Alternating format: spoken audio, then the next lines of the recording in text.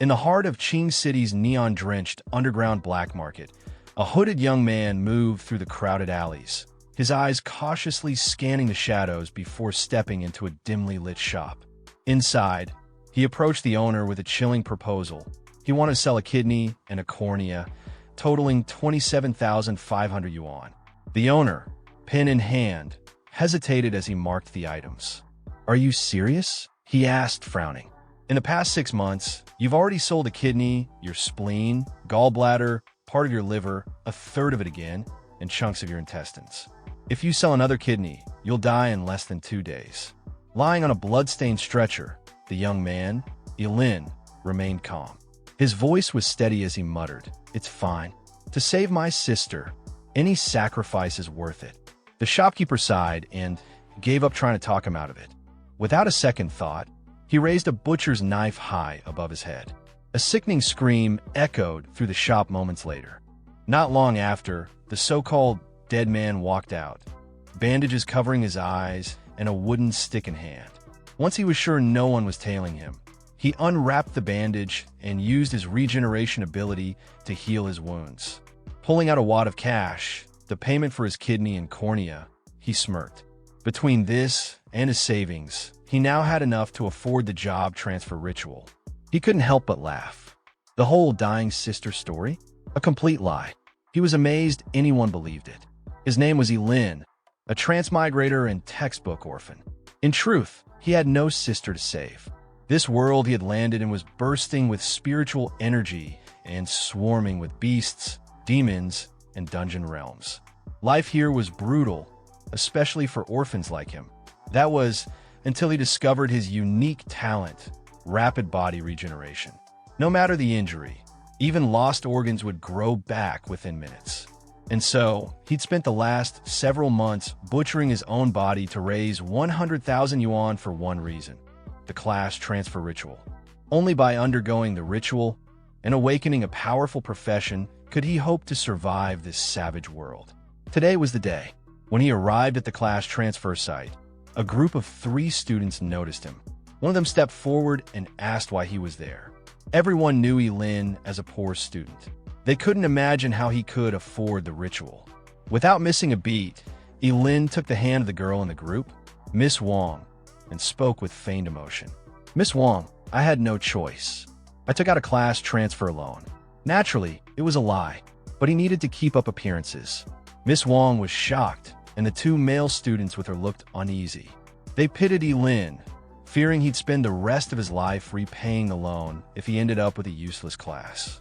Still, Miss Wang allowed him to enter, wishing him luck before the ritual began. Inside, the principal began calling students up one by one. First was Gao Dayu from Class 5. Murmurs spread. He wasn't from a wealthy family either. When he placed his hand on the golden orb, the principal declared his profession: an A-rank poultry breeder, a support class. The students laughed, but the principal reassured Gao Dayu that no class was useless, only people could be. Then came a stunning girl in a tight red dress and leather boots, Zuganini. She captivated everyone as she stepped up confidently. As she placed her hand on the orb, a phoenix erupted into the air. The principal announced her class with astonishment: an SSS-ranked fire mage. The students were in awe, and even Ye Lin couldn't help but admire her. An SSS fire mage was a force capable of wiping out entire armies. After her class transfer, Zuganini was informed that special training would be arranged for her, and she stepped down proudly. Ye Lin's name was called next. As he walked to the stage, he heard whispers about his so-called loan. He glanced briefly at Zuganini. He wasn't going to live in anyone's shadow.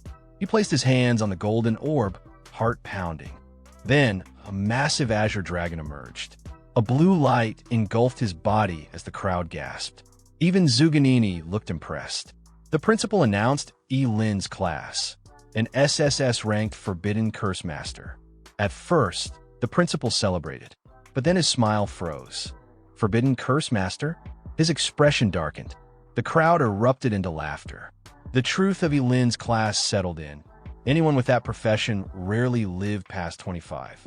Every skill used consumed life force, leading to early death. Zuganini sighed in disappointment and walked away. Ye Lin, ever the performer, feigned sorrow. So convincing was his act that the principal patted him on the back with sympathy. "Don't be too negative," the principal told him. "Better to burn brightly than fade meaninglessly." Ye Lin smiled and replied with a fiery resolve, "Then I'll burn like the sun." The principal promised special training for him alongside Zuganini. Ye Lin accepted, inwardly amused. After all, the risk of death didn't apply to him. He was practically immortal. As the ceremony ended, students returned home. Ye Lin headed back too, exhausted and eager for rest. But along the way, a voice called out. It was Zuganini. She offered to team up, explaining that fighting alone would hasten his death. Her concern sounded sincere. However, Ye Lin refused to accept the offer. Zuganini didn't force him at all. She simply walked away, stating that Ye Lin was such a stubborn idiot heading for death. Ye Lin ignored her and continued walking. But then, another group of students blocked his way and told him that he really thought he had risen up just because he had switched to being a curse master. These guys were Ye Lin's classmates, and they were mad because they could not accept Zuganini's earlier offer to team up with him. Ye Lin was annoyed. Women really were troublesome. Because of just 2 lines from Zuganini, these idiots were now looking for trouble. He replied that he was on his way back home. The guys laughed at Ye Lin's expense. One of them mocked him, asking if the poor student was referring to his 10-square-meter shack as a home. Another student, the leader of the group, said arrogantly that now that Ye Lin was SSS-ranked, he should call him daddy, and he'd get Ye Lin a security job at G Corporation. The others laughed and added that being a G Corp security guard was a privilege. He also ordered Ye Lin to kneel before their young master. Once Ye Lin accepted the offer and got paid, he could buy some nice incense for his dead orphanage family. The 3 continued to tease Ye Lin, even going so far as to say that he was just an orphan who didn't deserve to have a family. Ye Lin was already mad, and as he stared at them with a serious look, his eyes flamed with a blue and red aura as he activated a curse magic power. He told the idiots that they were the ones who forced his hand. The 3 were confused at Ye Lin's willingness to use curse magic, knowing full well the implications. They questioned what he was trying to do. Was he definitely not go far? For her, Ye Lin wasn't worthy of standing beside her. The night came, and Ye Lin was already at his home. Ye Lin placed his bag down on the couch and sat while checking his system interface. Apparently, sacrificing a piece of duodenum would summon a regular lightning bolt. But sacrificing a bladder would summon in thunder from burial waters. Next, sacrificing a heart could summon destruction, purple lightning. If that was the case, Ye Lin concluded he would die summoning the most powerful chaos god thunder. He lay down on his couch when he felt his head spinning, but he was aware that it was the side effects of his body recovery. At the same time, Ye Lin went to his father and asked to avenge him. He wanted his dad to send someone to take Ye Lin out. However, his father reminded him that killing an SSS-ranked curse user was very risky, and there was no benefit in it for them. He was aware that someone who goes all out using forbidden spells, just because of a few insults, was clearly emotionally unstable. He snuffed out his cigarette on the ashtray and told his son not to forget that Ye Lin was from a poor background. He wanted his son to learn how to use his greatest advantage to target the enemy's weakest spot. Early the next day, Ye Lin went to the Qingqing Academy. He kept yawning due to a lack of a well-deserved sleep. The students around started murmuring about what he'd done the day before when suddenly someone tapped Ye Lin on the shoulder with a bottle. It was none other than Ye Lin. Inside the bottle was milk he brought as a peace offering. He also brought breakfast for Ye Lin. Ye Lin was clueless as to why, but accepts the milk regardless. At first, he thought Ye Lin was trying to poison him just because he couldn't beat him. But the poor guy replied that he wouldn't dare. It was just his way of thanking him. "Thank me?" Ye Lin questioned with a skeptical look. "Yeah," Ye Lin replied with a forced smile. Ye Lin drank the milk and told Ye Lin to just say what he wants. Unexpectedly, Ye Lin stated that he was grateful that Ye Lin struck him like a bolt of lightning. Apparently, that lightning strike was Ye Lin's wake-up call. He also added that Ye Lin's appearance made him realize that he's been wasting his life in a daze. Ye Lin called Ye Lin on his bullshit and again told the idiot to say what he really wants. Ye Lin suddenly kneeled and stated that he wants to call Ye Lin Big Brother. Ye Lin was shocked and questioned him if he happened to hit him in the head. But Ye Lin replied that he was serious and that the beating he received the day before made him reflect on himself. He deeply reflected and wants to become a better person, but he needs a great role model. Ye Lin agreed to be his role model, but there need to be some tuition payment. Surprising enough, Ye Lin didn't refuse and immediately asked for Ye Lin's account number. Ye Lin headed to the field as he gave his account number. He told Ye Lin to transfer 2 million as a first-term tuition payment. When Ye Lin asked if it was too expensive, Ye Lin reassured him that it was not. He will inform his dad to send it right away. At this time, a novice secret realm opened on the field as a test for the students. The principal hopes all the candidates from each academy could perform well. Of course, everyone was wishing for their victory. Ye Lin and Juganini were in the front, so the old men beside the principal believed both students were from Ching High School who got the SSS class profession for this year. For them, both looked extraordinary. The principal was annoyed, stating that he had already told Ye Lin and Juganini to keep a low profile. But these kids really don't know how to behave. 2 of them ended up getting SSS class jobs at once, and it seems to be just infuriating. Absolutely infuriating, isn't it? He then laughed and turned to face the rest, questioning why they weren't saying anything. Were they all born mute or something? The 3 old guys walked away, saying they still had some things to do. As you might have guessed, it turns out they were annoyed by the principal for being full of himself and rubbing their faces in. Anyway, the moment entering the novice secret realm was issued. The examinees began to swamp the entrance like a tidal wave. Before Ye Lin could enter, Juganini asked him once again to team up with her. Still, Ye Lin refused, which made her think he was very arrogant. Since he was so eager to die, she won't stop him. Ye Lin ignored her and immediately entered the secret realm. As he landed, he noticed he was alone. No one was around, so he thought it was a random teleportation. A level 1 leopard cat then appeared. It roared, but Ye Lin wasn't scared at all, but rather excited. He believed it was a perfect enemy to test his forbidden spell. He then attacked it and instantly killed it without any struggle. Ye Lin was awarded 10 experience points, but he was disappointed, deeming it too little for him. He walked away while stating that it doesn't even justify the damage to his kidneys and that he has to kill 100 of these leopard cat just to reach level 2, which is why he decided to figure something out. A while later, Ye Lin let 100 kinds of monsters chase him.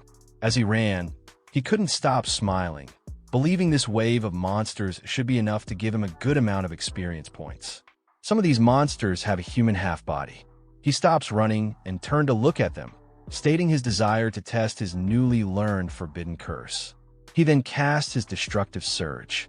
The curse was so terrifying that it increased Ye Lin's strength, agility, and spirit twofold. With burning reincarnation activated, he believes that even a level 10 monster probably couldn't withstand his full-powered world-ending thunderstrike.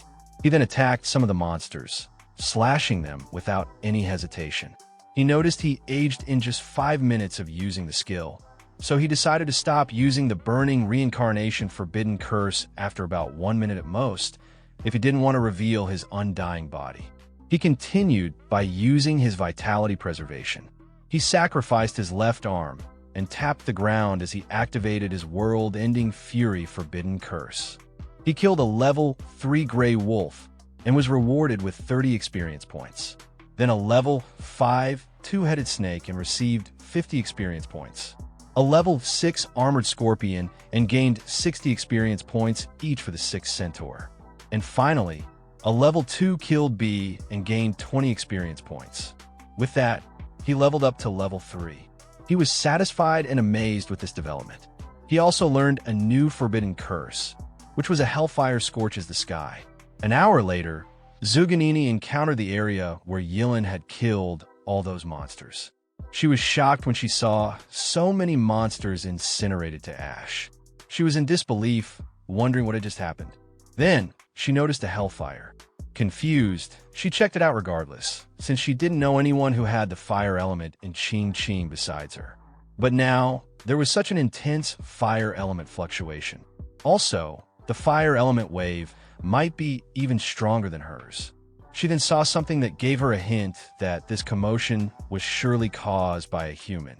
Looks like Ching Ching is full of hidden dragons. Izuganini will definitely find out who you are, she vowed with determination. But at this moment nearby, Ye Lin was spending some time roasting some meat to eat.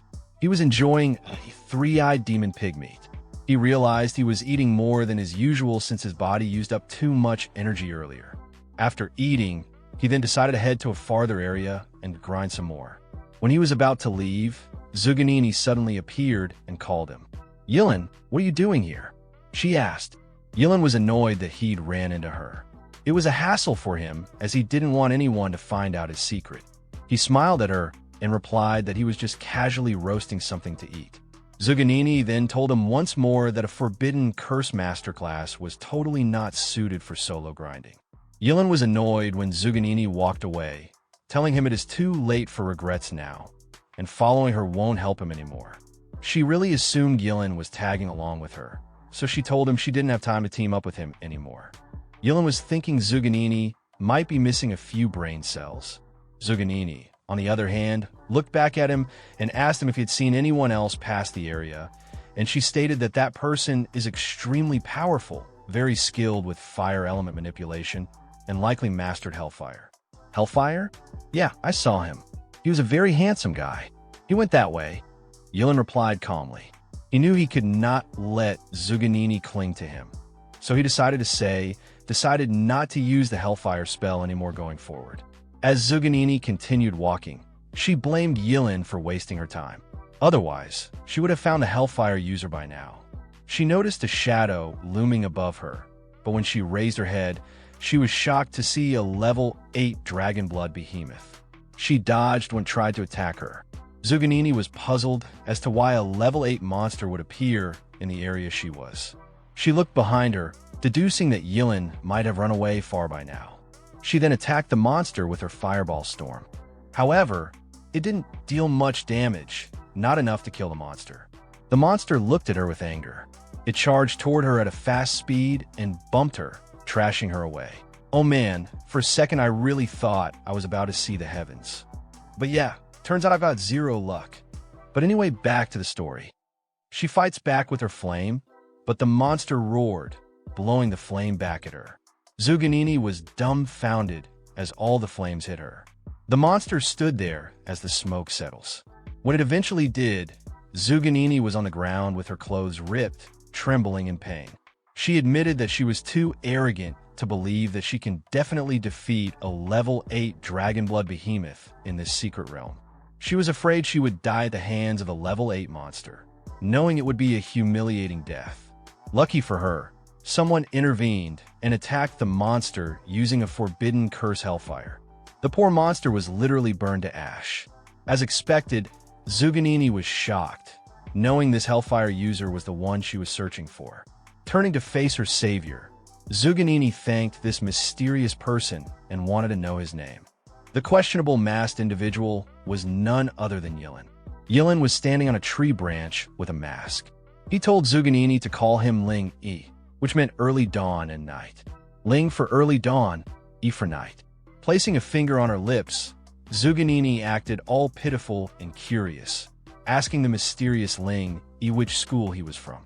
Although she was grateful to her savior, she also wanted to know who exactly was underneath that mask. So she concealed her intentions by stating she simply wanted to thank Ye Lin properly when they exit the dungeon. Ye Lin just stared at her like she was an idiot. He didn't need her fucking thanks. He told Zuganini that there was no need to thank him. It was just a small effort after all. Anyway, the moment Ye Lin was about to bounce, Zuganini pleaded for him to wait. She tried to get on her feet, but Ye Lin told her not to follow him. There were even stronger monsters ahead, and it was definitely not a place for someone of her strength to step into. Also, she might want to put her clothes back on properly before anything else.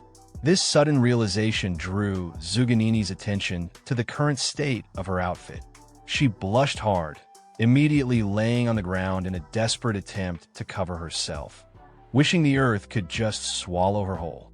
When she finally raised her head, she realized the mysterious Ling Yi was gone. Zuganini shouted his name with resolve, vowing to catch up to him one day. She would stand proudly by his side. Ye Lin, on the other hand, had already leapt far ahead, moving seamlessly from one tree branch to the next.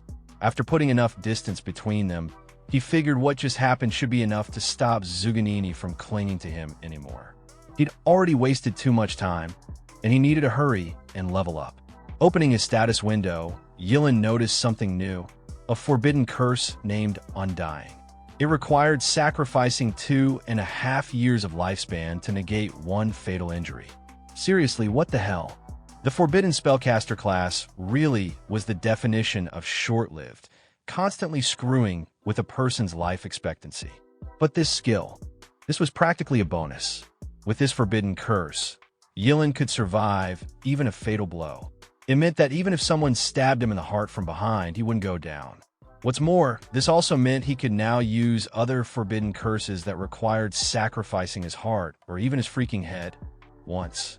This was just too good to be true. Now, he could grind recklessly without restraint. No one could stop his leveling pace. 3 days passed. It was the final day of the test. The old guys had gathered at the entrance of the novice secret realm. The principal of Qingchong Academy greeted his old colleagues with his usual condescending smile. The short-haired man among them, Principal Su, scoffed and asked what he was showing off for. So what if he had 2 SSS-ranked job changers? Exactly, another principal chimed in.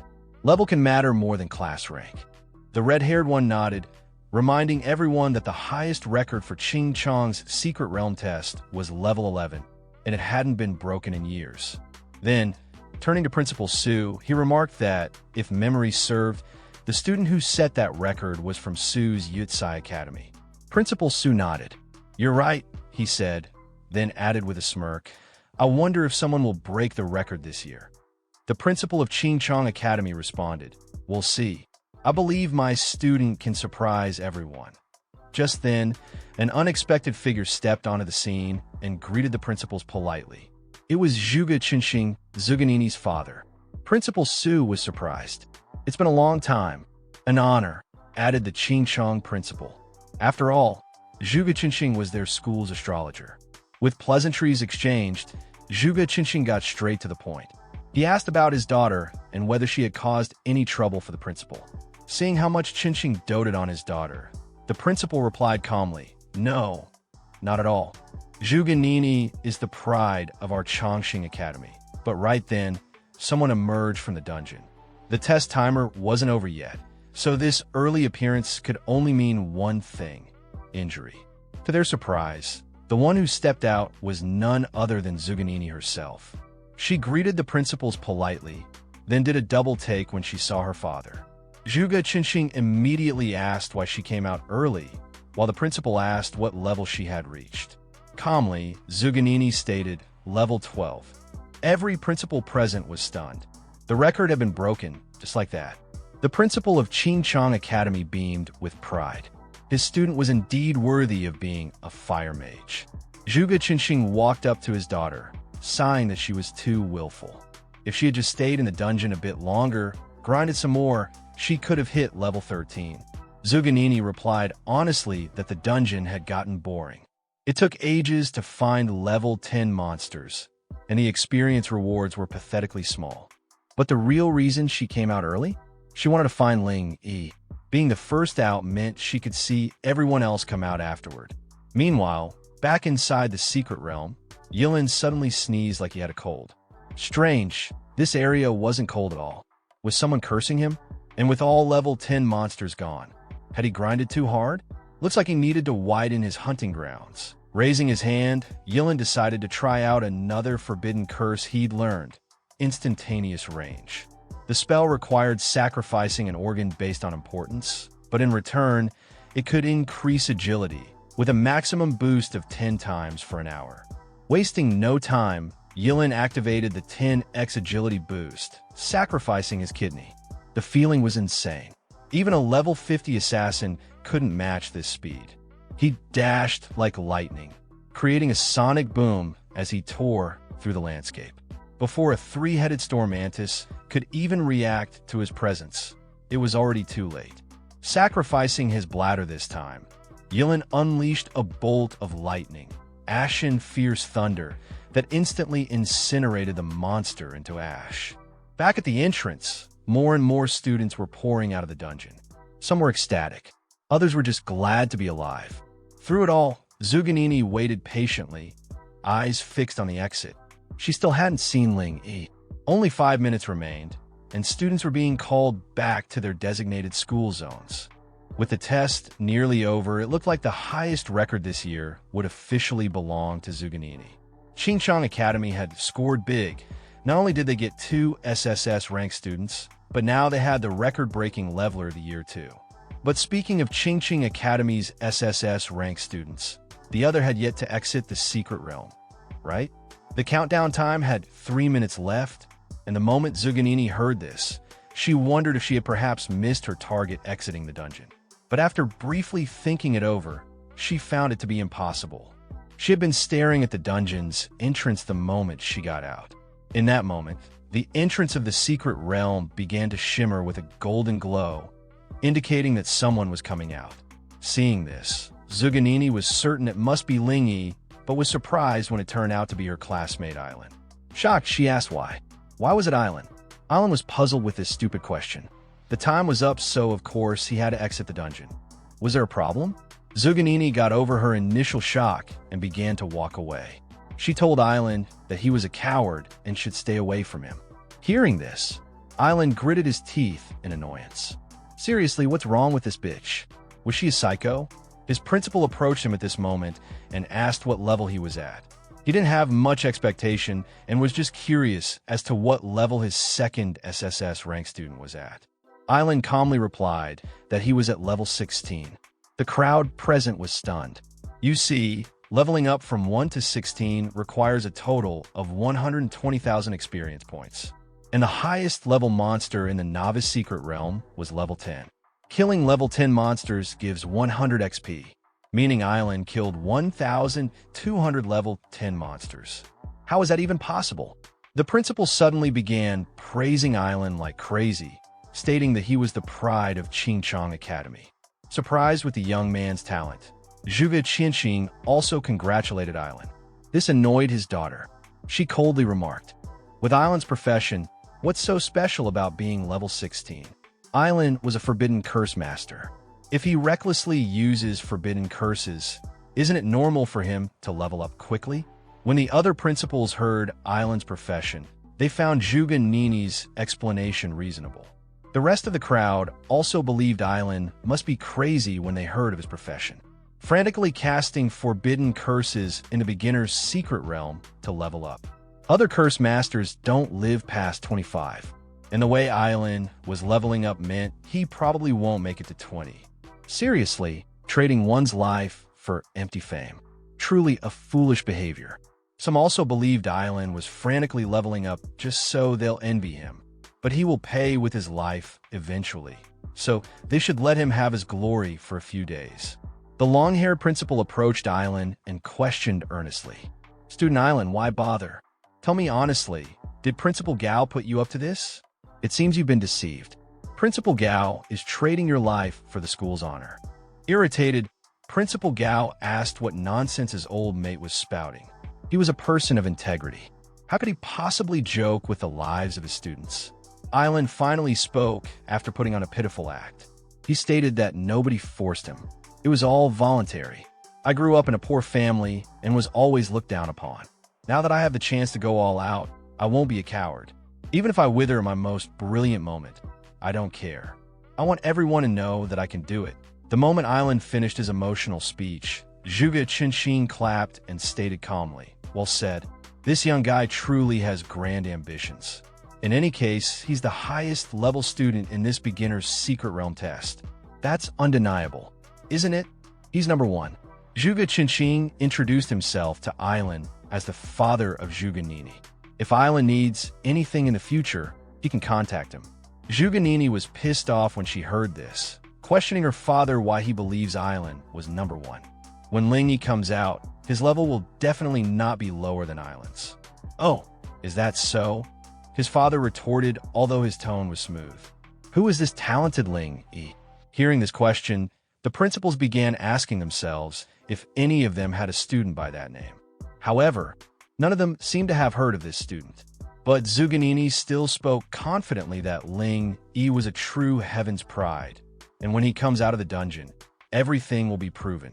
Meanwhile, inwardly, Ye Lin was again insulting Zuganini as a stupid bitch. She just couldn't keep her freaking mouth shut. Having enough of this farce, Ye Lin said his goodbye to Principal Gao and Zhuge Qinxing before taking his leave. He wanted to go home and rest well.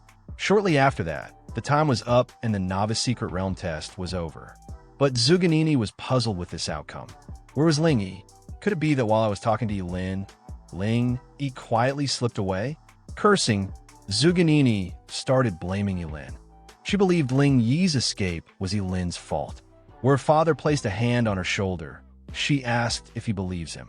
Ling Yi was truly a genius, and he even saved her life. Zhuge Qinxing figured out that her daughter's early exit from the dungeon wasn't random at all.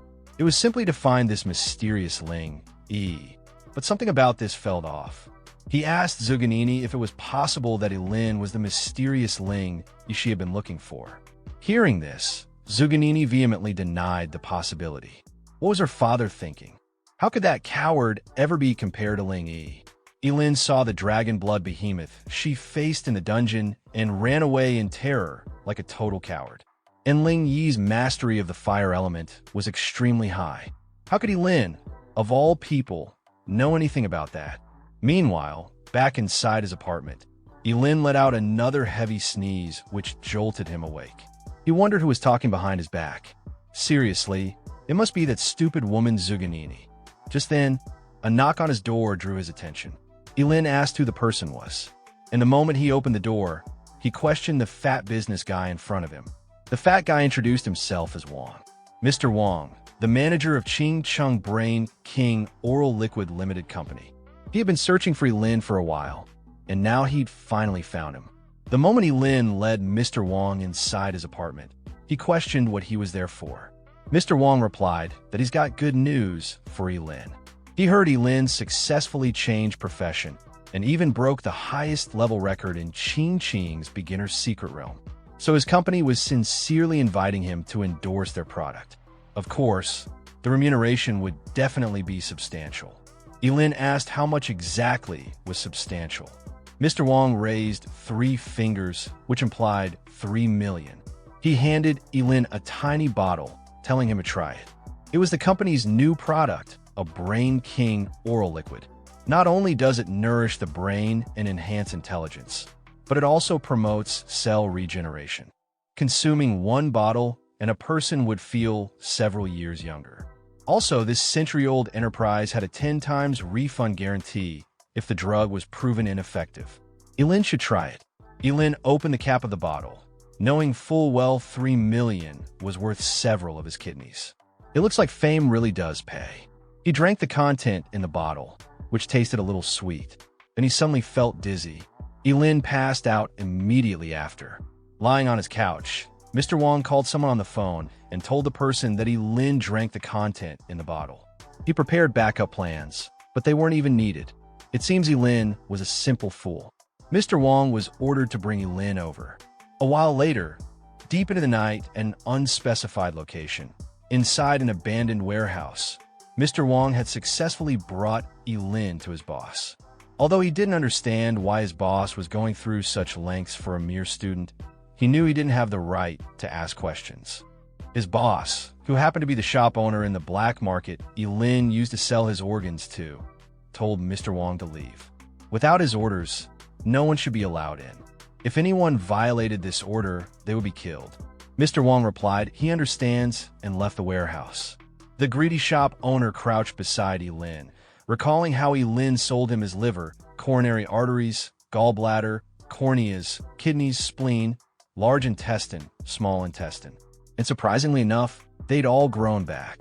The organs Ye Lin previously sold to him had all regenerated. Incredible. This was simply incredible.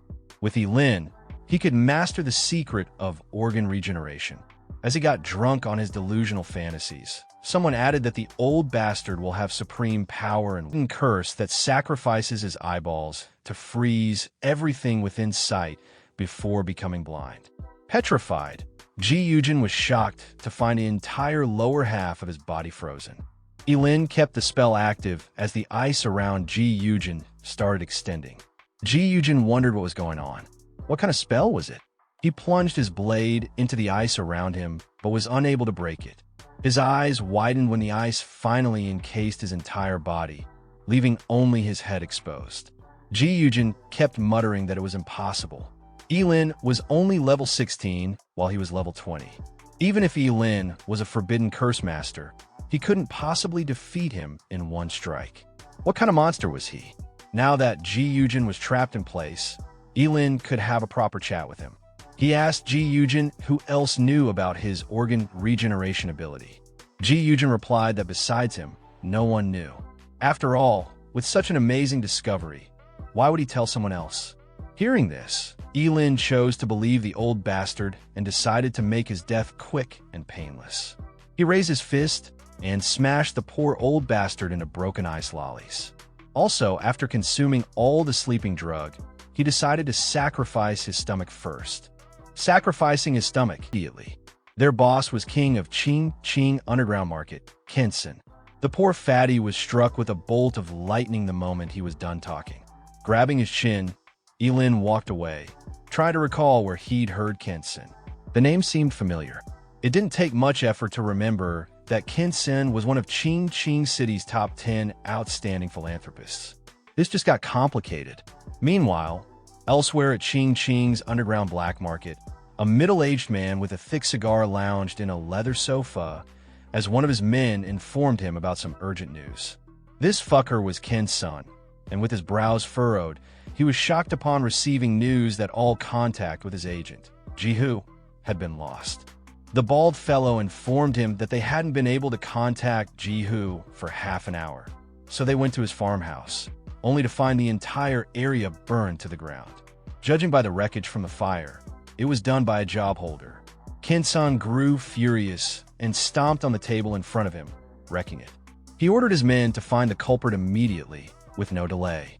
The next day, Ye Lin arrived at the grand residence of the Ji family, where he was warmly welcomed by Ji Lingyu, who had become a loyal follower after their previous encounter.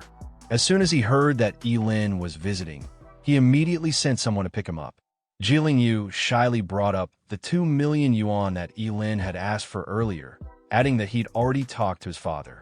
However, Ye Lin interrupted him, questioning if Ji Lingyu was trying to disrespect him by talking about money at that moment. Since he'd agreed to accept Ji Lingyu as an underling, money was just a small matter. Hearing this, Ji Lingyu placed an arm around Ye Lin's shoulders and welcomed him wholeheartedly. From now on, Ye Lin should consider his home as his as well.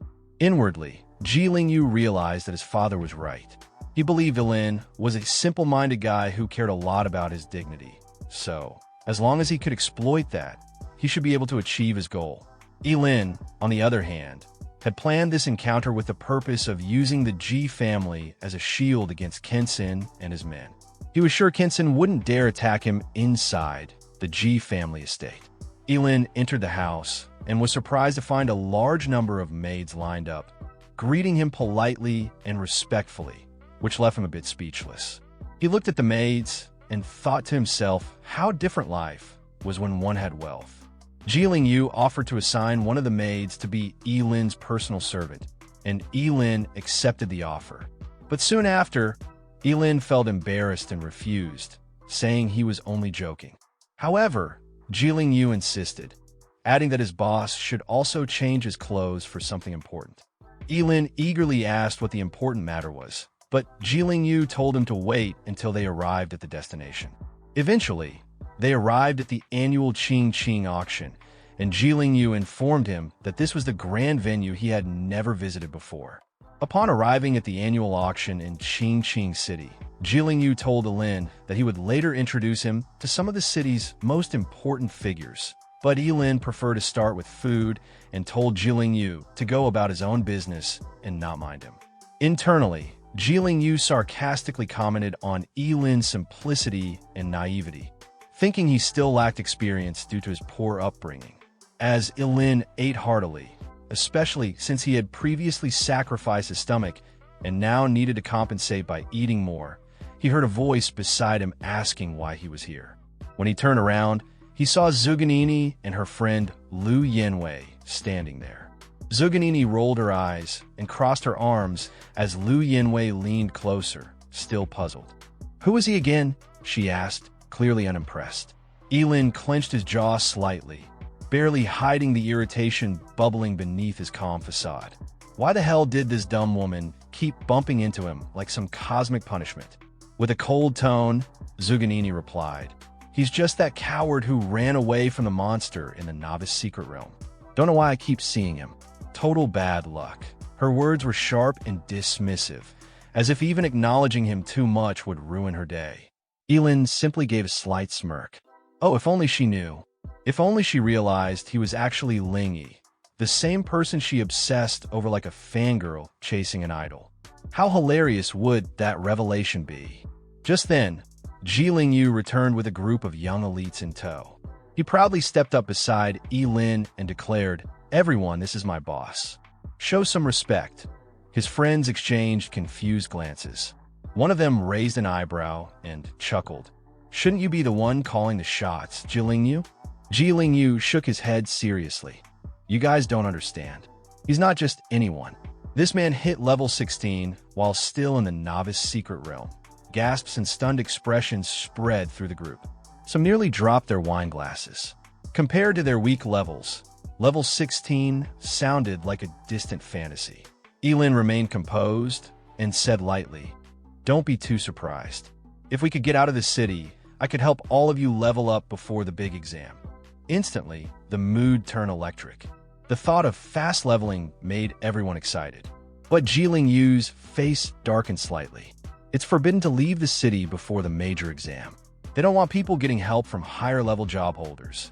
Ye Lin rubbed his chin and dropped a subtle suggestion. "But the journey to the exam site, that could be useful, no?" His tone was casual, but the message was clear. Yu's eyes lit up. "I see what you mean." Then he added with confidence, "Don't worry about equipment. If you need anything, I'll get it for you right here at this auction." Ye Lin blinked. "You sure? Some stuff here costs a fortune." "Doesn't matter," Yu said, waving it off. "My dad said as long as we can boost our results in the exam, we've got full support." As they spoke, the auction hall's lights dimmed and a spotlight fell onto the stage. A stunning woman stepped up, smiling gracefully. "Ladies and gentlemen," she began, her voice smooth and melodic, "I'm Ching, your host for this evening. I hope everyone leaves here with what they desire most." Applause followed her words, a mixture of anticipation and tension filling the air. "Now, our first item," she gestured to a pedestal as a velvet cloth was pulled away. "An epic-grade fire-type mage scroll. Bidding starts at 500,000 yuan." The crowd came alive. Hands shot up. Numbers escalated. 800,000, 1.2 million, 2 million, and then 3 million yuan. A commanding voice echoed from the VIP section. Everyone turned to look. Sitting there, calmly fanning himself, was Zhuge Ching, Zuganini's father. Ye Lin chuckled quietly to himself. How adorable. Daddy's out here emptying his wallet so his precious little girl can throw fireballs. Meanwhile, he, a forbidden curse master, could summon lightning, plagues, or instant death. No scrolls needed. He leaned back in his chair, quietly enjoying the chaos while sipping tea. Life was starting to get a bit more entertaining. Ye Lin leaned closer to Yu and whispered, "Your profession's an A-rank Shadowblade, right? If something comes up that suits your class, don't hesitate. Bid right away. The right skill could save your life." Just as he finished speaking, Ching's voice rang through the hall again, clear and confident. Next up, a rare quality treasure, the Royal Dragon Wish Ring. It increases spirit by 30% and grants the passive skill, Dragon's Aura. Starting bid, 2 million. Minimum increment, 100,000. Ladies and gentlemen, place your bids. The crowd instantly ignited. 2.5 million, 3 million, 3.1 million. Numbers flew as the bidding escalated fast. Ye Lin's eyes gleamed. A 30% spirit boost? That was insane. For any awakened, it was a complete game changer. He nudged Ling Yu and gave him a look. This was a must-have. Ling Yu immediately turned to his father and whispered, "Dad, I want that ring." President Ji barely blinked. Without hesitation, he raised a finger and calmly called out, 8 million. To him, 8 million was a small price for his son's success in the national exam. Once in a top university, their family name would be even more solid. And as for Ye Lin, he was a forbidden caster. Those guys didn't live long anyway. In a few years, whatever equipment they gave him would circle back to the Ji family. The auctioneer's voice rang out again. 8 million going once. Anyone for 8.1? 8.2? The hall quieted. Then suddenly, 10 million. A deep voice echoed from the back. The hall froze. Kinson stepped into view, tall, broad-shouldered, and dressed in a sharp black coat. He casually waved at President Ji. "Long time, President Ji." "How have you been?" Gasps rippled across the auction house. Everyone recognized the man. The underground king. This wasn't his usual crowd. Why was he here? Ye Lin instinctively took a step back, vanishing into the nearby shadows. He couldn't be seen. Not by Kinson. Even a passing glance could expose everything. President Ji narrowed his eyes. "What's G Group done to offend you now, Mr. Kinson?" Kinson's expression darkened. He slowly raised a finger and pointed. "You had my men killed. Now you want me to be polite about it? I don't know what you're talking about." President Ji replied smoothly. "But if it's a fight you're after, G Group isn't exactly easy to push around." He raised his hand. 12 million. Kinson's lips curled into a smile, slow and dangerous. He understood loud and clear. This was war now. As he turned to leave, he muttered to his assistant, "That car, did you confirm it came from the warehouse?" The assistant nodded. "No doubt. We followed it straight to G family's villa." Kinson's smile vanished. "Good. Then he can't blame me for what's about to happen." Back in the auction hall, the gavel slammed down. "Sold. Royal Dragon Wish Ring. 12 million to President Ji." President Ji looked pleased as he handed the ring to Ye Lin. "What do you think? Like it?" Ye Lin nodded politely. "I do. Thank you." Ling Yu leaned toward his father. "Who was that guy?" His father's voice was low. "That's Kinson. Used to rule the underworld. Been trying to go legit lately. But I think he's set his sights on our empire now. And he's not the kind to make empty threats." Ye Lin listened silently before speaking. "G Group has influence, but it attracts attention too. Just a suggestion, stay cautious." President Ji gave a rare, serious nod. "You're right." The Emperor Dragon Rue ring pulsed gently in Ye Lin's hand. It boosted his spirit attribute by 30%, a massive increase in his curse-casting power. And with the dragon's aura blessing him, his luck had gone up by 10 points. Whatever was coming next, he'd need every bit of that luck. Ye Lin slipped the Royal Dragon Wish ring onto his finger, and instantly, a surge of raw energy coursed through his body. His spirit stats shot up by a staggering 30%, and his luck increased by 10. Feeling the boost at his core, he grinned and turned to President Ji, reassuring him, "Don't worry. Even if I have to drag him by force, I'll make sure Ling Yu gets into a top academy."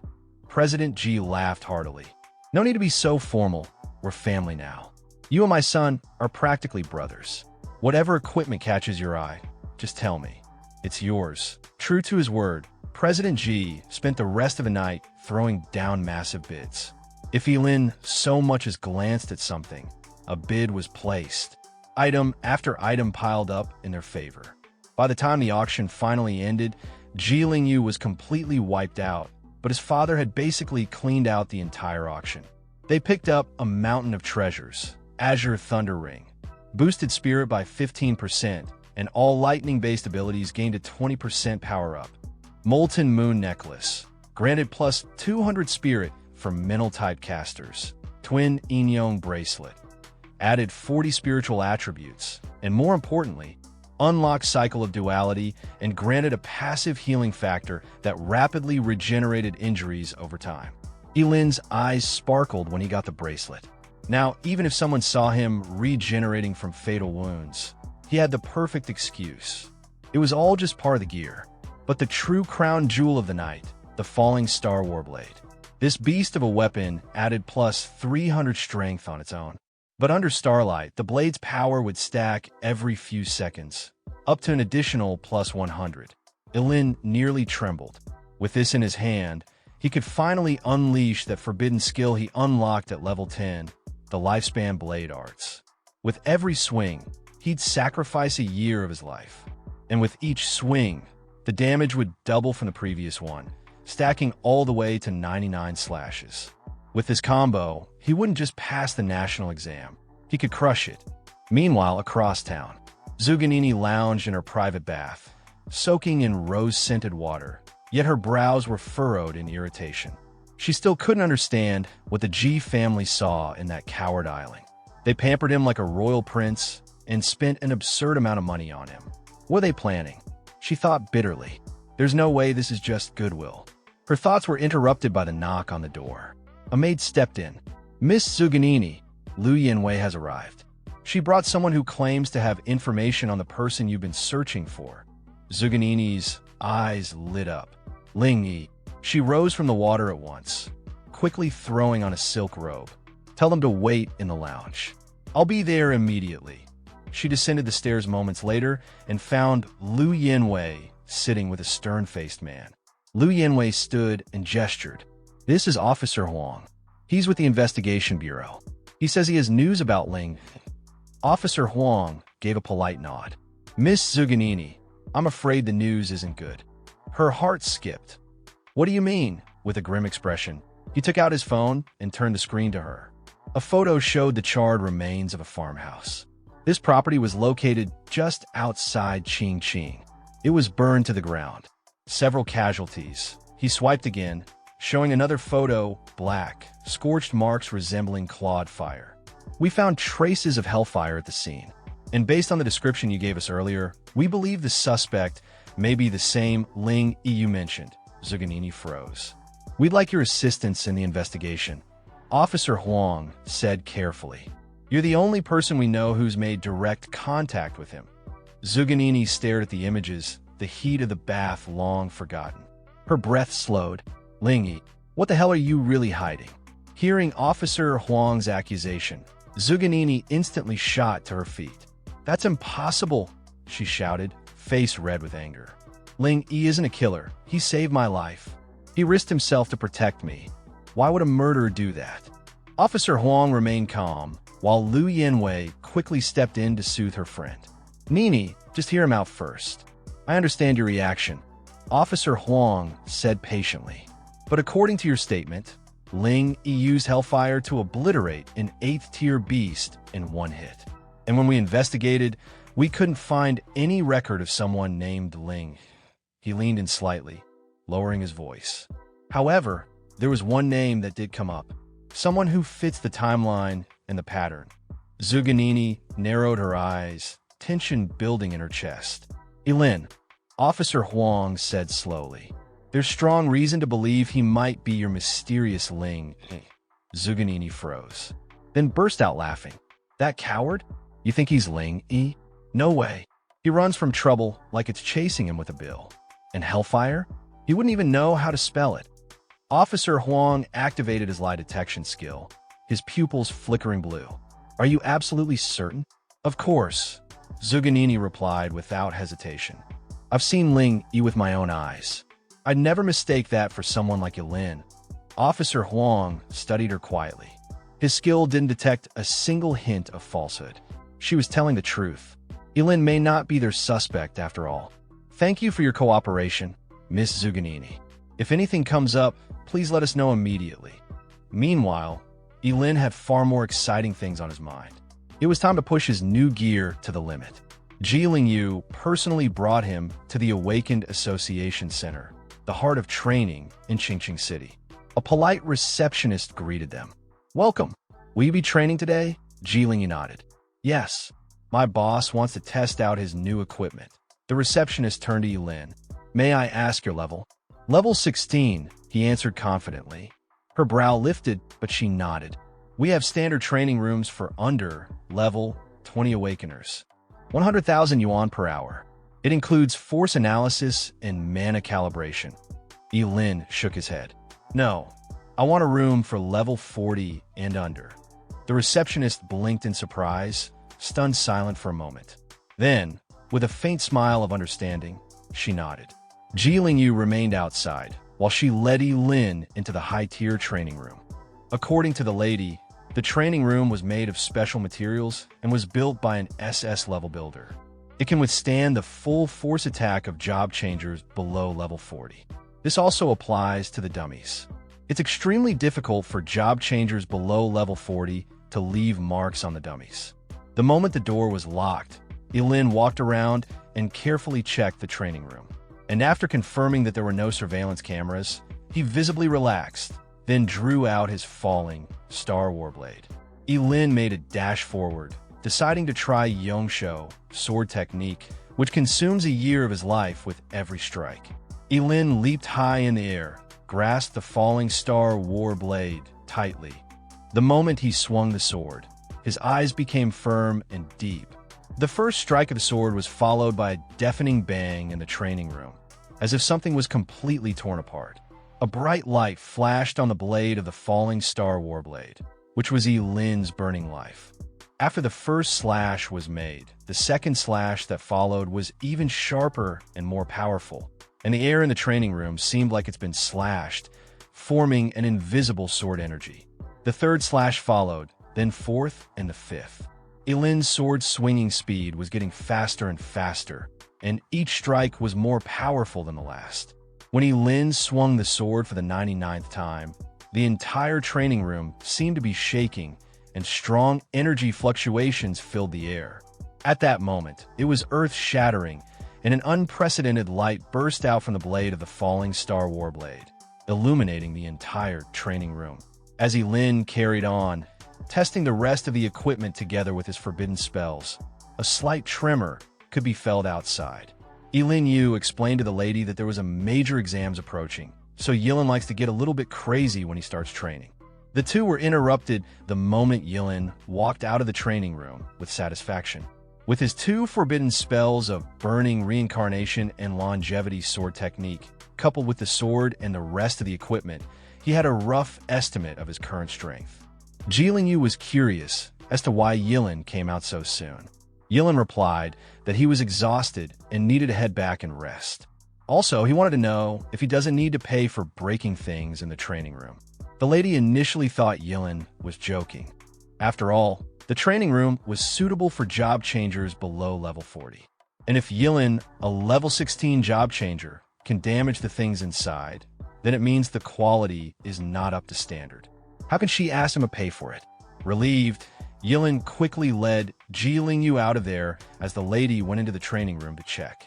When she found out that almost everything in the training room was completely wrecked, she covered her mouth in shock. The dummies were slashed and charred, and not a single dummy was left standing. Meanwhile, back at the G family residence, the two guards stationed at the entrance were suddenly attacked by an unknown enemy. The neck of one of the guards was pierced with a thin needle coated in poison. As the guard clutched his neck in pain, the other, seeing this, was alarmed and asked what was wrong. Unbeknownst to him, a pair of hands suddenly emerged from the shadows behind him. And just like that, his neck was snapped horribly from behind. Screams and bloodshed followed shortly after as the scene pans to President G, who was currently at his study when he heard all the commotion outside. He wondered what was going on. But just then, the old housekeeper, a bit bloodied and bruised, opened the office door and told his master to run. He was about to explain when suddenly a knife stabbed into his body along his lower back. He screamed in pain as his vitality quickly slipped away. The person responsible for this massacre finally came to view, and it was obviously none other than Kinson. "We meet again," he said, mocking President G. President G was furious as he took out his gun. But before he could even fire a shot, a long knife with a cold glow flashed by like lightning, and under President G's incredulous gaze, his hands had already flown high into the air. Kinson smiled with disdain on his face. He called President Ji a fool for using a gun against a job changer. Seriously, was he having a brain glitch or something? You see, guns were okay in dealing with those who had just successfully changed jobs. But once their strength reached level 30 or above, guns were no different from toys in front of them. Kinson raised his sword and was ready to kill President Ji when suddenly, one of his men rushed over and informed him that the two boys were not at the villa. Although Kinson was annoyed upon hearing this, he decided to let President Ji live a little longer.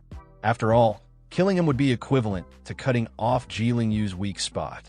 But if he doesn't annihilate everything about the Ji family, they will eventually come back and seek revenge in the future. When Ye Lin and Ye Lin returned to the residence of the Ji family, they instantly felt that something was off. The guard station outside were missing, the entire villa was eerie quiet, and even the lights were off like there was a power outage.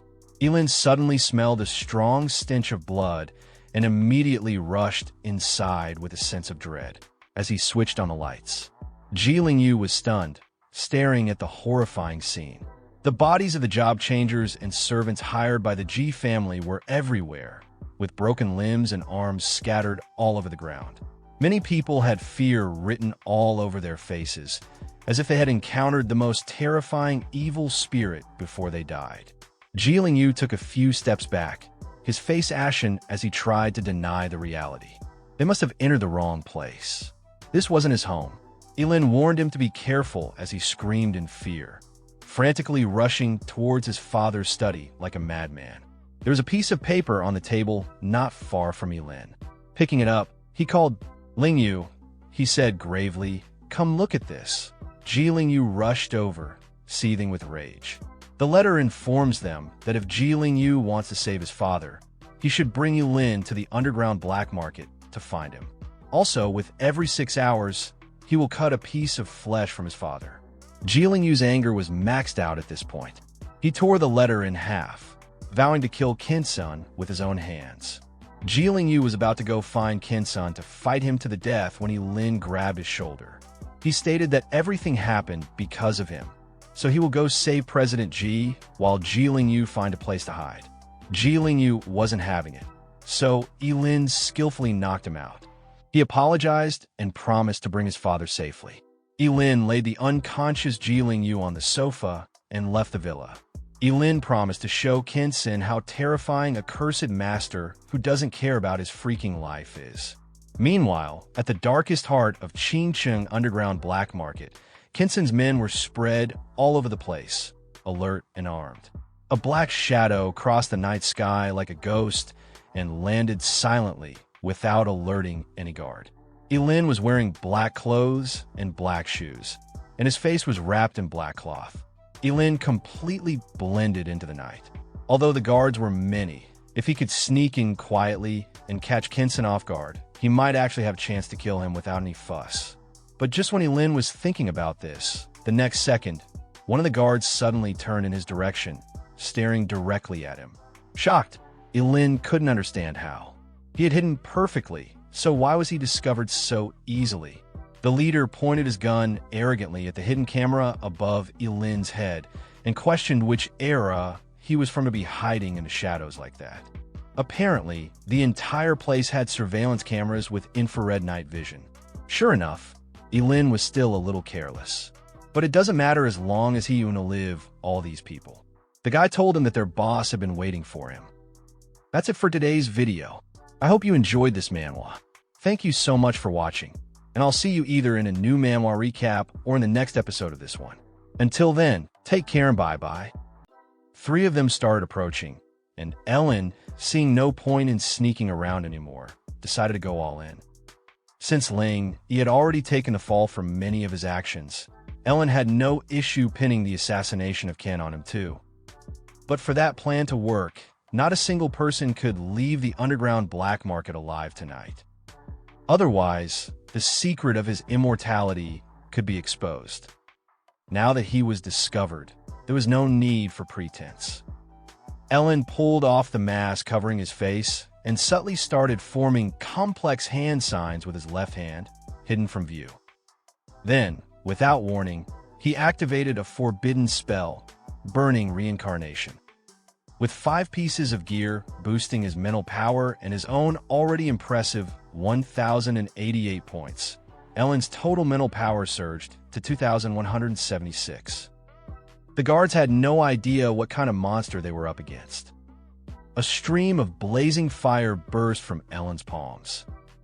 The flames, glowing a fierce, purplish red, looked like they could incinerate anything. The 3 guards, already wary of Ellen's reputation, immediately opened fire. But Ellen dodged their bullets effortlessly. Even if they hit, they wouldn't have done much. Then he activated another forbidden spell, Karma Fire, burning the sky. This time, he sacrificed his left kidney. His right one had recently regenerated anyway. With his terrifying mental energy fueling it, the karmic flames roared to life, lighting up the night sky. In an instant, the fire spread and consumed the group, their screams and cries for help silenced by the inferno, leaving only the sound of crackling flames. 2 guards remained. They tried to flank him, but before they even realized what was happening, Ellen used the fleeting dance technique to boost his speed to the max. In a flash, he was right in front of them. He grabbed them by their faces, flames pouring from his hands. Moments later, both were engulfed, their bodies burning as they let out desperate wails before collapsing into scorched remains. Ellen emerged from the flames without a second glance, vowing silently that Kinson would soon know his master had arrived. As Ellen neared the main building, the entrance door exploded into pieces. The air grew sharp and violent, forming 2 wind blades that sliced through the night, heading straight for him. But Ellen's reflexes were too quick. He dodged with ease. It was clear now, a wind-type awakened had attacked. Judging by the strength, it had to be a job changer above level 30. At the entrance stood 2 job changers, waiting calmly. The swordsman sneered, calling Ellen a bastard for coming alone, and asked if he wasn't afraid of dying. His partner, a spearman, laughed and reminded him that their boss wanted Ellen alive. The swordsman smirked and told him not to worry. He had no intention of killing Ellen. He just wanted a little warm-up. Ellen didn't reply with words. He slowly drew his falling star warblade, the sword glowing ominously as the curse of the life sword automatically activated. In a cold voice, he warned the 2 that their luck had run out. Now, they'd face him and his blade. Then, with wind magic surging, he activated his next move, Dragon Pistol. The spearman lunged at Ellen, shouting that he'd wipe that smug look off his face. Ellen met his charge head-on, blocking the blow and countering with his first sword strike. Just then, the swordsman suddenly appeared behind Ellen, launching a powerful wind blade attack. But Ellen's fleeting dance technique was quicker. He dodged and countered with a second slash. Though Ellen's speed gave him an edge, his counterstrikes lacked impact, only grazing their skin. The 2 enemies scoffed, mocking him for his so-called sword skills. But Ellen wasn't fazed. He calmly warned them to be patient. After all, the power of the Yango sword technique stacked with every strike up to 99 times. Ellen's third slash was blocked by the spearman. The fourth was stopped by both enemies working together. But something shifted. The 2 began to realize Ellen's sword strikes were gaining strength, harder to block, sharper, more refined. With a loud clang, the 5th strike landed. Then came the 6th, followed closely by the 7th. When the 8th sword hit, it came with such overwhelming force that it shattered the swordsman's weapon and sent him crashing back several meters stunned. The spearman shouted out to his brother in panic. Just 8 strikes into the Yango technique, and they already couldn't keep up. Ellen winced, clutching his chest as the energy of the 8th strike pulsed through him. But despite the pain, he advanced on the spearman, a deadly intent in his eyes. The man stared at him, wide-eyed, demanding to know what kind of sword technique could grow stronger with every slash. Under the glow of the wind blade's light, Ellen's face looked ice cold. He simply replied, "You don't need to know." Then came the sound of a blade slicing through flesh. Blood sprayed into the air like a fountain. With one casual yet precise swing, Ellen cut him down. As the spearman's body collapsed lifelessly, his brother let out a guttural scream of grief and fury, calling Ellen a devil. Something inhuman. He swore Ellen would die a terrible death. Ellen met the insult with a chilling silence. Then, without hesitation, he activated the burning reincarnation curse spell again. The roaring flames engulfed the man completely, silencing his screams and reducing him to a blackened husk. Without a word, Ellen walked off, his aura cold and dominant. He repeated to himself what he'd said from the start. No one here was leaving alive. He entered the massive building and didn't stop moving. On every floor, he cut through anyone in his way. Several job changers above level 30 tried to challenge him, but it was useless. Against a forbidden spellmaster like Ellen, who couldn't die and who unleashed devastating cursed spells with every motion, none of them stood a chance. His brutal, self-sacrificing style of combat made it easy to eliminate even high-level foes. But it wasn't without cost. Ellen's body was a wreck, slashed open in places, pierced by countless weapons. His skin was burned, frozen, and scarred beyond recognition. Yet through it all, he pressed forward like a demon, a Shura from the underworld, here to collect the souls of the damned. As he moved deeper into the building, cutting down everyone in his path, there was only one question on his lips. Where is Kensen? But that's when Ellen ran into real trouble. Shiai Showi, a level 42 job changer who stood in his path like an immovable wall. The man was massive, built like a mountain, with a murderous glint in his eyes and a faint smirk tugging at the corners of his lips. Shoei looked Ellen up and down and called him brave. After all, not many dared to barge into the underground black market alone and stir up trouble, especially not against someone like him, a well-known enforcer in these parts. Still, seeing Ellen's body riddled with stab wounds, bullet holes, cuts from swords, spears, and halberds, Zui couldn't help but wonder aloud how this kid was even still breathing. What kind of secret was he hiding? Ellen's instincts immediately sharpened. This wasn't just another thug. Shoei was on a completely different level. He could tell from the man's aura alone that he couldn't afford even the smallest mistake. That axe alone could split a truck in two.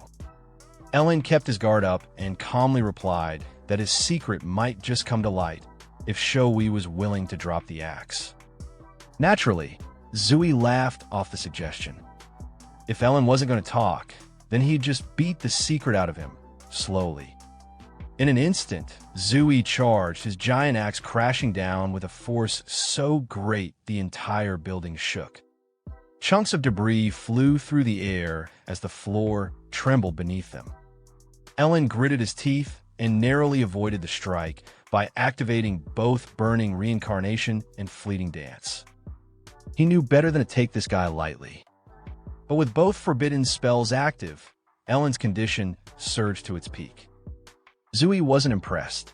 He scoffed and asked how long Ellen thought he could last by burning away his own life just to gain temporary strength. But Ellen pushed through the pain like it was nothing, charging in again and swinging his blade wildly to stack up his sword technique. Yet, the attacks weren't landing hard enough. Shui's next strike released an even more terrifying wave of power, slamming into Ellen with explosive force. His relentless axe swings soon disarmed Ellen, knocking the falling star warblade right out of his hands. Ellen's expression darkened. As expected, a level 42 job changer was on a whole different playing field. Even with his 99-layer Yango, sword technique, burning reincarnation, and fleeting dance, he couldn't overpower Shoei. But Ellen had one final edge, his burning immortality. Shoei, riding the momentum of his last attack, swung his axe down hard into Ellen's shoulder. The sickening crunch of bones shattering echoed through the air. His clavicle and shoulder cracked under the pressure, and blood burst from his mouth again as his body was sent flying like a cannonball, crashing hard into a distant wall. Shoei slowly approached Ellen's broken form. A bit disappointed, he muttered that he was just getting warmed up, but Ellen already looked done. Lying there, beaten and bloodied, Ellen gave a bitter smile. He had to admit it, when it came to fighting close-range monsters like Shoei, his sword skills just weren't enough. Even so, Ellen wasn't out of cards yet. He had one final trump card left, and Shoei would soon learn that he was the one who forced Ellen to use it. Slowly, painfully, Ellen pushed himself up from the rubble. His mangled shoulder began to heal in real time, bones cracking back into place, torn flesh stitching itself together, and the blood stopped flowing as if time itself reversed. And then came the insane part. Ellen didn't just go all out, he sacrificed everything. His liver, his left lung, stomach, right kidney, gallbladder, duodenum, pancreas, spleen, both his intestines. You name it, he offered it up just to summon one spell, the legendary world-destroying thunder. See, forbidden spells weren't all-powerful by themselves. No matter how destructive they were, their true potential could only be unlocked by the strength of the caster. And Ellen? He was only level 16. That alone meant a normal thunder spell wouldn't even make Shoei flinch. But this wasn't just any thunder. This was chaos thunder, brought forth at the cost of half his body, literally. The sheer sacrifice behind it made the spell devastating beyond reason. As the sky cracked open and the world-destroying thunder surged down like an angry god, Shoei's face twisted in panic. His eyes widened, and in that split second he knew he was screwed. Sure, he had a divine physique, and maybe that divine body could absorb part of the impact. But against this, it wasn't even close to enough. The thunder struck with godlike wrath. In a blink, the upper half of Shui's body was vaporized into ash. Only his severed hand, still clutching the battle axe, remained. Then, that too was reduced to nothing. His bottom half disintegrated shortly after, blown away like paper in a storm. Ellen might lack flawless swordsmanship, but when it came to summoning chaos thunder, he was in a league of his own. And if Shoei still wanted answers about Ellen's power, well, he could go ask the King of Hell now. Groaning in pain, Ellen staggered toward the staircase to the next floor. His body trembled, and his vision swayed. Turns out sacrificing most of your internal organs hits hard. Who would have guessed? Meanwhile, in the presidential suite located at the top of the same building, Kinson was unfazed by the chaos downstairs. Relaxed, smug, and indulging in the company of one of his many women, he didn't even bother to check on the fight. Someone had told him an intruder was in the building, sure. But Kinson was confident. Shoei, his so-called mini-boss, was more than enough to deal with any lunatic stupid enough to pick a fight here. After all, if someone somehow defeated every single guard in this fortress, maybe then it'd be worth his attention. For now, the only important thing was offering Miss Chen a taste of something delicious he'd been saving. She caught the implication right away and was clearly into it. But just before things could heat up, Ellen kicked the door open like a madman possessed. He stormed into the suite like a flaming demon, the air around him practically sizzling with killing intent. Before Kinson could even blink, Ellen was demanding to know where President G was. Kinson stood up, visibly annoyed, staring at the blood-covered kid who somehow made it through everything. Confused, he casually asked where Shoei was. But Ellen had no interest in small talk. He leaped into the air with his sword raised, shouting down at Kinson that his precious little pet was already dead, and he was next on the list. Kinson couldn't help but laugh at the boldness. The sheer audacity of this brat. He didn't even flinch. In one swift motion, he caught Ellen's sword with his bare hand, unmoved. After all, he wasn't called the Underground King of Qing for nothing. A dozen men had tried to kill him before. Ellen was just the latest fool. But this time, he might have underestimated his opponent. But unfortunately, Ellen just wasn't worthy, at least not in Kinsen's eyes. With a sneer, Kinsen lunged forward and gripped Ellen by the neck. Without wasting a moment, he exerted his overwhelming dominance. He told Ellen to learn something important in his next life, never mess with him. Then he activated a heavy power skill called Breaking Gasp, and just like that, he crushed Ellen's throat as if it was nothing. No struggle, no resistance, just a casual snap. Ellen's lifeless body hit the floor with a thud. Kinsen didn't even bother to look back. He was irritated, annoyed at the wasted time and effort spent on what he now saw as a pointless inconvenience. But that smug calm didn't last long. To his shock, the dead kid wasn't dead at all. Ellen got back up, and not only that, every single wound on his body seemed to have healed. Flawlessly, instantly. Kinsen blinked in disbelief. That couldn't be possible. He crushed the brat's throat with his own hands. He felt the bones break. Ellen was super dead. And yet, here he was, alive and even smirking. Ellen just scoffed at Kinsen's temper tantrum. Dead? Him? That would have been boring. He hadn't even had any fun yet. Without another word, Ellen sacrificed his left eye and activated a cursed spell, Eyes of External Freeze. Instantly, Kinsen's legs were sealed within an icy prison, completely locking him in place. The arrogant underground king of Qing immediately panicked, questioning what kind of spell this was and why he couldn't move. But Ellen ignored all that. He had a question of his own. Where was President Yi? Kinsen refused. He wasn't about to reveal the hostage's location. So Ellen made him pay. He activated Burning Reincarnation, and in the next moment, Kinsen's arms ignited in hellfire. Flames devoured his limbs as he howled in pain, wailing like a woman in labor. Suddenly, during the fiery chaos, a dull thud sounded behind Ellen. Miss Chun had dropped to her knees, holding a loaded gun to the back of a bound and gagged President Ji. Her voice was tense but clear. Let Kinsen go, or she'd pull the trigger. Ellen turned slightly, amused by the scene. He casually commented on how Miss Chun suddenly wanted to play righteous hero for her man. Then he extinguished the flames and proposed an exchange of hostages. But the moment Ellen stepped forward, Miss Chun snapped.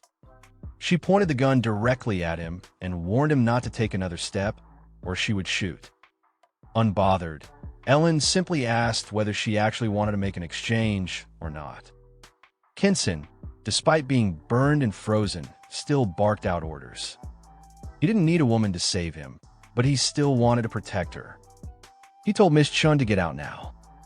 But the woman didn't listen. Instead, she pulled the trigger. Bang, bang, bang. 3 bullets struck Ellen in the stomach, chest, and left shoulder.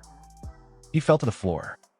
Miss Chun rushed to Kinsen's side in a panic, believing she'd finally stopped the monster. But Kinsen called her a fool, because that brat wasn't dead.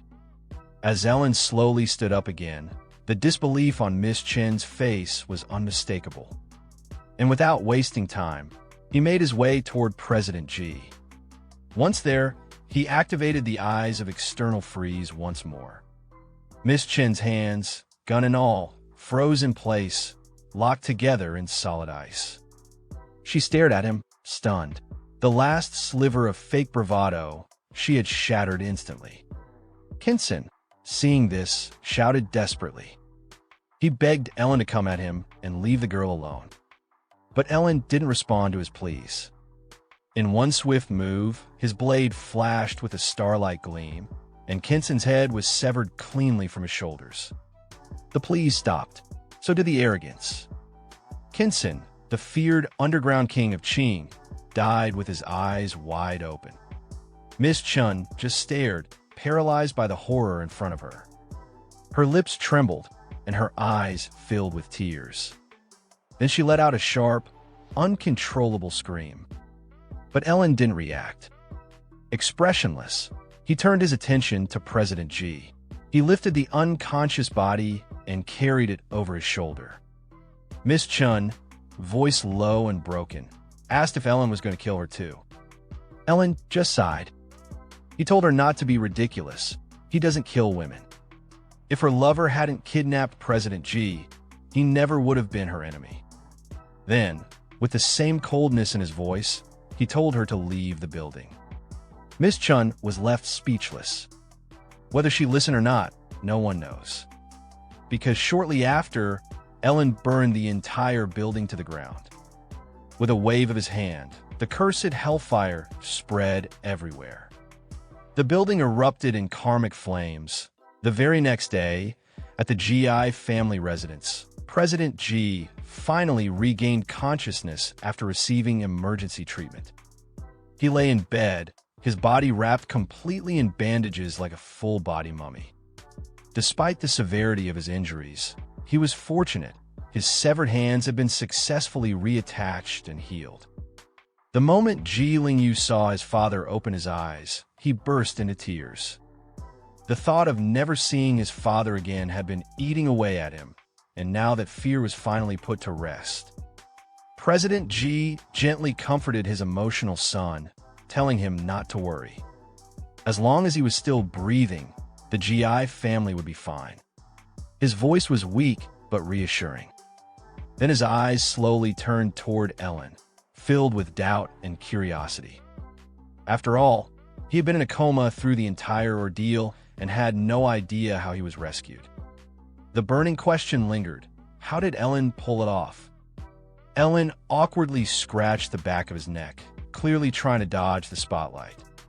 He told President GI that, truthfully, he didn't quite know the full story himself. The person who handled the actual rescue was his good friend, Ling Yi. It was Ling Yi who had saved President Ji from Kensen, and it was him who burned down the entire black market. President GI raised a brow at the name. This Ling Yi character, he had never heard of him before. Even though he was grateful and lucky to still be alive, he couldn't help but wonder, where did this Ling Yi come from? But Ellen wasn't sure either. He admitted he'd only known of Ling Yi's existence for a short while, and based on everything so far, he doubted Ling Yi would reveal anything about himself. President GI understood the hint and chose not to press any further. If Ellen didn't want to talk, then, as an old man, he'd respect that boundary. Instead, he shifted the conversation to a more pressing issue, the college entrance exam. There wasn't time to delay. Ellen and Ling Yu reassured him immediately. There were still 27 hours left before the exam began, and they'd been preparing hard. They promised not to disappoint him. Just then, the front gate buzzed, and 3 men in dark suits and sunglasses arrived at the villa. Invited inside, the trio walked in confidently, carrying an air of official authority. They introduced themselves as officers from the Investigation Bureau. Without wasting time, Officer Huang stepped forward and presented an arrest warrant to Ellen. He declared that Ellen was suspected of involvement in a major murder case within the city, and they required him to accompany them for investigation. A single bead of sweat trickled down Ellen's cheek. He hadn't expected the Investigation Bureau to come knocking this quickly. Still, resisting arrest outright would be risky. Very risky, so he decided to cooperate for now, go along with them, assess the situation, and figure out his next move as things progressed.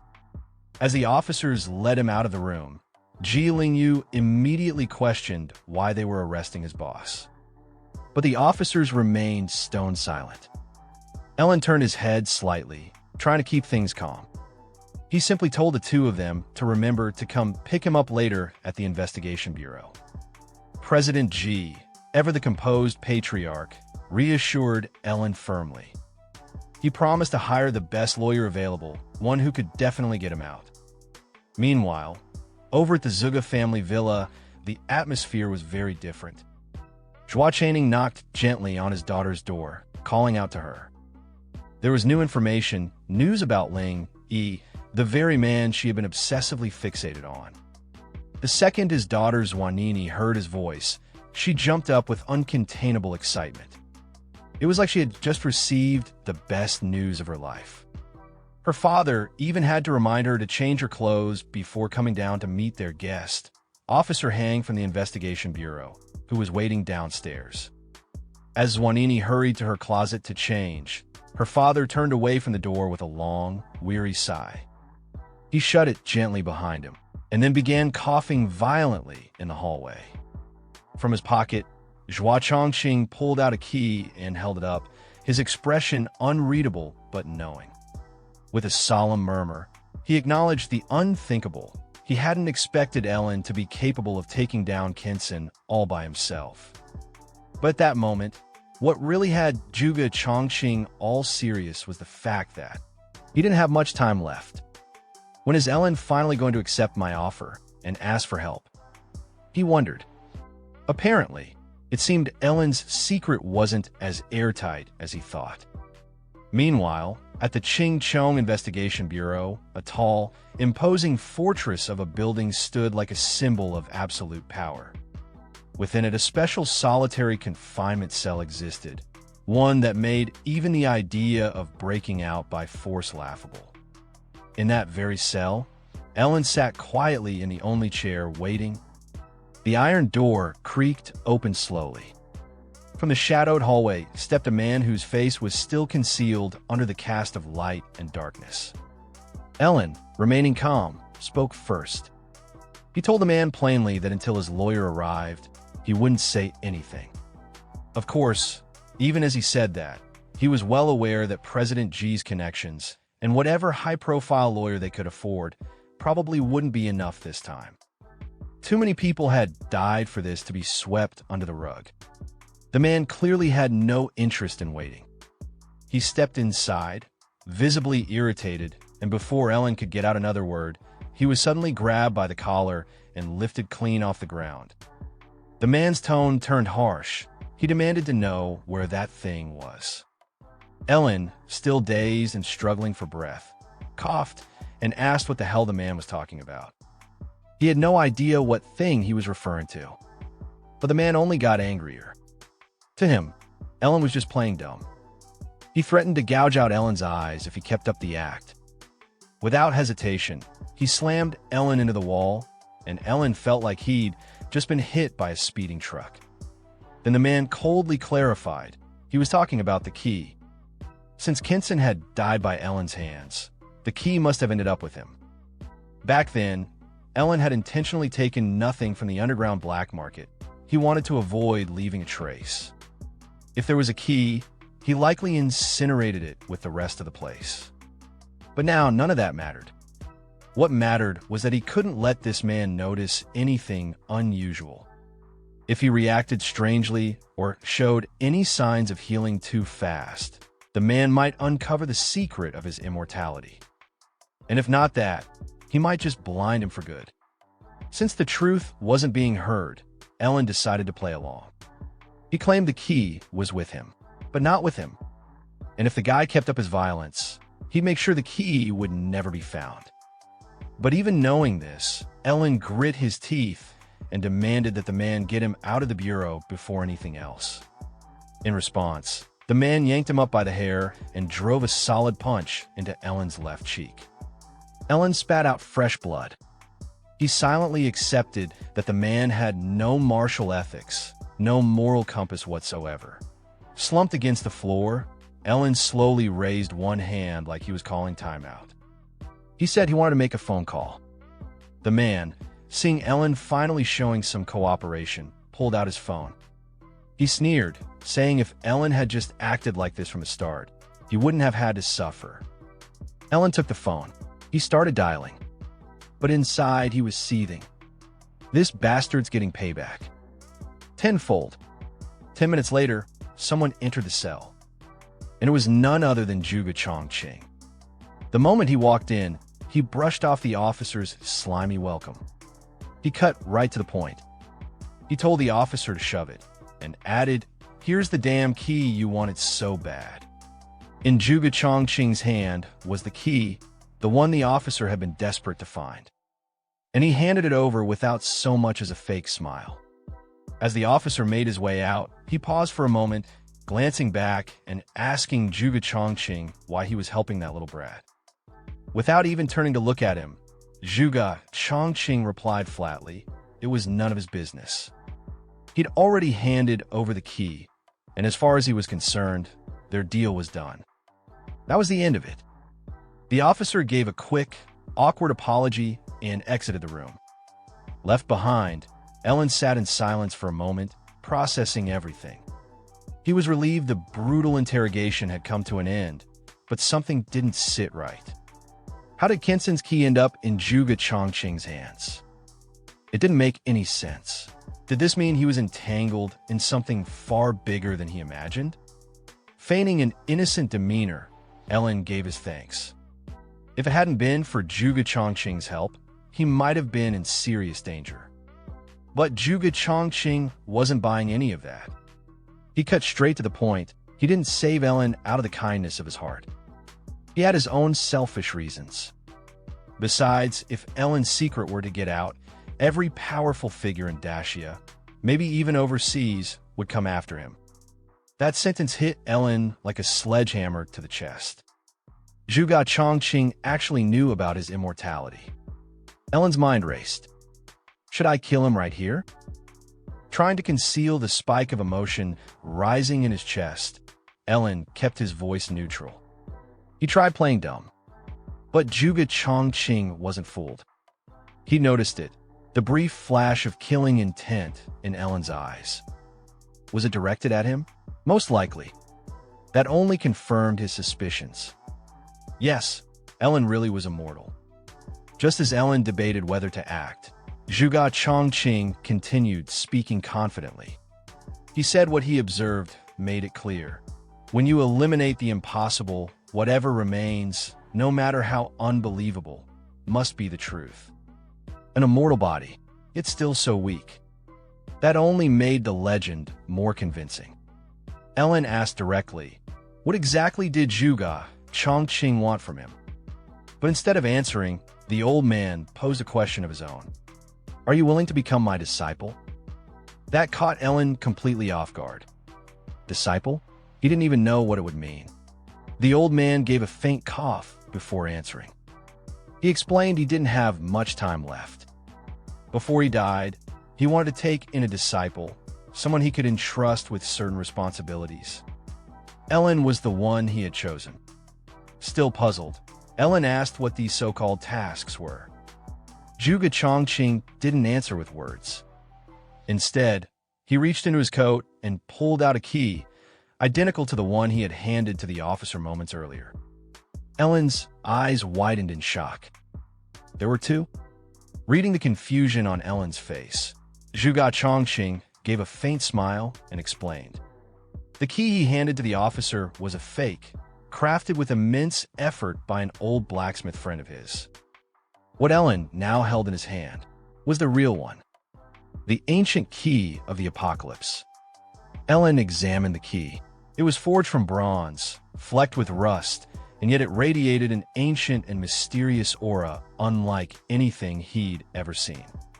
Zhuge Chongqing began to explain. This world hadn't always had monsters or job changers. Everything changed when the gate of apocalypse descended upon the world.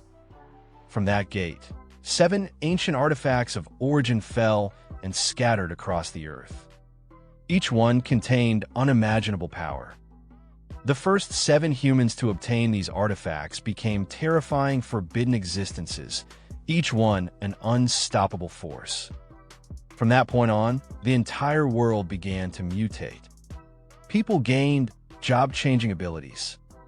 Strange monsters appeared. Dungeons started popping up. But what Ellen held in his hands was very much real. This key, the ancient key of apocalypse, was the key to opening the gate once again. Zhuge Chongqing turned his gaze back to Ellen. So, are you willing to become my disciple and help me? Ellen paused, thinking carefully. With his secret now known by this man, he didn't really have a choice. So finally, he nodded. He agreed to become Zhuge Chongqing's disciple. Still, he confessed uncertainty. Was he even capable of fulfilling the task his new master would give him? Zhuge Chongqing chuckled and placed a hand on Ellen's shoulder. When did you become so humble? He asked. With your current strength, if you enter the Supreme Academy to continue your studies, your future will be immeasurable. But before any of that, there was one more thing he wanted Ellen to take care of. Ellen tilted his head slightly. What is it? He asked. Looking weary, Zhuge asked Ye Lin if he would become his disciple and complete the task he could no longer finish. Knowing his own time was running out, he sought someone capable of continuing his legacy, and Ye Lin, with his unique body, was the only one who could. Ye Lin smiled faintly. He admitted that since Zhuge already knew his secret, refusal wasn't an option. Still, he hesitated, saying he wasn't sure he could accomplish such a task. Zhuge only laughed, reassuring him that with his current strength and potential, his future was limitless, especially once he entered the Supreme Academy. Before they left, Zhuge mentioned there was one last thing to entrust to him. When Ye Lin asked what it was, Zhuge's tone softened. He wanted Ye Lin to look after his daughter, Ni, after his death. Ye Lin grew awkward, knowing Ni disliked him and often called him a coward. Trying to lighten the mood, he told Zhuge he would surely live a long life, even though he could see how frail the old man had become. Zhuge smiled, saying that Ni was a good girl and that relationships could be built over time. For now, what mattered most was Ye Lin's upcoming final test. Ye Lin agreed, and they left the cell together. Later, at the Zhuge residence, Ni was furious. She couldn't believe her father had chosen Ye Lin as his disciple. She shouted that it was impossible and confronted Ye Lin directly, questioning why he was even in their home. Ye Lin simply told her to ask her father. When Ni demanded answers, Zhuge gently asked why she was so upset and confirmed that Ye Lin truly was his new disciple. Shocked, she protested, pointing out that Ye Lin was a forbidden spellcaster who supposedly wouldn't live past 25. Zhuge calmly told her not to speak so harshly, explaining that Ye Lin was stronger than she realized, and, in fact, the very person known as Ling Yi, whom she had been searching for. Ni refused to believe it, accusing Ye Lin of lying and even tricking her father. Zhuge Nini sat alone, fuming. She muttered to herself that as long as Ye Lin stayed in the house, there would be no place for her. She swore to find out his true identity and expose whatever mask he was hiding behind. A little later, Ye Lin asked Zhuge if he truly wanted to protect her. Zhuge told him not to think too much about what Nini said. She wasn't a bad person, only a bit proud and short-tempered. Then, taking out a small box, Zhuge mentioned that the final test was approaching and handed it to Ye Lin as a gift. When Ye Lin asked what it was, Zhuge explained that it was called the illusion skin. Once worn, it would let him disguise himself completely. His appearance, voice, and even his aura would change. Ye Lin thanked him, knowing this would be very useful. The scene shifted to the large city gate where buses waited. Students crowded around, chatting and laughing under the clear blue sky. Ling Yu greeted Ye Lin, relieved that he had come, and Ye Lin assured him that he would keep his promise. Ling Yu mentioned that the matter involving Ye Lin's master had been settled. Nearby, Nini was still angry, insisting that her father had been deceived. Ling Yu defended Ye Lin, warning her not to speak without proof. Nini snorted, saying that Ye Lin was pretending to be Ling Yi just to get close to her, and that she would prove it during the final test. Soon the principal arrived, rallying the students for the big day. He reminded them that this test was their chance to prove themselves and bring honor to Qingqing Academy. The students shouted in response, full of excitement and determination. After a while, everyone gathered again at the city gate. Some students marveled at how tall it was, amazed by the sight. Ye Lin reminded Ling Yu to stick to their plan once they were outside, and Ling Yu agreed. The official in charge announced that the gate would open soon. All candidates would need to travel 10 kilometers through the wilderness to reach the test zone. He warned them that those who went first would face demonic beasts, and that their survival would depend on their own strength. The students shouted that they were ready, and the test officially began. Nini glared at Ye Lin, declaring she wouldn't lose to him. The principal and his peers chatted among themselves, guessing how many students might enter Daxia Academy this year. One said there were only 5 last year, while another predicted a similar number this time. The principal of Qingchang Academy boasted that at least 2 of their students would make it, drawing a sharp reply from a rival principal not to get ahead of himself. As they spoke, a foul smell filled the air. Some students complained about it, and another explained that it was the scent of demon beast corpses. Suddenly, a huge red-scaled lizard leapt out, a level 11 bloodthirsty demon lizard. Chaos followed as the students screamed and ran. The older observers watching from a distance chuckled, saying the creature was nothing dangerous. The Qingchang principal laughed too, noting that those frightened students clearly weren't from his academy. Ye Lin moved swiftly through the crowd, telling everyone to clear the way before cutting off the creature's head in a single strike. Students gasped at the power of his sword, whispering that it must be a rare weapon. Some recognized him as the Forbidden Spellcaster, surprised he hadn't ended the fight sooner. Ye Lin then called Ling Yu over to finish the battle. Ling Yu rushed forward, and together they defeated the monster. A system notification appeared, confirming they had earned experience points as a team. Students watching were stunned. They realized that Ling Yu was gaining experience through Ye Lin's strength, and joked that they wished they had a teammate like him. Others even asked if Ye Lin was looking for more subordinates. Nini, watching from the side, frowned as she thought about how team battles split the earned experience. She clenched her fists and swore to herself that she would surpass Ye Lin in this test, no matter what. The team continued moving through the forest, cutting down monsters one after another with ease. First came a level 11 werewolf with sharp claws and thick fur, quickly defeated. And Ji Lingyu was thrilled to see his level rise rapidly to 8. He couldn't believe how smoothly everything was going and swore his loyalty to Ye Lin, who simply told him not to get too excited too soon. As they went deeper into the woods, the trees grew denser and the light dimmed.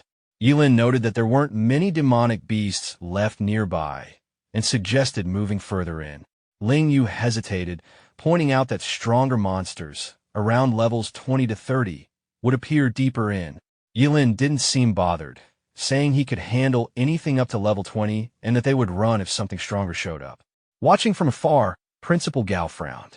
He commented that Ye Lin was being reckless by bringing his teammates into such a dangerous area. Another principal, however, assured him that the examiners had already secured the surroundings and that nothing serious would happen. Further ahead, Ye Lin spotted several level 20 wolves lurking in the bushes.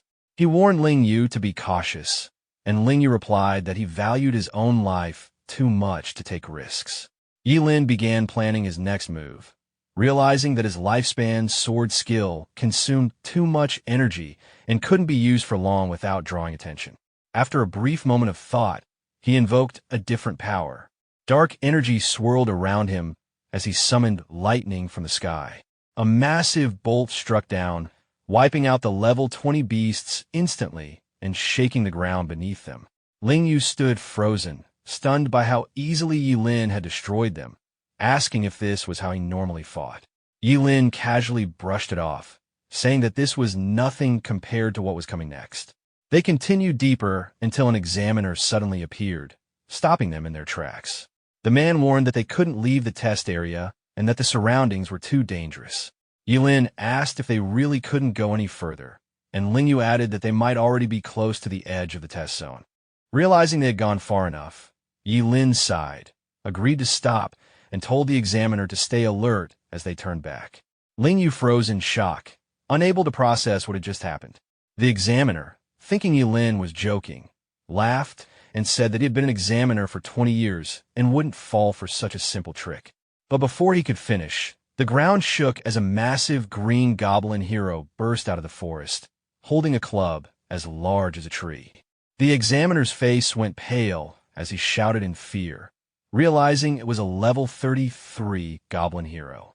Ling Yu yelled for everyone to run, but before they could move, the creature swung its club in a sudden attack. The examiner was struck hard and screamed in pain. Ye Lin cursed under his breath, calling him a fool, then shoved Ling Yu away, ordering him to run while he distracted the monster. Ling Yu refused, insisting they escape together, but Ye Lin kicked him forward and shouted for him to stop arguing. Ye Lin knew he couldn't defeat such a high-level monster without revealing too much of his power. He steadied himself and gathered his energy, summoning the power of his forbidden spell. The monster staggered back, but wasn't dead yet. Ling Yu glanced over his shoulder, calling out for Ye Lin to be careful and promising to wait ahead. The injured examiner tried to stand, telling Ye Lin to run and that he would handle it, but before he could finish, another heavy blow hit him. He managed to fire a flare gun before collapsing. The signal shot through the sky, calling for help. Ye Lin rushed over and grabbed the fallen man, trying to wake him. Seeing the examiner barely conscious, Ye Lin muttered to himself that it would have been easier if the man had stayed unconscious, as now he had to be careful not to reveal his strength. He noticed two more examiners approaching in response to the flare and sighed quietly.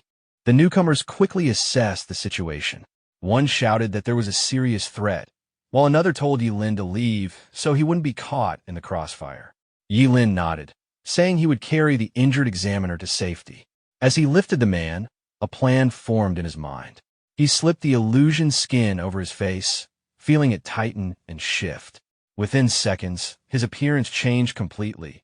He now looked identical to one of the examiners. Amused, he thought the disguise worked even better than expected. The other two examiners began attacking the goblin with spells and weapons, trying to end the fight quickly without disturbing the ongoing test. Pretending to be their ally, Ye Lin joined them, shouting that he would help finish the beast. As they fought, he quietly summoned another forbidden spell, concealing the cursed power under his disguise. A black arrow of energy shot from his hand, piercing straight through the goblin hero's heart. The creature collapsed to the ground, dead in an instant. The system chimed, announcing that Ye Lin's team had slain a level 33 goblin hero and earned a large amount of experience, along with a rare item, the Talisman of Symbiosis. Ye Lin's eyes gleamed slightly as he examined the drop, thinking to himself that items from monsters this strong were incredibly rare, making this reward all the more valuable. The other examiner got angry and pointed at Ye Lin, accusing him of stealing their kill. Ye Lin, still wearing the mask, simply smiled beneath it. After exchanging words with them, he dismissed the argument and referred to himself mockingly as the kind man. One examiner cursed in frustration, while the calmer one urged his teammate to drop it and focus on finishing the exam first. As they argued, Ye Lin quietly slipped away, removing the mask behind a nearby tree. He smirked to himself, confident that no one would find him now. The surrounding forest of Qingqing outskirts was dense, and the path to the final test teleportation gate was just ahead. He admired the illusion skin's effectiveness before pulling out the talisman he'd acquired. The inscription read, "Symbiotic Talisman, hoist with his own petard." Two awakeners whose levels are less than 10 apart can share all experience gained for 6 hours after activation. Single-use item. Ye Lin immediately recognized its potential. With this, he and Ji Lingyu could double their leveling speed. Soon after, he heard shouts for help in the distance. It was Ling Yu, running frantically from a beast. Ye Lin appeared just in time to save him. Relieved, but startled, Ling Yu asked about the goblin hero. Ye Lin explained that other examiners had taken care of it and told him not to move. Misunderstanding his intentions, Ling Yu blushed awkwardly before being scolded and slapped back to his senses by Ye Lin. As the new beast charged toward them, Ye Lin activated his forbidden spell, the Lifespan Sword Skill. His blade glowed, slicing the level 13 Anubis soldier cleanly in half. The system confirmed the kill and triggered the symbiosis effect, granting both of them experience. Ling Yu was amazed at the talisman's power, asking where Ye Lin had gotten it, but Ye Lin ignored him and pointed at more approaching monsters, ordering him to handle them himself. Nervously laughing, Ling Yu tried to explain his earlier misunderstanding, but Ye Lin cut him off, telling him to stop following and to fight separately so they could both gain the maximum experience. Ling Yu reluctantly agreed, admitting that he wasn't strong enough to handle many monsters alone. Not far away, a level 10 werewolf howled from the forest, surrounded by a few examinees preparing to strike. They were confident the monster was about to fall. Other students noticed Ye Lin rushing toward the werewolf and were shocked by his speed. In an instant, he struck with a single lightning attack, wiping out multiple werewolves at once. The onlookers were stunned, whispering to themselves about how powerful his spell was and recognizing him as the top-ranked Forbidden Spellcaster from the previous test. Some doubted his survival, thinking using forbidden spells recklessly would shorten his life, while others noticed how quickly he seemed to recover, suspecting something unusual about the equipment on his wrist. Ye Lin quickly concealed his regenerative ability, reminding himself that he had to keep his immortal body a secret. Soon, a massive level 20 minotaur emerged from the forest, sending the nearby students into panic. They screamed and ran, knowing how deadly such a creature could be. Ye Lin, however, smiled faintly and drew his sword, determined to claim every monster for himself. In a blur of movement, he cut down the entire pack, experience points flowing in double thanks to the symbiotic talisman. Ling Yu, far away, felt the shared experience surge and thought to himself how no one else could level up as fast as Ye Lin. Back at the academy, Principal Gao watched the test through a magic screen. He sighed, regretting that such a talented student was a forbidden spellcaster, knowing that otherwise, Qingcheng Academy could have gained another prodigy. Another examiner beside him noted that Ye Lin had practically cleared the entire test area of monsters, reducing attacks on other candidates this year. Elsewhere, a group of students walked safely through the forest, chatting casually about how convenient it was that no monsters remained. They laughed, relieved that reaching the teleportation gate would now be easy. Meanwhile, Ye Lin reflected on his progress. With most monsters eliminated, he had already reached level 18 and noted that leveling up was becoming more difficult with each step. Approaching the glowing teleportation gate, he prepared himself for what lay ahead.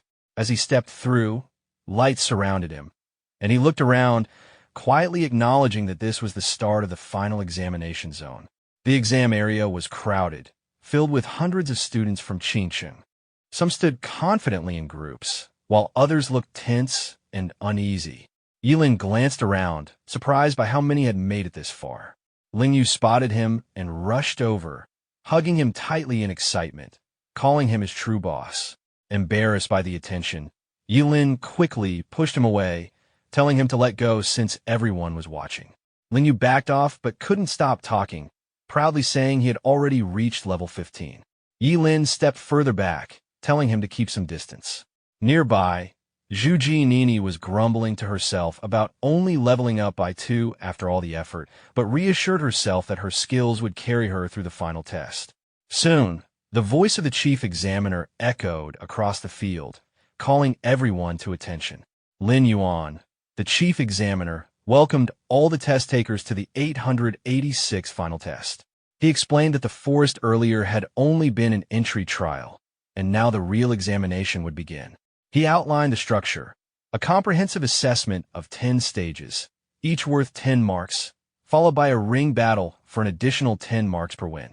Only those scoring above 85 in the assessment could qualify for the battles, and a maximum total of 150 marks would decide the year's top scorer. He reminded everyone that the use of special items was strictly prohibited. Once finished, he ordered everyone to form groups of 10 and enter the testing rooms. The moment he had been preparing for had finally arrived, the test that would determine his future. He steeled himself, determined to carve his own path.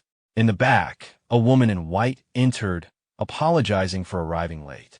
She introduced herself as Su Chung Xin, a supervisor from the Supreme Academy. Lin Yuan assured her she was just in time. When she asked if there were any exceptional candidates this year, Lin Yuan mentioned Ye Lin, already level 18. She was surprised, saying that such a level qualified him for the Supreme Academy. Lin Yuan, however, said it was unfortunate because Ye Lin was a forbidden spellcaster. Su Chung Xin acknowledged that even forbidden spellcasters with high-class professions could be accepted, though she agreed It was a shame for Qingchang to lose such potential.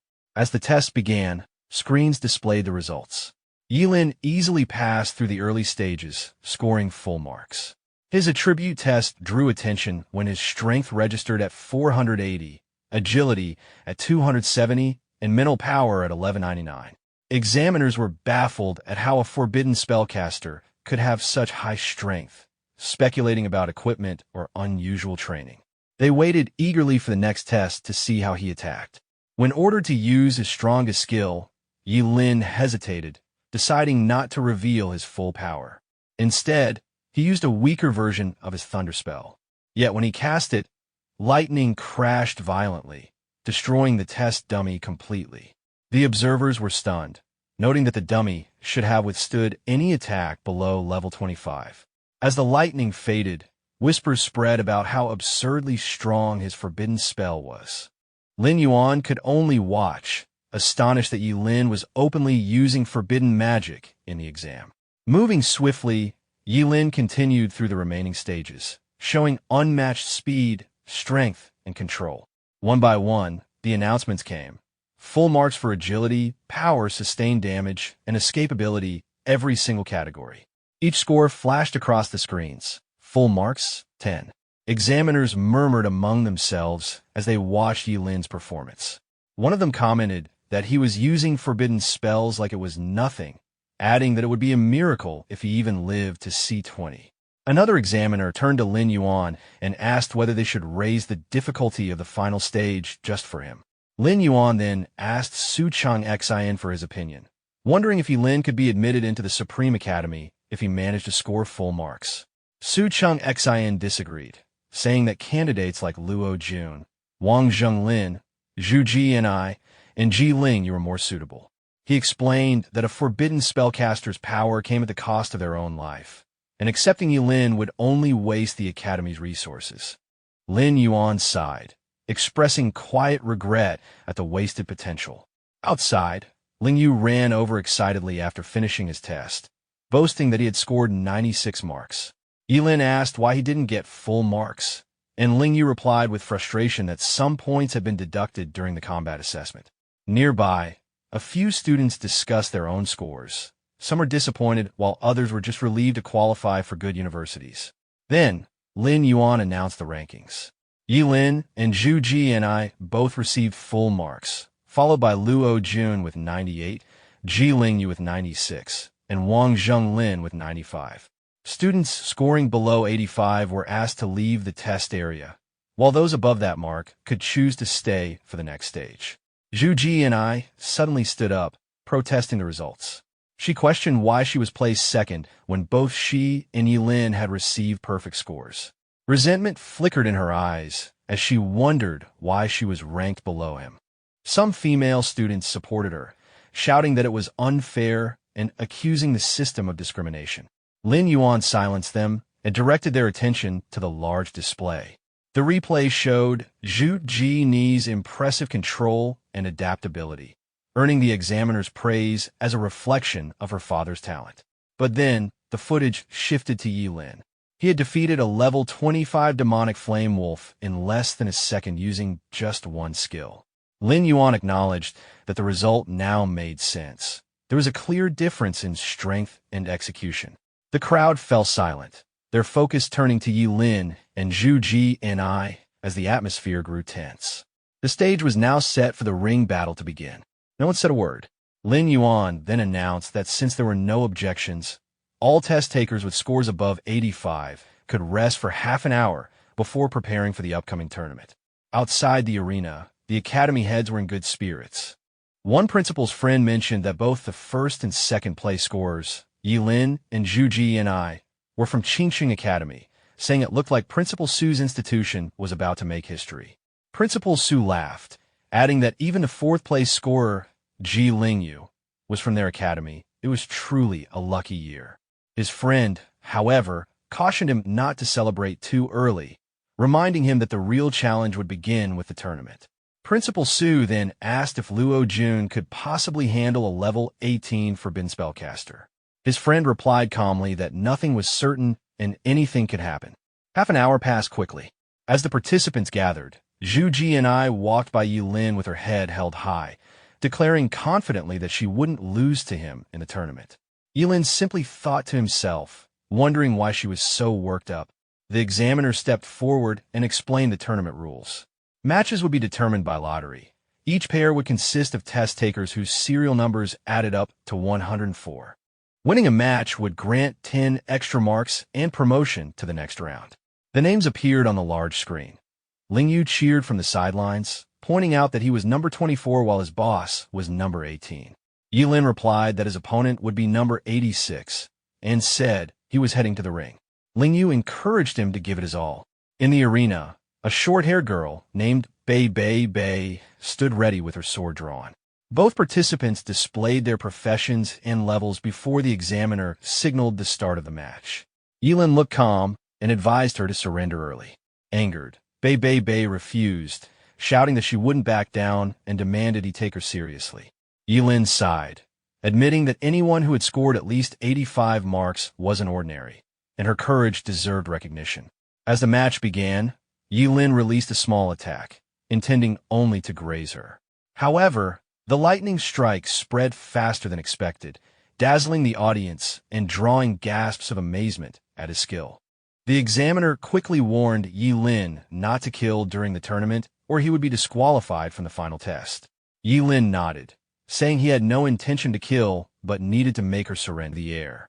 Bye Frotze, trembling as Fia overtook her.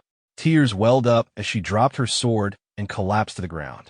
Some students in the crowd began booing, calling Ye Lin heartless for making a girl cry, while others murmured in disbelief at how fear alone had defeated her. Ye Lin calmly approached and told her it would be best to surrender. The examiner then announced the result. Test taker number 18, Ye Lin, had won the first round, earning 10 additional marks. Ye Lin thought to himself that it really was a shame and decided to check out the other stages. Around the arena, other battles were already underway. Zhu Ji Nini confidently told her opponent that he couldn't win against her, but he laughed, mocking her for being a girl who dared to face him. The scene moved through several matches quickly. Ling Yu laughed while easily overpowering his opponent, saying he had never felt what it was like to crush someone purely through level difference. The examiner's voice echoed across the field, announcing the winners: number 46, number 129, number 79, and number 12. Then came the declaration that the second round of the tournament would officially begin. Ye Lin's next opponent was a level 11 swordsman named Chun Chung, who looked overly confident. He claimed that while the battle might be difficult, he would still win. His details flashed on the screen, identifying him as a cloud-stepping swordsman. Ye Lin thought it was strange for someone at level 11 to act so sure of himself, and wondered if the guy had some kind of hidden skill. He unsheathed his weapon, reminding himself not to lower his guard. But before anything could happen, Chun Chung suddenly froze, dropped his sword, and shouted that he surrendered. Ye Lin was caught off guard, confused at the sudden forfeit, reminding Chun that he had just said he would win. Chun replied that he would, but there was no point risking it now. There would always be another chance for revenge. The examiner announced that test taker number 18, Ye Lin, had won the second round and earned another 10 marks. The spectators whispered among themselves, surprised that he had won without even fighting. Some thought it was unfairly easy, but others said it made sense. No one would risk their life battling a short-lived Forbidden Spellcaster.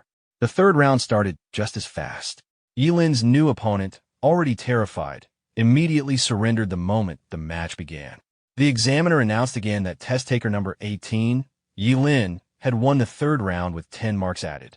Ye Lin stood there, speechless, thinking it was ridiculous that he didn't even get to do anything. Still, he accepted it. His reputation alone was enough to clear the rounds without a fight. Some kids shook their heads, surprised that Ye Lin had already won 3 rounds with just one forbidden skill. They questioned whether the final test was really this easy and wondered if he could actually get full marks without lifting a finger. Deciding to focus on the other matches, they turned their attention to the big screen. 2 strong contenders were highlighted next. Wang Zhengguang, a level 13 Iris sword user with incredible speed, and Luo Jun, a level 14 Dragon Shadow Spear fighter known for his dark, swift strikes.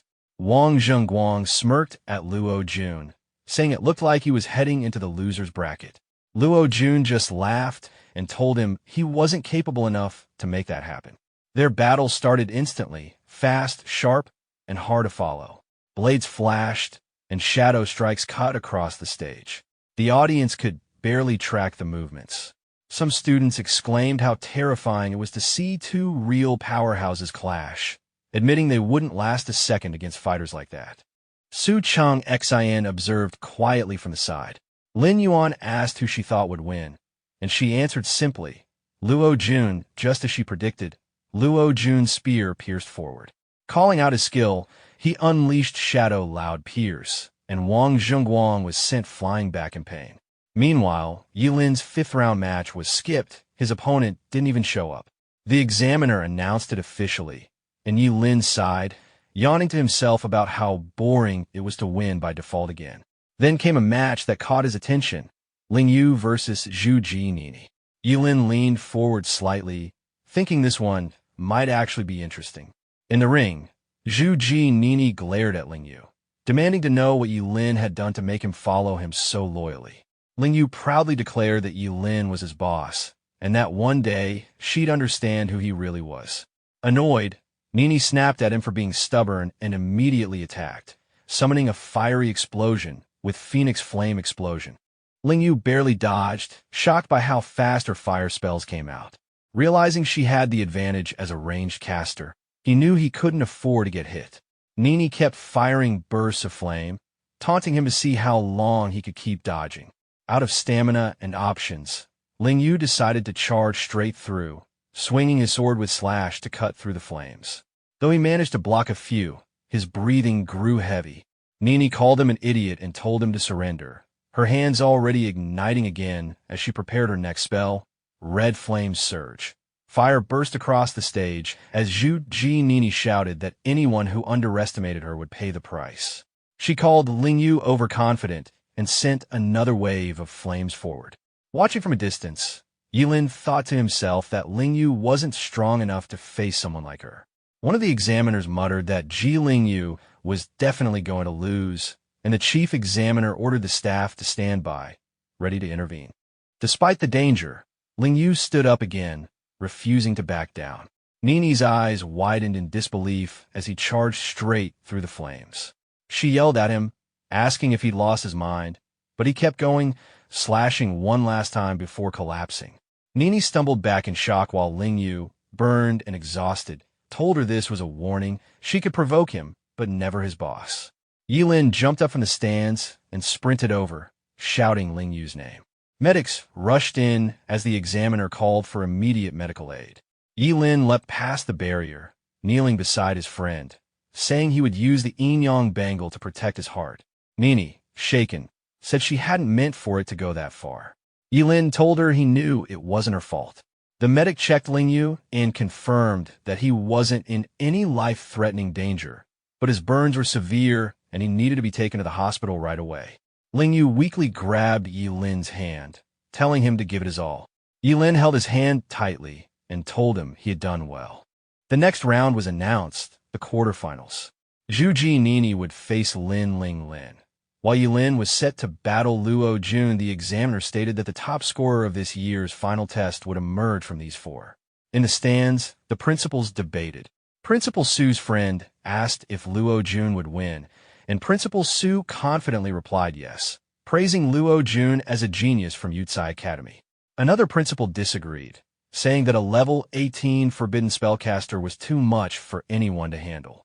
They continued to argue, one claiming Ye Lin couldn't possibly use forbidden spells continuously without risking his life, the other insisting Luo Jun wouldn't last even a single spell. The conversation ended when another official told them to stop bickering, as the next round was about to begin. Back on the stage, Ye Lin cracked his knuckles and took a deep breath, ready for the real fight to start. Luo Jun entered the ring with his spear glowing, full of confidence. The screen displayed his information, Luo Jun, Shadow Dragon Spear, level 14. He told Ye Lin that he finally had the chance to fight him, calling him his only true rival. As long as he defeated Ye Lin, he would be the year's top scorer. Ye Lin smiled slightly and replied calmly. The bell rang, signaling the start of the match. Luo Jun charged forward immediately, shouting for Ye Lin to kneel and beg. Ye Lin drew his sword, but didn't use magic, deciding not to rely on forbidden spells. He wanted to see how many strikes Luo Jun could withstand from his lifespan sword skill. Luo Jun swung his spear, sending shadows flying, but Ye Lin dodged and countered at close range. Spectators were shocked to see a forbidden spellcaster skilled in sword combat. Ye Lin's blade glowed dark as he announced his move, lifespan sword skill, demonstrating the power of a forbidden spellcaster's sword technique. Luo Jun blocked, but was forced back, gritting his teeth. The crowd erupted in disbelief, wondering why Ye Lin wasn't casting any spells. Some speculated that his sword skill itself was a forbidden spell. One of the principals confirmed it, explaining that the lifespan sword skill consumed the user's lifespan to make each strike stronger than the last. The other principal questioned how many swings Ye Lin could endure and whether winning was worth sacrificing his life. The debate continued between them, one insisting that Luo Jun was losing, while the other told him not to celebrate too soon. Back in the fight, Ye Lin pressed forward relentlessly, asking Luo Jun if he was ready to surrender. Realizing he was at a disadvantage, Luo Jun decided to take a risk. He pulled out a talisman and activated Heavy Shadow Strike, releasing dark energy that forced Ye Lin back. The impact hurt Ye Lin badly, and he immediately sensed that something was wrong. Luo Jun laughed, revealing that Ye Lin wasn't the only one capable of using forbidden spells. Ye Lin recognized it as a forbidden spell talisman. Luo Jun then unleashed another attack, Forbidden Spell Shadow Dragon Meteor, sending a massive shadow dragon crashing down. The attack struck Ye Lin in the chest, blood spraying as he stumbled back. Luo Jun mocked him, saying he wouldn't live much longer and should just die. The crowd believed the fight was over, thinking Luo Jun had won. One of the examiners, shocked, remarked that Luo Jun had actually used a forbidden spell talisman, which severely damaged the user's body. Another examinee added that Yutsai Academy's principal had allowed him to use it just to secure the title of top scorer. The examiner spoke grimly, saying that only winning would secure a future. But it was a pity. Examinee Ye Lin's life was in danger. He immediately shouted for medics. Principal Gao, furious, turned to Principal Su. He shouted, calling him an old dog and accusing him of letting his student use a forbidden spell talisman just to win. He demanded to know if Su had any conscience left, calling him shameless. Principal Su stayed calm, replying that Luo Jun had agreed to use it himself. He said that a loss was still a loss, no matter what Gao thought, and declared that this year's top scorer would belong to Yutsai Academy. Zhuge Nini looked down, sadness in her eyes. She whispered to herself that she never expected Luo Jun to use a forbidden spell talisman to win. Even she wouldn't have been able to dodge that attack. She wondered if Ye Lin really died and admitted she felt strangely sad.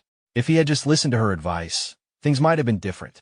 Her father placed a hand on her shoulder, telling her not to be so anxious. The match wasn't over yet. On the stage, Luo Jun stepped closer to the fallen Ye Lin, spear still glowing. He sneered, saying that even if Ye Lin was level 18, he was still losing. But Ye Lin slowly stood back up, blood dripping, the hole in his chest closing before everyone's eyes. He replied coldly, asking who said he had lost. Luo Jun's eyes went wide in disbelief, trembling as he stammered that Ye Lin's heart had been pierced. He shouldn't still be alive. Ye Lin answered calmly, saying that people must have forgotten how terrifying forbidden spellcasters were. No one could kill one. They could only die by their own spells. His body began to glow faintly as he whispered the words of another forbidden spell, Undying. Gasps rippled through the crowd. One of the kids shouted that he was still alive, another asking if forbidden spellcasters were truly that terrifying, surviving even after a fatal wound. An examiner shouted in shock that the Undying spell had long been considered lost, yet Ye Lin had mastered it. Another examiner added that if Ye Lin weren't a forbidden spellcaster, he would still be considered a genius.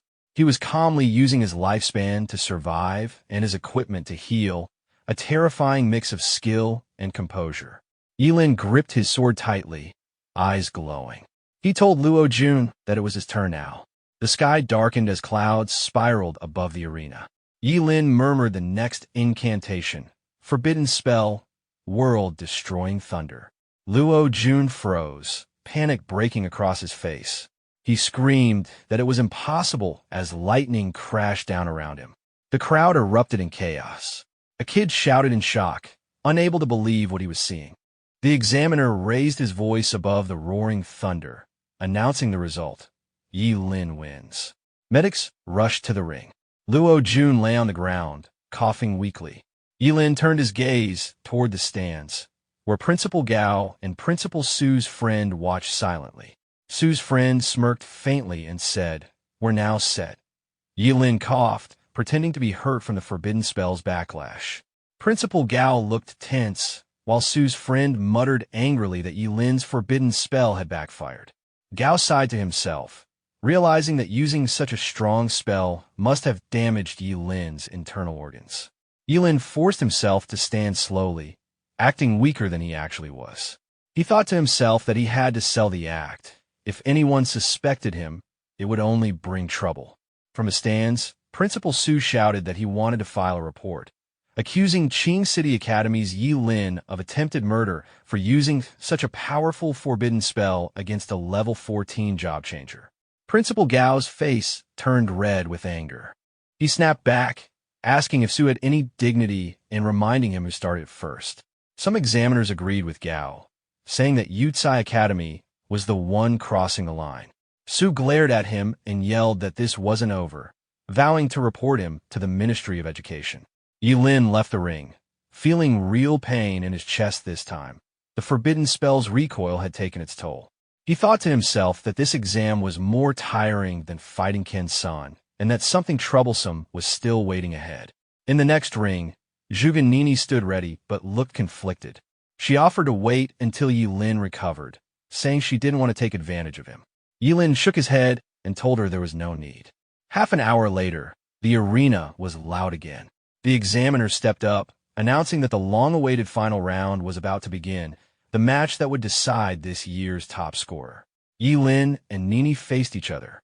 She prepared her fire spells, determined not to take any chances after seeing what happened with Luo Jun. She knew one mistake could end it. Ye Lin thought about which spell to use. He didn't want to seriously hurt her. If he did, Zhuge Qianxing wouldn't let him off easily. It was a headache he didn't need. Nini struck first, fire bursting from her hands as she shouted her spell. Flames surged across the ring. She told herself that no matter how strong Ye Lin was, she had to win this. Nini attacked first, flames bursting across the field. Ye Lin dodged calmly, deciding to wait until she ran out of mana rather than counter with full force. His movements were precise and efficient, giving no openings while keeping the fight under control. The spectators began whispering, questioning why he was only dodging. Some thought he was too tired to use the thunder spell again. Others believed he felt pity for Nini, or that he might even be holding back because of her family's influence. Their comments only fueled Nini's anger, and her fire magic became increasingly unstable. She shouted at Ye Lin, demanding to know if he was mocking her, while he stayed silent, continuing to dodge with steady focus. Ye Lin slipped past another blast with controlled movements, questioning the limit of what counted as fair defense. Nini erupted into a furious counterattack, channeling a red flame surge that raised walls of fire across the ring and sealed off escape routes. The heat and pressure built quickly. Ye Lin read the rhythm of her casting and accelerated, forcing her spells to overreach. He moved so fast that his sword never landed a killing blow, only a light, non-lethal tap to break her balance and ruin her timing. Nini reacted with raw anger, shouting and lashing out more wildly. As the fight escalated, she concentrated her power into a homing fire tornado. Ye Lin recognized the tracking pattern and spun along the tornado's edge, using small, efficient steps to stay safe while forcing the spell to waste mana and strength. The tornado began to lose coherence as its energy collapsed inward. Exhaustion showed in Nini's breathing. Her cast grew sloppy and the flames dimmed into smoke. Examiners and medics moved to the ring's edge, prepared to intervene the moment the duel crossed a safety line. Ye Lin kept his distance, ending the confrontation decisively without causing permanent harm, leaving the crowd in stunned silence. Ye Lin noticed the incoming flames closing in fast and reacted instantly. He pulled Nini away from the blast, his grip firm and controlled. Channeling his energy, he activated a forbidden spell. Dark energy rose from beneath the stage, forming a solid, shadowy barrier known as the Wailing Wall. The fire collided against it but failed to penetrate, dispersing harmlessly into smoke and sparks. The crowd was left in awe, unable to believe a student could perform such an advanced spell. Ye Lin, though slightly drained, stayed composed and released Nini once the danger had passed. The wall faded slowly, leaving the ring scorched but stable. Nini, shaken and speechless, stared at him in disbelief. She had seen countless spells before, but nothing like this. The crowd whispered, some joking about how close the two had stood together, others admiring Ye Lin's control and restraint. Once the match resumed, Ye Lin ended it cleanly, disarming Nini with a swift motion that sent her tumbling off the ring without injury. The audience went silent for a moment before erupting into cheers as the examiner declared Ye Lin the winner and the top scorer of the final exams. Amid the celebration, Ye Lin calmly stated his intention to join the Supreme Academy. The crowd cheered even louder, but their excitement faded when Su-chung Xin stepped forward, explaining that Forbidden Spellcasters were not accepted, their lifespan too short to be considered worth training. Ye Lin accepted the verdict without protest, maintaining his composure. The audience murmured, some expressing pity, others respect for his calm response. Then, as the tension hung in the air, Zhuge Chongqing stepped out and interrupted, saying he might have already found a solution to the problem that made everyone doubt Ye Lin's future. Su-chung Xin questioned Zhuge Chongqing's statement, unsure what he meant. Zhuge calmly explained that Ye Lin was his disciple and that he had discovered a new method to lessen the damage Forbidden Spellcasters suffer when casting their spells. He offered to let them examine Ye Lin's body as proof. The examiners and Principal Gao were skeptical, asking if what Zhuge claimed was true. Su-chung Xin pressed further, pointing out that while Zhuge was known for his skill in astrology, he was no expert on job changers. She argued that even if his claim worked temporarily, there was no guarantee Ye Lin would live beyond 25, and questioned if Zhuge would take responsibility for any wasted resources. Zhuge tried to reason with her, asking her not to destroy a young genius's future. But Su-chung Xin refused to let emotions sway her decision, insisting the Supreme Academy could not accept a forbidden spellcaster. The crowd murmured, gossiping about a possible connection between Zhuge and Su-chung Xin. Some students complained that she was being too strict and that a simple checkup on Ye Lin could have proven his condition safely. Ye Lin stepped in, calmly telling his master to let it go. He said it didn't matter if he couldn't enter the Supreme Academy and that he held no resentment. It was only an academy, after all. Before Zhuge could respond, a student from the Supreme Academy jumped down from the stands, attacking Ye Lin without warning. Ye Lin quickly dodged the strike, surprised by the sudden assault. The attacker introduced himself arrogantly as Yun Guanluo, a first-year student of the Supreme Academy, mocking Ye Lin for being a forbidden spellcaster and claiming that such people were destined to die young. Su-chung Xin intervened sharply, warning Yun Guanluo to stop or face disciplinary action. Yin only smirked, pretending it was just a greeting and laughing off his aggression. After the brief skirmish, the examiners and Principal Gao rushed to Ye Lin's side, asking if he was injured. Ye Lin assured them he was fine, standing composed despite the hostility directed at him. That's it for today's video. I hope you enjoyed this manhwa. Thank you so much for watching, and I'll see you either in a new manhwa recap or in the next episode of this one. Until then, take care and bye-bye.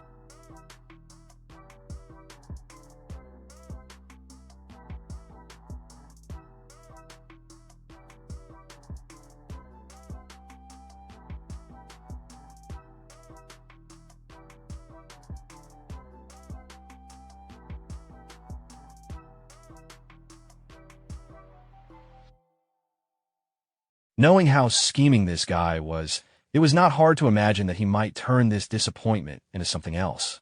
Ye Lin's expression turned cold as he approached Yun Guanlu, silently vowing to remember what had happened.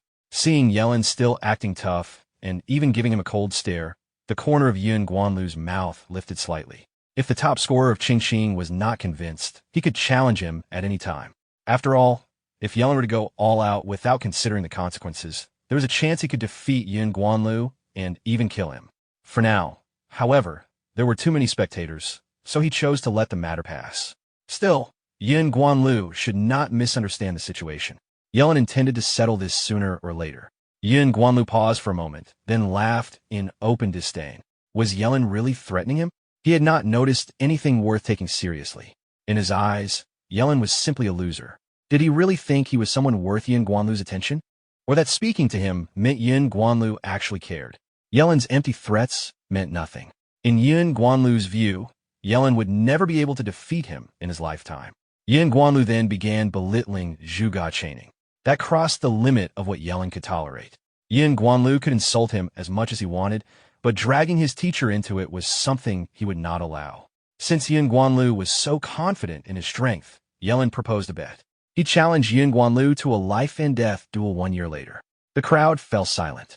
No one had expected Ye Lin to be bold enough to sign a deathmatch agreement with Yun Guanlu, whose level was already close to 45. Within a year, it was entirely possible for Yun Guanlu to break through to level 50, or even reach level 60. Zhuge chaining was not worried that Ye Lin would lose. Instead, he was concerned that Ye Lin might accidentally reveal the secret of his immortality. He warned him not to act impulsively. Ye Lin reassured him that he had thought it through. He knew Yun Guanlu was arrogant and irritating, but also strong. Even so, that would not matter in the long run. Yun Guanlu accepted the challenge, though he treated it dismissively. With the agreement made, Ye Lin coolly left the stage.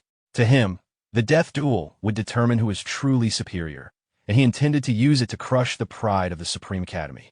The thought of the upcoming duel even gave him a sense of excitement. As the principal of Qingqing Academy, Gao Jinggu personally congratulated Ye Lin for becoming the top scorer.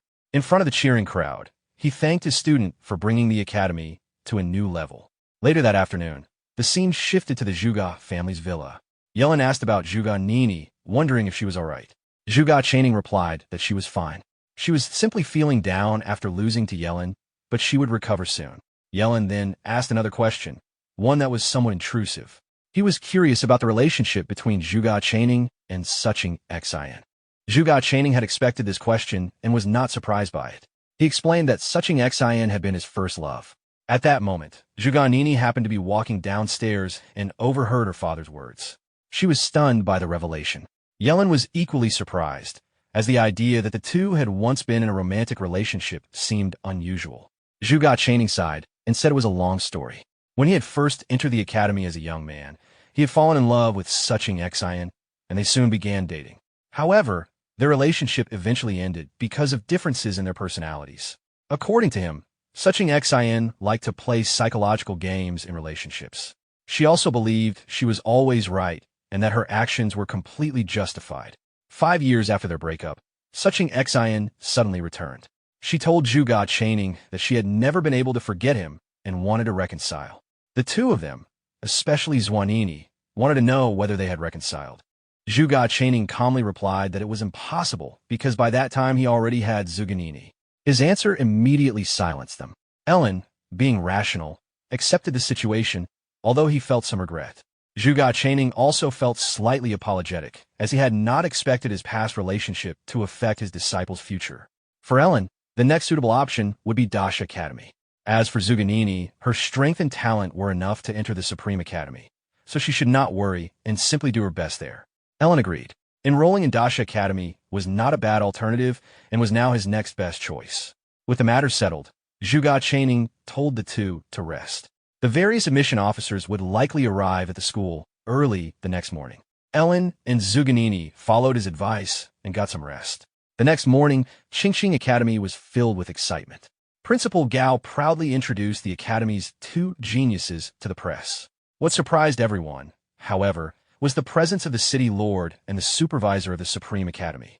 After exchanging greetings, Suching Xin formally invited Zuganini to join the Supreme Academy.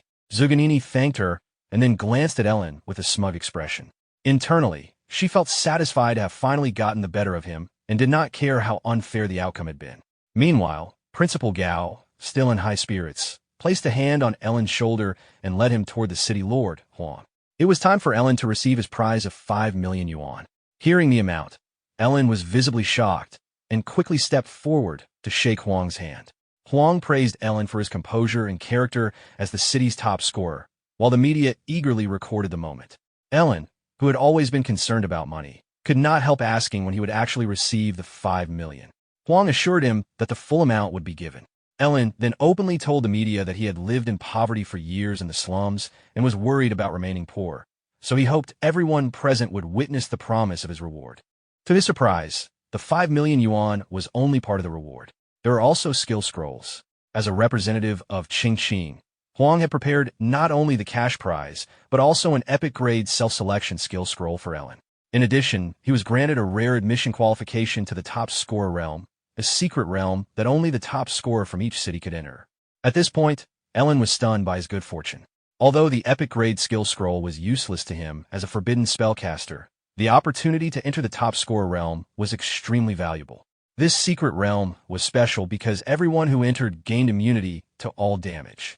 Participants could ignore threats and focus entirely on defeating monsters. While this did not give Ellen a direct advantage in every situation, it meant he could challenge monsters of any level. For him, it could be the key to reaching level 99 before leaving. Principal Gao clarified that the top scorer realm was not quite as exaggerated as it sounded, since the number of monsters inside was limited. Even so, the damage immunity would still be very suitable for Ellen. The city lord added that they had high expectations for him. The top scorer realm was also a test. Whoever performed best there could obtain the title of national top scorer. Ellen had not even known such a title existed. Principal Gao confirmed that it was real and represented the champion of the Xian nation. If Ellen achieved the highest level inside the top scorer realm, he would become the nation's top scorer. Feeling confident, Ellen assured everyone that he would do his best and become the national top scorer. Afterward, the three of them took a group photo to commemorate the city's top scorer of the year.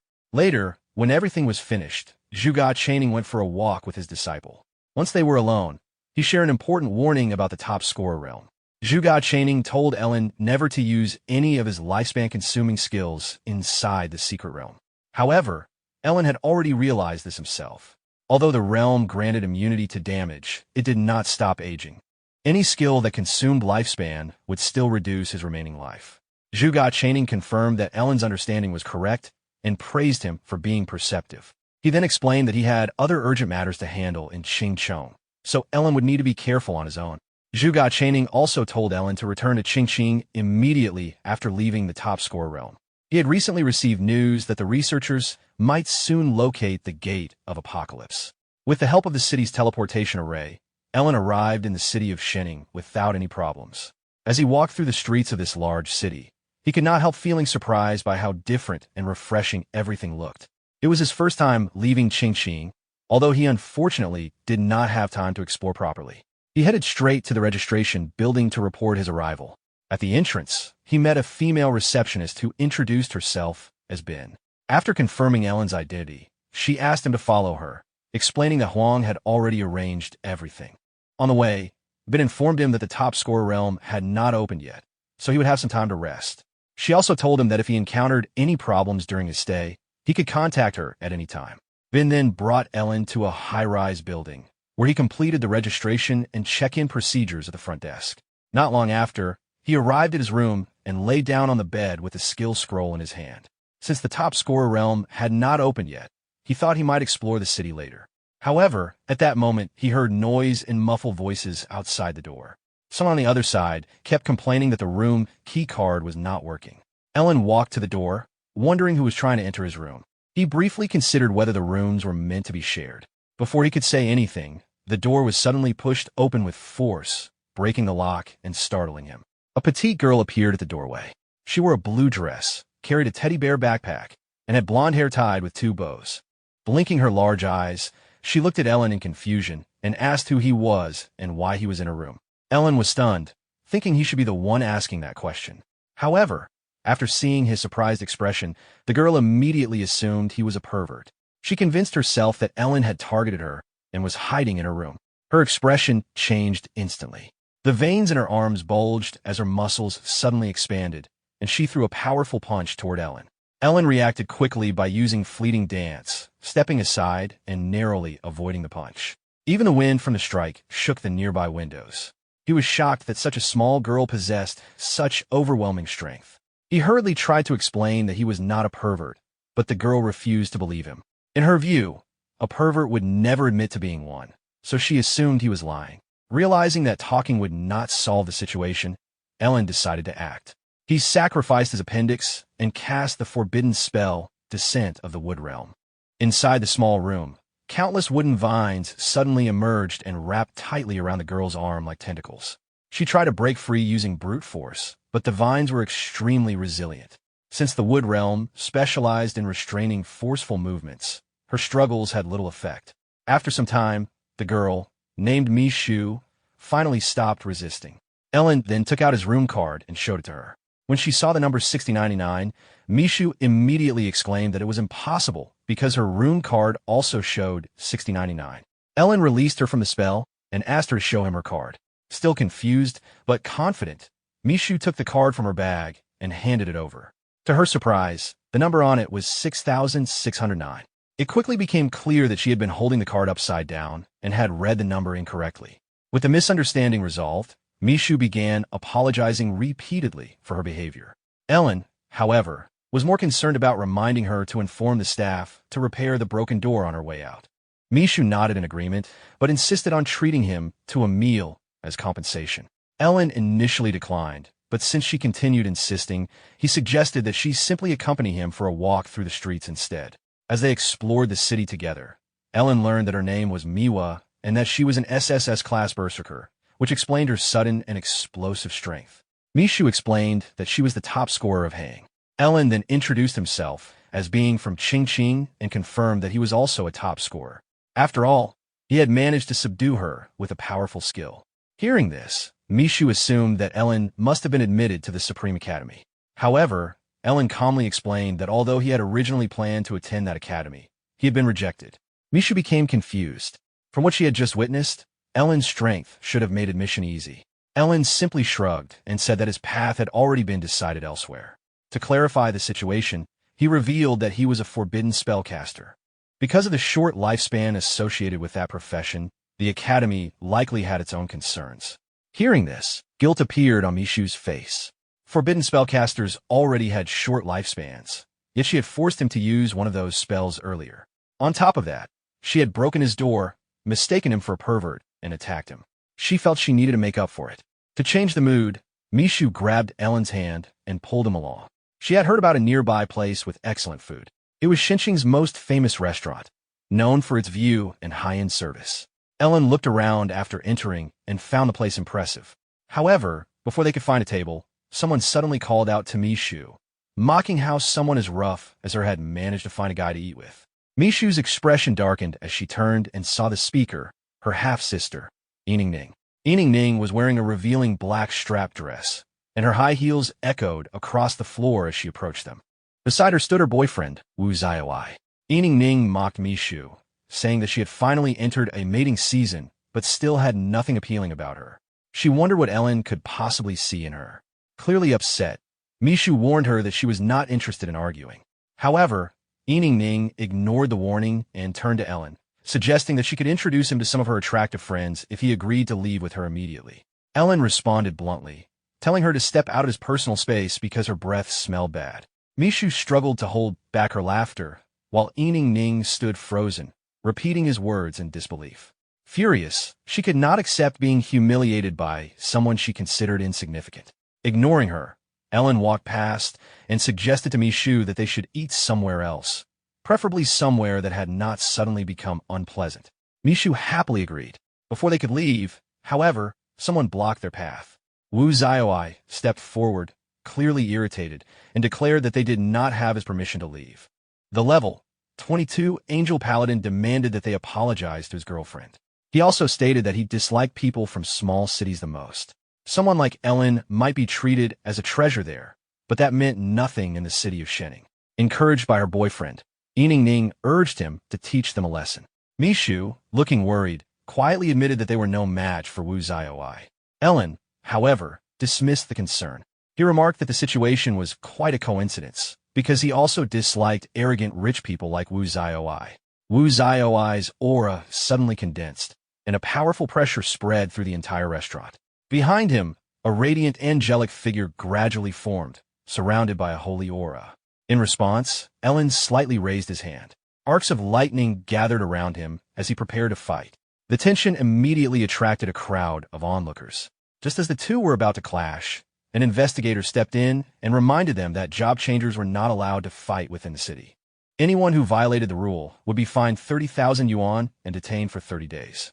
Since the top scorer realm would open in only a few hours, Mishu advised Ellen that fighting Wu Xiaoi was not worth the trouble. Ellen agreed, and Wu Xiaoi eventually withdrew as well. Before leaving, however, Wu Xiaoi warned Ellen not to cross paths with him inside the top scorer realm. Although killing was not allowed there, he could still make Ellen experience a fate worse than death.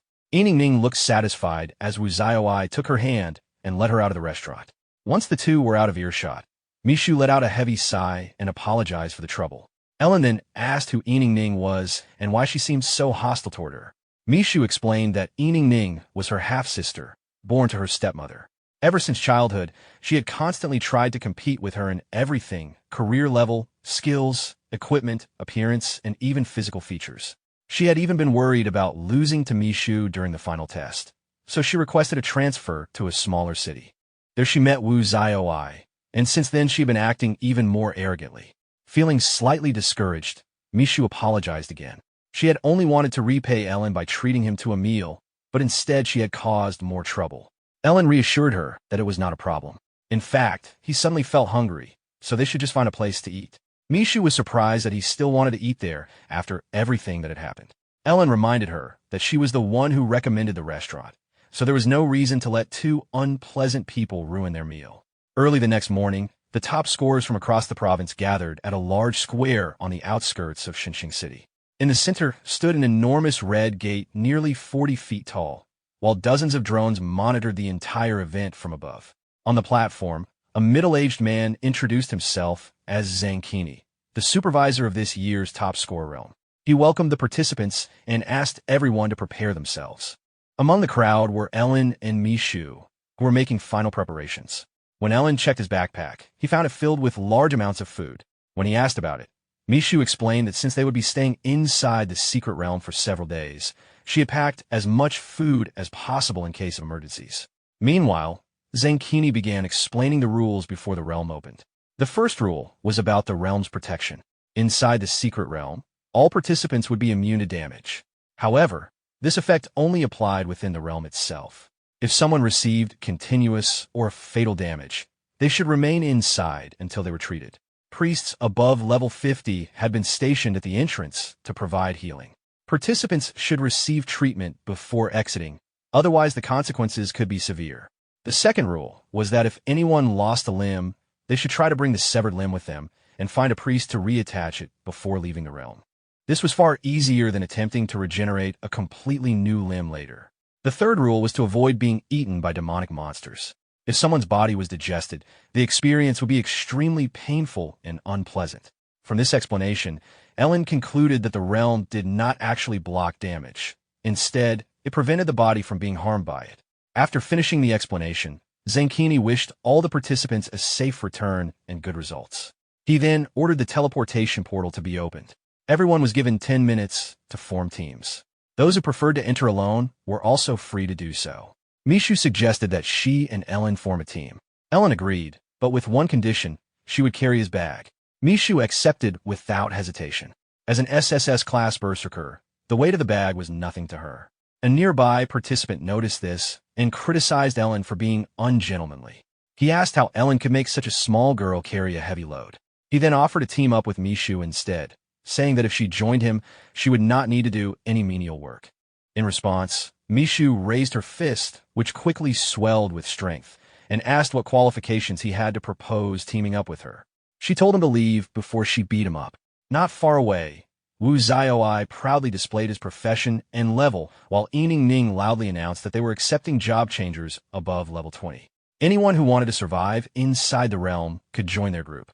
Soon, Wu Xiaoai and Yining Ning noticed Ellen and Mishu and approached them with several followers behind them. Within earshot, Wu Xiaoai told Ellen that he had already investigated him.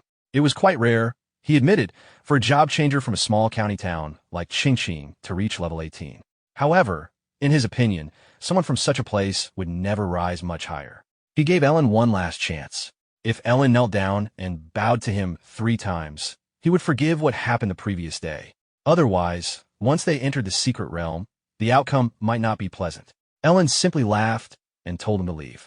Angered by the response, Wu Xiaoai was about to attack when Zhang Qini suddenly appeared and stopped him. He warned Wu Xiaoai that this was not the Wu family's territory. If he caused any trouble here, his qualification for the examination would be revoked immediately. Zhang Qini then raised his voice and reminded all the participants once again about the rules. Now that the secret realm had opened, anyone who violated the regulations would be disqualified on the spot. Wu Xiaoai left with a hostile expression, silently vowing to settle the matter with Ellen later. Soon afterward, the top scorers began entering the enormous red gate in an orderly line. As they waited for their turn, Mishu warned Ellen that Wu Xiaoai was reckless, so they needed to be careful once inside the secret realm. Ellen assured her that he already understood the situation. When their turn arrived, they stepped through the gate and entered a completely different world. The top scorer realm appeared as a vast forest filled with towering ancient trees, singing birds, and fragrant flowers. Although the scenery looked peaceful, countless dangers were hidden throughout the area. One of those dangers appeared almost immediately. A level 20 gargoyles suddenly rushed out of nearby fog and charged toward them with a hungry expression. Ellen warned Mishu to be careful and was about to cast a forbidden spell. However, Mishu had already dashed forward. Her muscles expanded sharply, contrasting with her small and cute appearance. The gargoyle roared loudly as she swung her fist toward its face. It managed to block the attack with its arm, but the impact shattered its stone hand, sending fragments flying everywhere. It was clear that Mishu would eventually defeat the monster through brute force. However, this method was too slow for Ellen. He decided to end the fight quickly. Dark clouds suddenly gathered in the sky, and a bolt of lightning struck down, instantly blasting the gargoyle into fragments. Seeing this, Mishu stared in shock.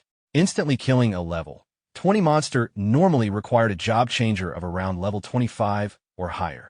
After the gargoyle was defeated, the two received 70 experience points. Mishu turned to Ellen and asked how his magic could be so powerful.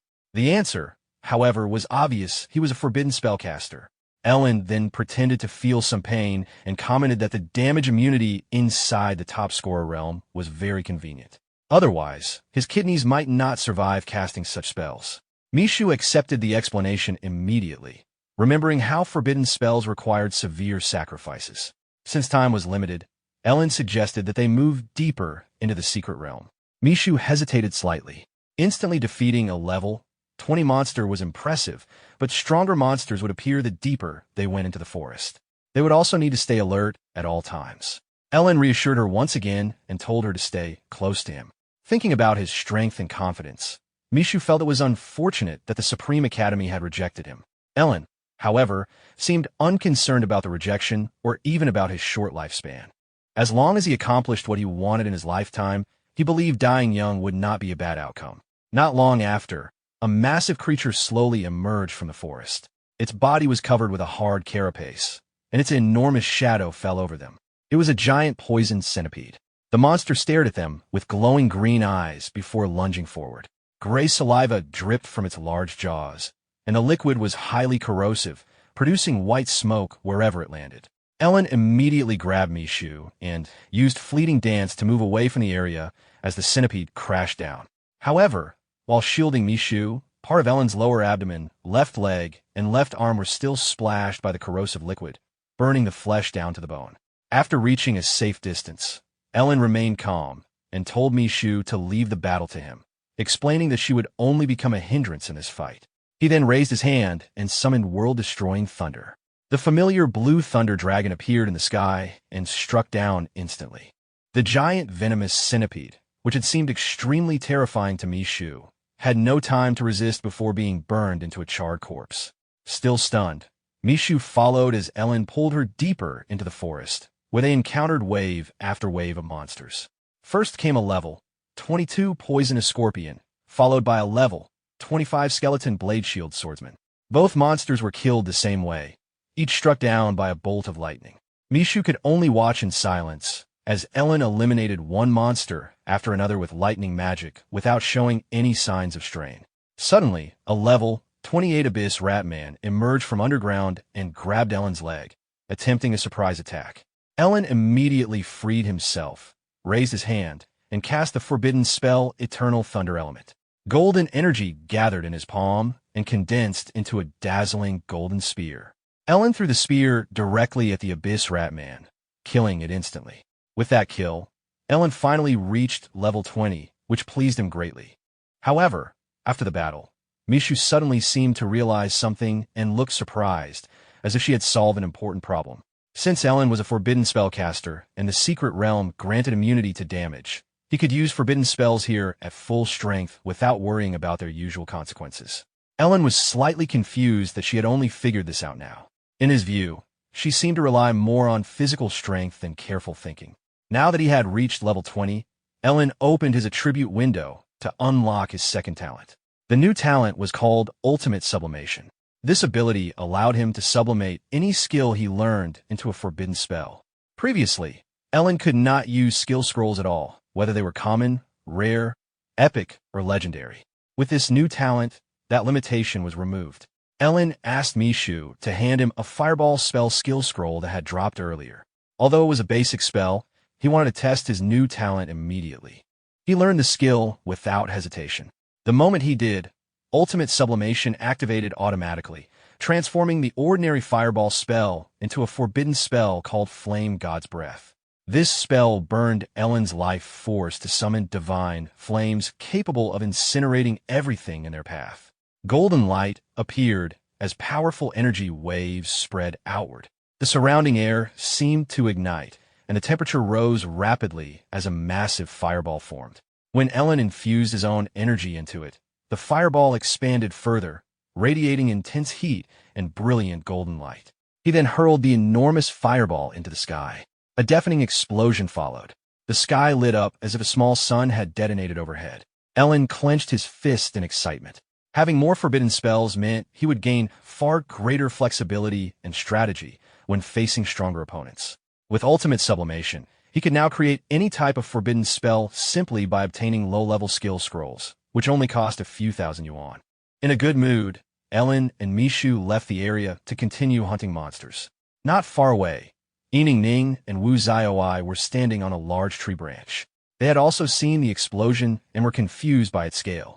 When Yining Ning asked what kind of skill could create such destruction, Wu Xiaoi guessed that it might have been one of the Invigilators, since none of the participants should possess such a powerful ability.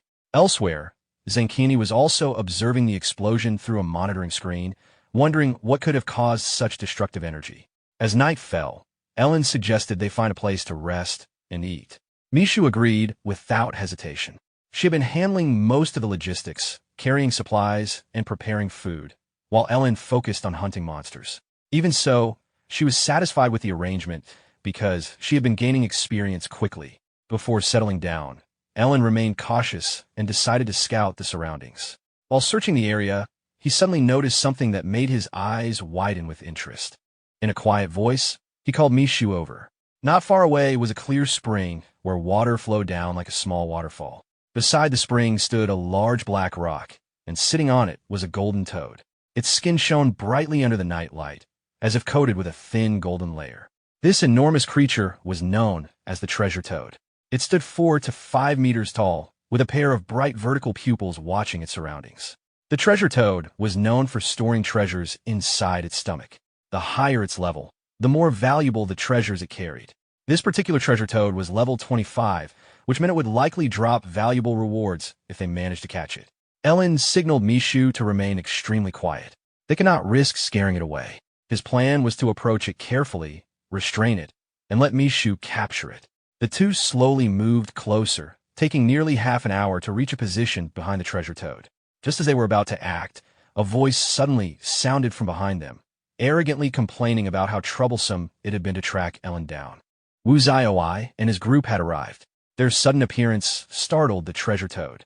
Ellen immediately tried to restrain it by summoning Realm of Woods, but it was already too late. The treasure toad quickly fled. Ellen's expression darkened as he clenched his teeth. Wu Zioi had ruined their plan, yet he continued speaking arrogantly. He declared that it was time to settle their previous conflict, and that he would make Ellen experience a fate worse than death. Several people nearby overheard the confrontation and quietly pitted Ellen. In their eyes, anyone who crossed paths with Wu Zioi and his group would be in trouble.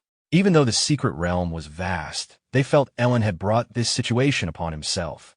However, Ellen showed no fear. His expression was cold and controlled. He had reached his limit and had no intention of tolerating the situation. Wu Zioi had threatened him with a life worse than death, so Ellen decided to respond in kind. He calmly raised his hand and summoned a fireball. One of Wu Zioi's followers immediately laughed in contempt.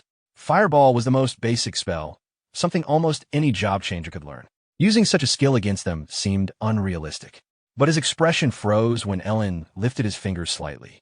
The ordinary fireball suddenly expanded several times over, transforming into a dark golden sphere several meters wide. It radiated intense heat as Ellen threw it directly toward the minion standing beside Wu Zioi. The man had no time to react before the attack struck him. In an instant, he was burned into a charred body, barely clinging to life. The sudden scene left everyone stunned. Wu Zioi finally realized that Ellen might have been the one responsible for the massive explosion earlier. The possibility shocked him. Ye Lin quickly understood the danger of their situation and tried to persuade Ellen to stop. She reminded him that they were all future candidates for Dasha Academy, and that making an enemy of the Wu family would not benefit him. Ellen held another skill scroll in his hand and calmly replied that he treated everyone equally. Since they had threatened him, they should be prepared to experience the same treatment as their companion.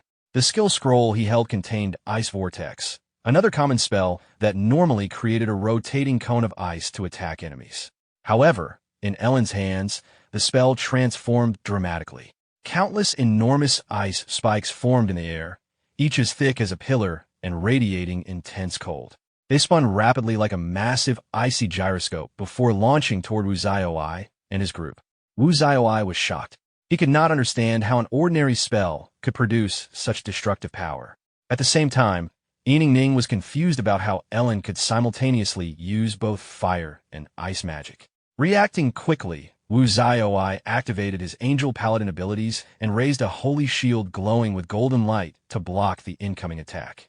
The shield stopped the first ice spike, but cracks immediately spread across its surface like spider webs. When the second spike struck, the shield shattered instantly. Wu Zioi's expression changed drastically.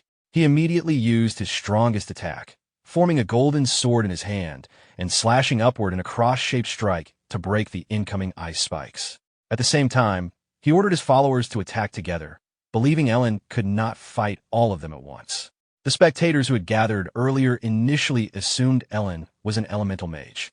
However, after seeing the scale of his spells, they realized he was actually a forbidden spellcaster. They also understood why Ellen was fighting so fiercely. A forbidden spellcaster was already destined to have a short lifespan, so using powerful spells without concern for personal cost made sense. Although Wu Zioi was strong in the top score realm, where forbidden spells could be used freely, he was at a clear disadvantage against Ellen.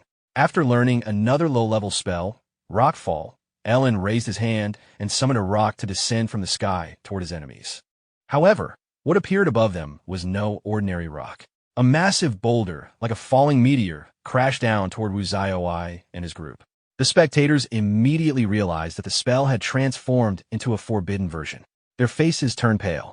Wu Zioi and his companions tried desperately to resist, but the enormous weight pressing down on them left no room to escape.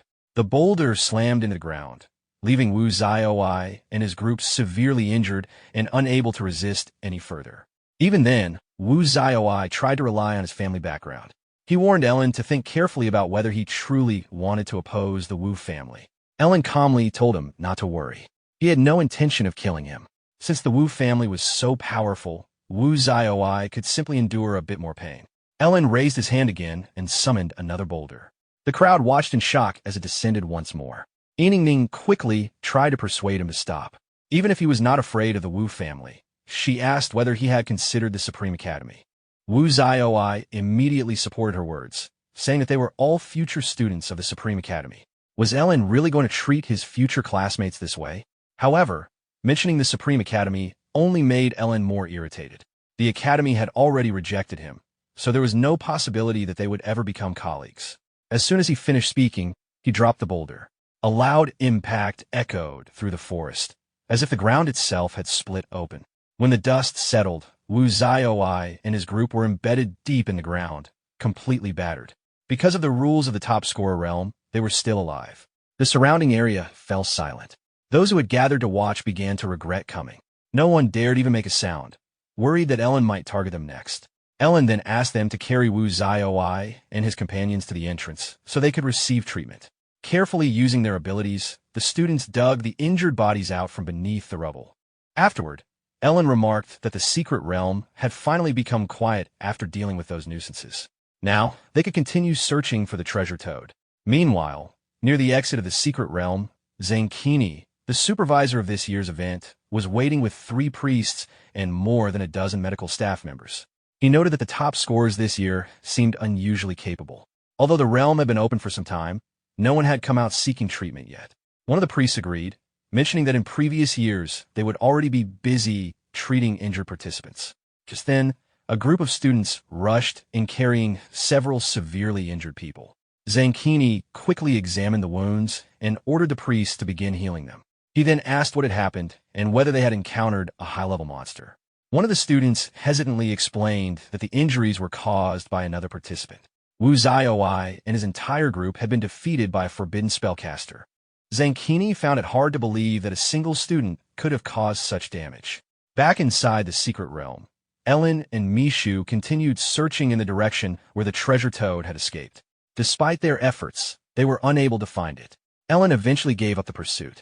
If Wu Zioi and his group had not interfered earlier, the treasure toad would likely have been captured. By then, night had already fallen. Ellen skipped his meal and said he was not hungry. Instead, he wanted to rest and prepare for more leveling the next day. Mishu had never seen anyone level up as quickly as Ellen, which motivated her to work even harder. However, when she lifted her head, she suddenly noticed 3 pairs of red eyes staring at her from the darkness. A massive figure then leaped out from the shadows. It was a huge, dog-like creature with a muscular body covered in red flames. Its glowing eyes shone in the darkness, and foul, corrosive saliva dripped from its mouth as it exposed its fangs. The creature was the legendary 3-headed hellhound, Cerberus, a true high-level monster. The level 36 Cerberus spat a stream of corrosive green liquid toward them. Mishu reacted quickly, grabbing Ellen's arm and pulling him away from the attack. Ellen was surprised. It was his first encounter with such a high-level monster, and its presence was far more intimidating than he expected. Taking the initiative, Ellen immediately cast Flame God's Breath. Ellen launched a huge dark golden flame toward the 3-headed hellhound. However, the middle head of the beast opened its mouth wide and bit into the blazing sphere. With a single gulp, it swallowed the forbidden spell. Both Ellen and Mishu gasped in disbelief. The creature had consumed the attack as if it were nothing. There was even a mocking glint in the hellhound's eyes. Its first head opened its mouth and spewed a thick stream of green, foul-smelling liquid toward them. The two quickly dodged to the side as the corrosive substance destroyed everything it touched. Suddenly, Ellen sensed another attack from behind. He immediately activated Fleeting Dance and leaped sideways, narrowly avoiding the strike. While still in the air, he raised his hand as golden light gathered in his palm, condensing into a bright spear. The golden spear shot forward like a meteor across the night sky and pierced toward the hellhound with unstoppable force. The beast growled and spat another stream of corrosive liquid to block the attack. However, the spear cut through the fluid and stabbed directly into the hellhound's mouth, destroying one of its heads. A shrill scream echoed through the forest as the monster's body trembled violently in pain. Enraged, the now 2-headed hellhound opened its mouth again and sprayed an even larger wave of corrosive liquid that covered a wide area. Ellen immediately summoned the Wailing Wall. Since the level difference between him and the monster was less than 20 levels, the barrier easily blocked the corrosive attack. He He then formed another golden spear and hurled it forward, piercing the first head of the Cerberus.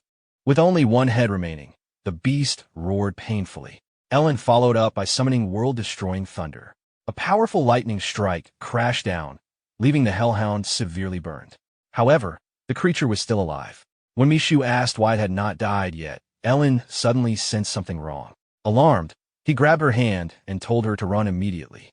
The Cerberus was about to self-destruct. If they were caught in the explosion of its corrosive fluids, the damage could be devastating. Moments later, the monster exploded, sending corrosive energy across a large portion of the forest. Fortunately, Ellen and Mishu had already escaped beyond the blast range. Defeating the level 36 high-grade Cerberus granted them 720 experience points. Unexpectedly, they were not the only ones who had survived nearby. The treasure toad they had been chasing earlier happened to cross their path again. This time, they had no intention of letting it escape. They quickly captured the creature. The first item it spat out was dragon-scale gold, or an extremely rare crafting material. If Ellen gave it to a skilled blacksmith, it could be used to forge epic-grade equipment.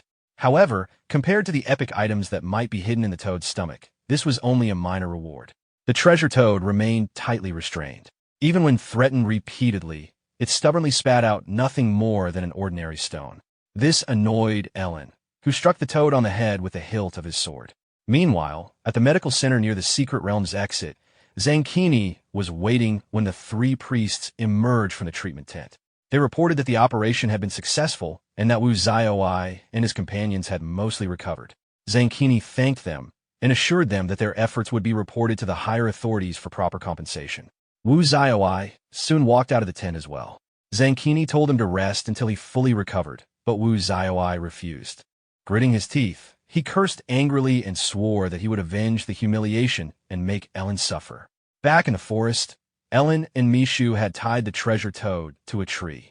Despite being beaten by Mishu until its belly was bruised, the stubborn creature still refused to produce any epic items. Since the treasure toad still refused to cooperate, Ellen decided to end the situation quickly by killing it. Hearing this, the treasure toad immediately shrieked in fear. Ellen remained unmoved and raised his hand, gathering lightning in his palm. Frightened by the threat, the treasure toad let out another cry and quickly spat out a staff that emitted a faint golden glow. The staff was carved with intricate patterns, and its design carried a mysterious aura. Ellen was surprised. He had not expected the creature to possess such an item. He immediately checked its properties. It was an epic-grade magic staff that increased psychic power by 50% and reduced the cost of fire-type spells while enhancing their strength. Ellen's attitude changed immediately.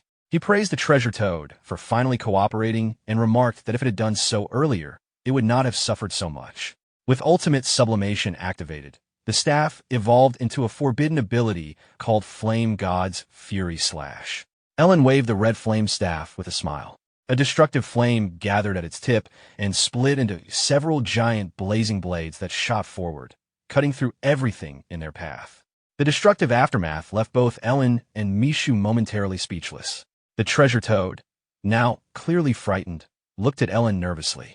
It seemed to hope that Ellen would keep his word now that it had given up its treasure. Keeping his promise, Ellen decided to release it. The two then continued hunting stronger monsters before the time limit expired. Eventually, Ellen led Mishu closer to the exit area of the secret realm. However, after searching around, he noticed something strange. There were no monsters left. When he asked about it, Mishu bluntly replied that it was obvious why.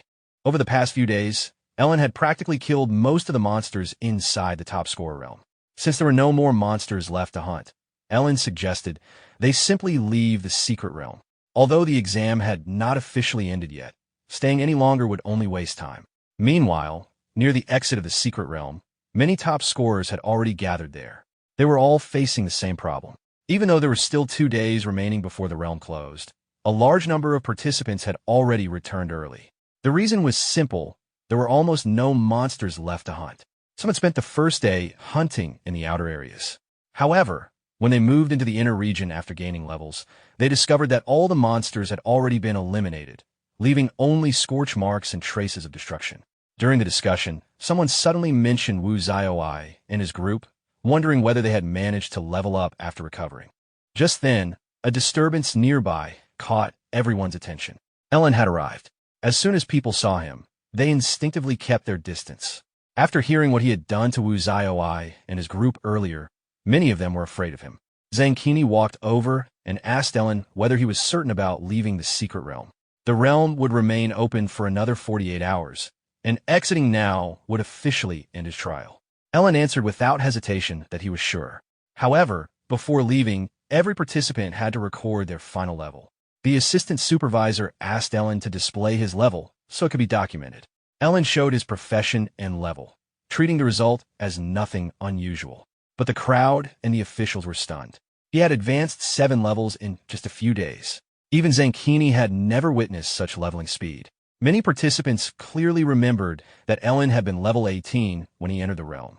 At that point, it became obvious to everyone who had eliminated the monsters in the inner region of the secret realm. Ellen ignored their reactions and simply asked whether he could leave now. Unexpectedly, Zankini told him he could not. The reason was straightforward. Based on his current level, Ellen was likely to become this year's national top scorer. Because of that, he had to remain until the secret realm officially closed to receive his reward.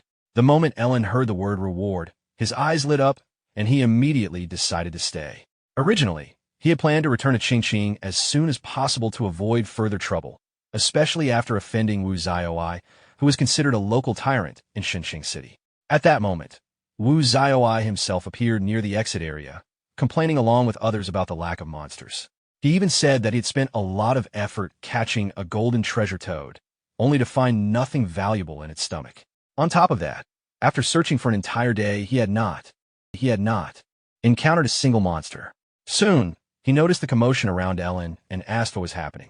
When someone informed him that Ellen had wiped out all the monsters in the secret realm and had already reached level 25, Wu Xiaowai's expression twisted with frustration as he cursed loudly. Seeing Wu Xiaowai's reaction, Mishu immediately mocked him. It was embarrassing, she said, that the well-known young master of the Wu family had entered the top scorer realm at level 22 and was now leaving at the same level. Wu Xiaowai snorted and replied coldly. In his view, it was disgusting that a short-lived forbidden spellcaster like Ellen had taken all the monsters. Yining Ning supported his words, adding that no forbidden spellcaster had ever lived past the age of 25. In her opinion, cultivating such a class was pointless. Ellen was simply interfering with the real future of Dasha. Mishu grew furious on Ellen's behalf. She argued that Wu Xiaowai and his group were simply not strong enough to kill high-level monsters in time. Despite that, they still dared to mock Ellen. Before the argument could continue, the sky above the secret realm suddenly darkened. It was as if all light had been swallowed. A strange sense of fear spread through the crowd, tightening everyone's hearts. A deafening roar suddenly echoed from the center of the secret realm, as though something underground had awakened. Immediately afterward, the entire realm began shaking violently, making many people lose their balance. Everyone's expressions changed when they realized that the exit of the top scorer realm had somehow closed. Even Zankini was unable to reopen it despite repeated attempts. Then a scarlet beam of light erupted from deep within the realm, tearing through the darkness and illuminating the entire area. Within the red glow, enormous figures could be seen approaching. The creatures had various forms. Some had horns, others wings, while some were covered in scales. All of them radiated a powerful and sinister aura. Zankini's pupils shrank as he recognized what they were seeing. It was a demon invasion. Among monsters, there were both low-level and high-level creatures. High-level monsters could command lower ones. However, above even those monsters existed something far more dangerous, the demon clan. No one knew where demons originally came from. What was known was that every demon was extremely dangerous. They possessed intelligence comparable to humans and could even speak human language. Whenever demons appeared on Blue Star, it usually resulted in a major catastrophe. At that moment, Zankini could clearly see large numbers of them. Forcing himself to stay calm, he stepped forward and shouted angrily at the demons for trespassing in human territory. However, the demons ignored him. Instead, they suddenly bowed and knelt, as if welcoming someone important. A dark purple portal appeared above them, and from it emerged a tall figure with pale white skin. The only clear difference between this figure and a human was his deep, cold, and strangely colored pupils. This figure was the demon leader. He looked down at the humans with open contempt. To demons, humans were little more than food. Yet humans not only hunted demons, but even captured and enslaved some of them. In his eyes, humans were inviting their own destruction. His cold voice carried a pressure that filled everyone present with fear. Even Zankini felt the fear, though his concern was not for himself. The people behind him were all top scorers selected from across the nation through the entrance examination. If they all died here, it would be a devastating loss for the entire Dacia nation. He ordered the students to remain behind him. The disturbance in the secret realm must have already been detected by the authorities in Qingqing, and reinforcements might already be on the way. Suddenly, a massive figure appeared before him without warning. The creature was as tall as an iron tower and immediately threw a powerful punch. Zankini blocked the attack, but despite being a level 70 job changer, he was forced several steps backward. The demon leader casually dismissed him and instructed the towering demon, Luda, to deal with Zankini. Luda responded with a low sound and moved toward him. Zankini tried to keep the demon leader's attention by shouting threats, but the demon ignored him completely. Instead, the demon leader walked toward the group of test takers and calmly told them not to worry. He simply wanted to play a game. He revealed his level as 20 and explained that he had heard these students were the strongest humans selected this year. According to the human leveling system, someone at level 20 should be within their ability to defeat. He then proposed a challenge. If they fought him and won, he would allow them to leave the secret realm. The students looked at each other in confusion. When they examined his aura carefully, it did seem comparable to that of a level 20 monster. Their initial fear began to weaken. Soon, the top scorer of Chao City, Linzian, stepped forward from the crowd. He was a level 21 divine knight with short hair and a well-built physique. The moment Linzian closed the distance between himself and the demon leader, the crowd immediately began cheering for Linzian, believing he had the advantage. However, their excitement lasted only a moment. With a casual flick of his hand, the demon leader sent Linzian flying backward like a cannonball. His body crashed into the crowd, knocking several people down before Ellen stepped forward and caught him. Linzian coughed blood and could barely remain conscious. If not for the damage immunity inside the top scorer realm, he would have died the moment the attack struck him. The demon leader looked at the scene with contempt. If someone like Linzian was considered a top scorer among humans, then humans were weaker than ants. Looking at the frightened crowd, he repeated his challenge. When no one stepped forward, he mocked them again, asking whether they were too afraid to fight. Moments earlier they had been confident, yet now none of them dared to act. At that moment, Wu Xiaoai suddenly seemed to think of something. He turned toward Ellen and loudly asked what he was waiting for. With exaggerated emphasis, he added that with great power came great responsibility. His words immediately drew everyone's attention to Ellen. Following Wu Xiaoai's lead, many in the crowd began pressuring Ellen as well. Mishu, however, was furious. She pointed at the crowd and scolded them. Just moments earlier they had been mocking Ellen, and now they expected him to risk his life to save them. She also criticized Wu Xiaoai for being shameless. Wu Xiaoai quickly defended himself. If Ellen had not injured them earlier and eliminated all the monsters in the secret realm, they would have had time to level up. In that case, Ellen would not be the only one capable of confronting the demon leader. Ellen remained calm. He walked toward Wu Xiaoai and said he had no problem facing the demon leader. However, his equipment was not strong enough. If Wu Xiaoai and his group wanted him to fight, they should hand over their high-grade equipment to increase his chances. Wu Xiaoai did not like the suggestion and said Ellen was asking for too much. Ellen responded calmly that risking his life against the demon leader was already a great demand. Yet, Wu Xiaoai was unwilling to even provide equipment to support him. With no good response, Wu Xiaoai reluctantly agreed. He handed over the high-grade equipment, but warned Ellen not to be too confident.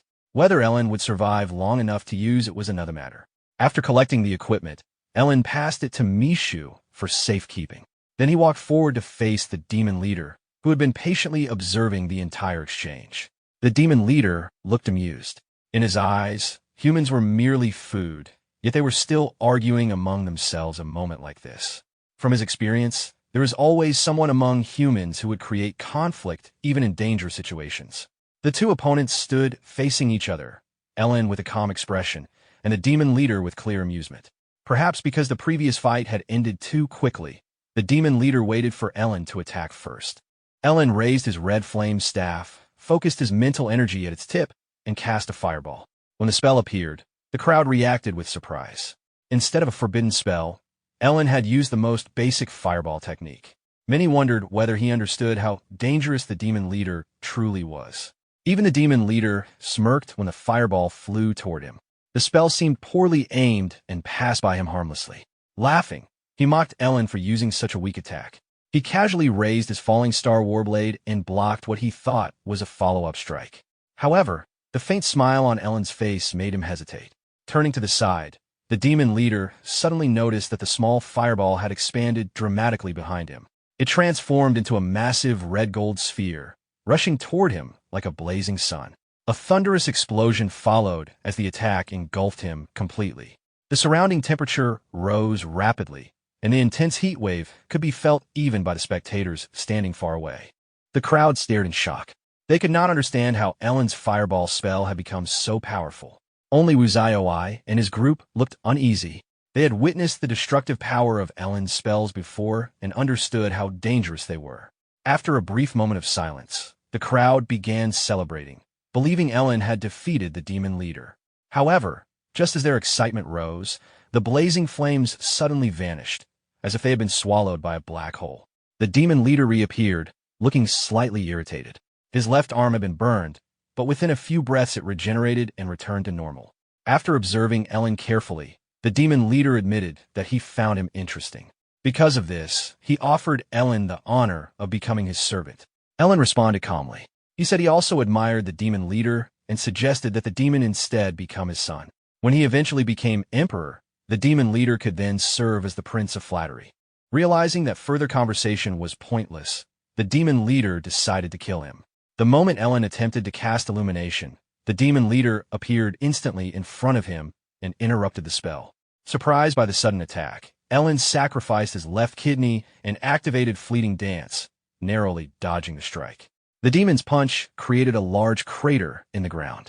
When Ellen tried to cast illumination again, the demon leader immediately appeared beside him and launched another devastating punch. Even with Fleeting Dance active, Ellen was forced to block the attack and spat out a mouthful of blood. Ellen tried again, but the demon interrupted him once more. This pattern repeated several times.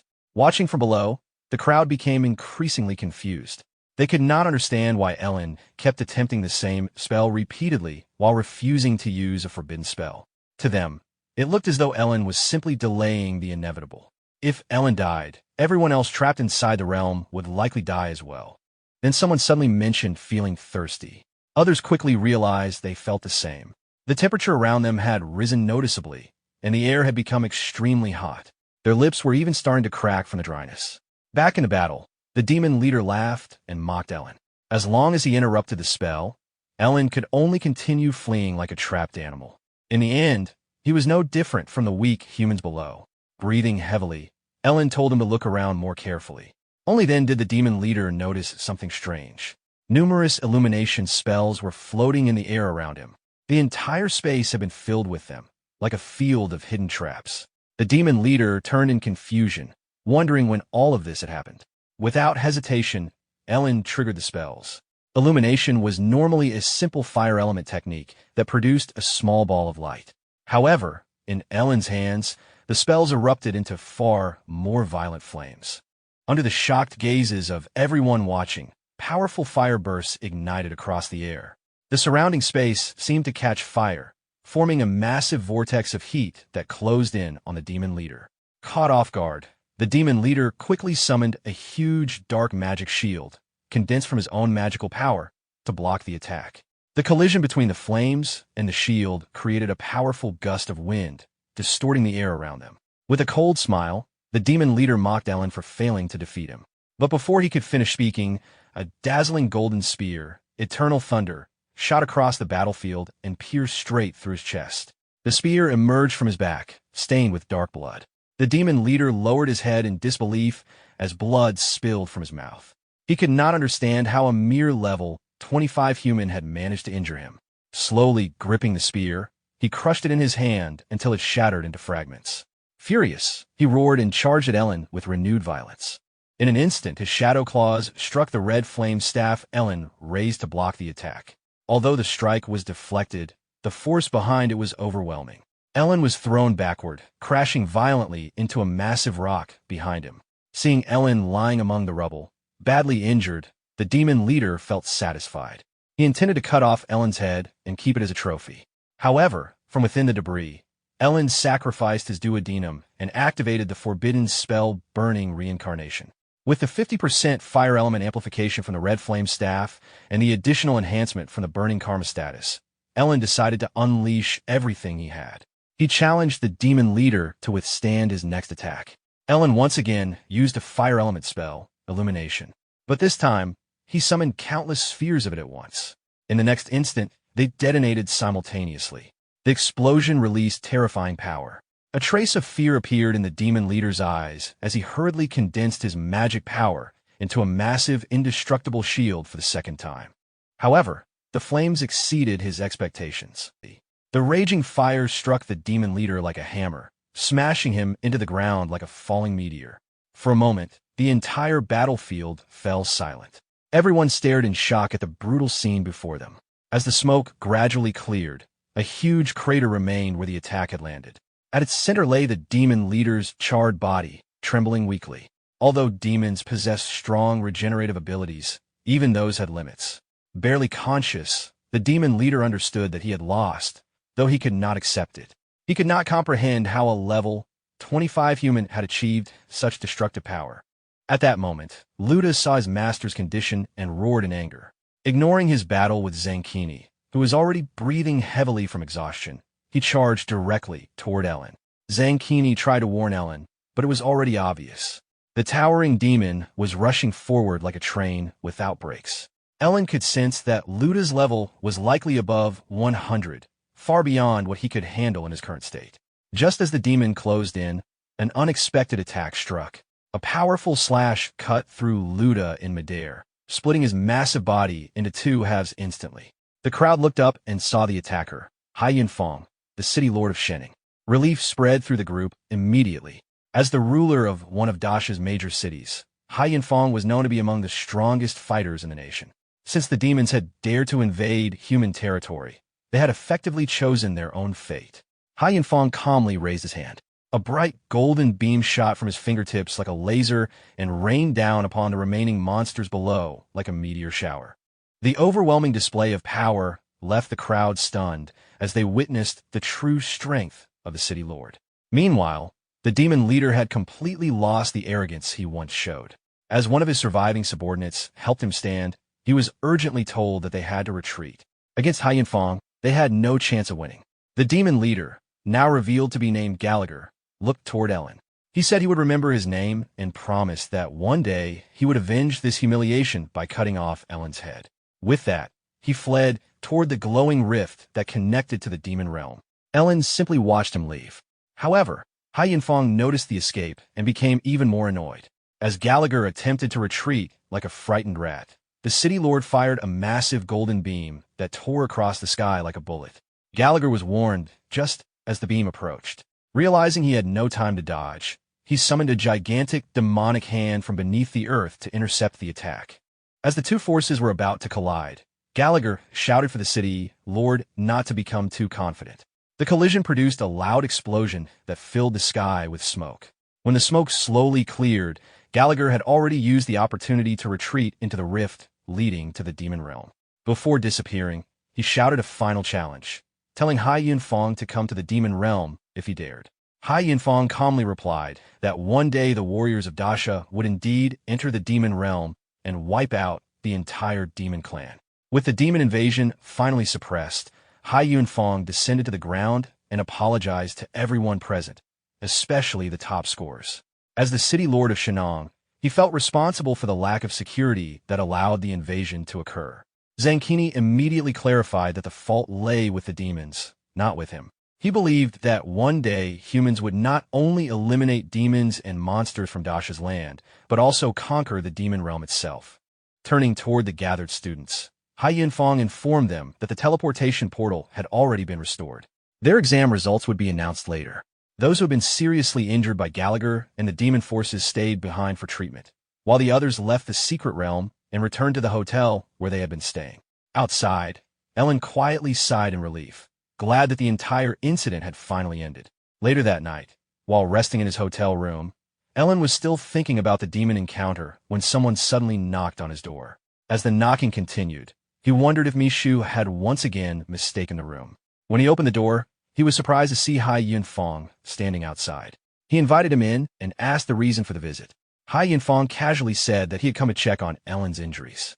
Ellen thanked him and explained that he had already recovered almost completely, since the injuries had not been too serious. Hai Yunfeng seemed slightly surprised, but did not focus on it. What impressed him more was that Ellen had defeated a royal blood demon in a direct confrontation. Ellen tried to remain modest, but this only impressed Hai Yunfeng further. The city lord even offered to support Ellen as a rising talent, and asked if he would be willing to serve Shining City. Ellen was stunned and asked if he was serious. Hai Yunfeng confirmed that he was. He knew Ellen was a forbidden spellcaster, and normally investing in someone with such a profession would not be worthwhile. However, with the demon clan possibly planning something major, Shining needed someone capable of deterring them if necessary. Ellen was still processing the offer. For a prosperous city like Shining to support him was extremely beneficial. Although he wanted to accept immediately, he felt he should first consult his teacher, Zhuge Chaining. Hai Yunfeng agreed, and even said he could personally travel to Qingqing to speak with Zhuge Chaining himself. Before Ellen could respond, another knock sounded at the door. Ellen told the visitor to come in since the door was unlocked. A waitress wearing a maid outfit with cat ears and black stockings entered, carrying a tray of fruit. She explained that the hotel had prepared it for the top scorers. However, Ellen sensed that something was unusual. As she placed the tray on the table, he deliberately pointed out that the fruit had a strange smell.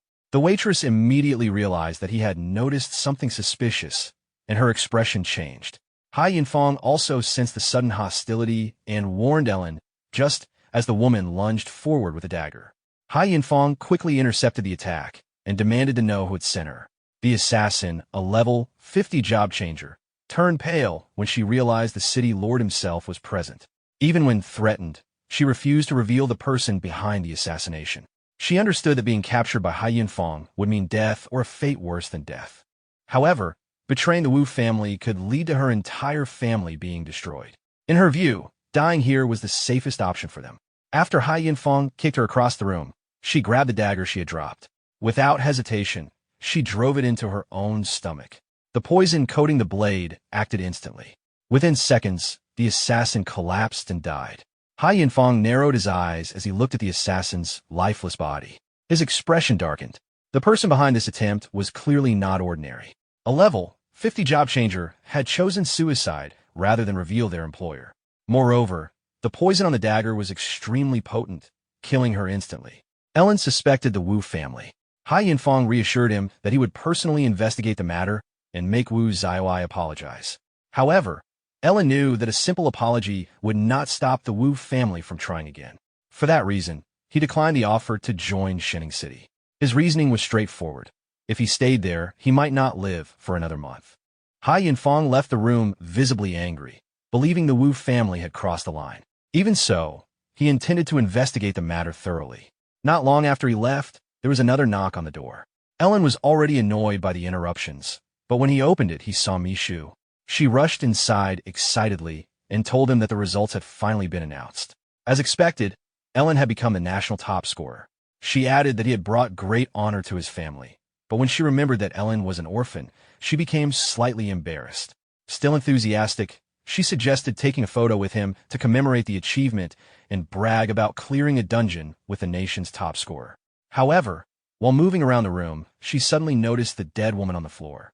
Mishu immediately panicked and demanded to know why there was a corpse in Ellen's room. Before explaining, Ellen asked her to help clean up the situation and told her not to imagine unnecessary things. The woman had been an assassin sent by Wu Zaiwai. Hearing this made Mishu furious. She immediately wanted to confront the spoiled young master. Meanwhile, Wu Zaiwai had already learned that the assassination attempt had failed. He was furious and cursed the assassin as useless. In his view, the gap in strength was obvious. How could a level 50 assassin fail to kill someone who was only level 25, regardless of profession? Before he could continue his outburst, a dignified middle-aged man entered the room. The moment Wu Zaiwai saw him, his father, his face turned pale. The man looked at him with disappointment and asked whether Wu Zaiwai still respected him as his father. He did not care that his son had sent someone to deal with Ellen. but he questioned why Wu Xiaoi had been foolish enough to do it in front of the city lord. Wu Xiaoi could only reply that he had not known Hai Yunfeng would be present. His father ignored the excuse. As the direct heir of the Wu family, Wu Xiaoi would likely receive only a minor punishment as a warning. However, he was ordered to pack his things because they would be going to apologize to the city lord. Wu Xiaoi immediately lost his confidence and did not dare argue. Even so, his resentment toward Ellen deepened. The following day, Ellen officially received the National Champions Award, personally presented by Hai Yunfeng. As the national top scorer, he was granted 2 rewards, both of legendary grade. Ellen had originally expected money, but a legendary skill scroll and legendary equipment were even more valuable, especially since ranks above legendary included forbidden spells and god-tier equipment. The legendary equipment was the Great Sumo Ring. It provided a 100% enhancement to psychic power and could also be refined. The ring possessed 2 abilities. 1. Sumo World. It could absorb energy-type attacks and store the energy inside the ring. The stored energy could later be converted into temporary psychic power. 2. Inside World. It allowed the user to open a storage space within the ring. The size of the space depended on the user's psychic power. In other words, the ring could both absorb magical attacks to boost Ellen's power and function as a storage device. Ellen smiled slightly as he understood its value. With this ring, even if he were attacked by multiple mages at once, he could absorb their spells, convert the energy into psychic power, and then retaliate with powerful forbidden spells. With the Sumo Ring and his undying body, Ellen's combat ability increased significantly. The more energy-type attacks he absorbed, the stronger his psychic power could temporarily become. He thanked Hai Yunfeng and promised to continue improving his strength. Satisfied with the response, Hai Yunfeng briefly mentioned his earlier proposal again, saying they would discuss it further later. For now, Ellen would be sent back to Qingqing through the teleportation array. Soon, the scene shifted to the teleportation square in Qingqing. The moment Ellen stepped out of the portal, a loud wave of cheers suddenly erupted. The unexpected chorus of praise startled him for a moment. Principal Gao and Huang quickly rushed forward, both smiling widely as they congratulated him. Qingqing now had a national top scorer. Ellen modestly replied that it was nothing special, but before he could continue speaking, the surrounding crowd surged forward and nearly surrounded him. Principal Gao and Huang tried to calm the crowd, but it quickly became clear that the situation was difficult to control. Some people wanted photographs, others wanted autographs, and some even asked for hugs.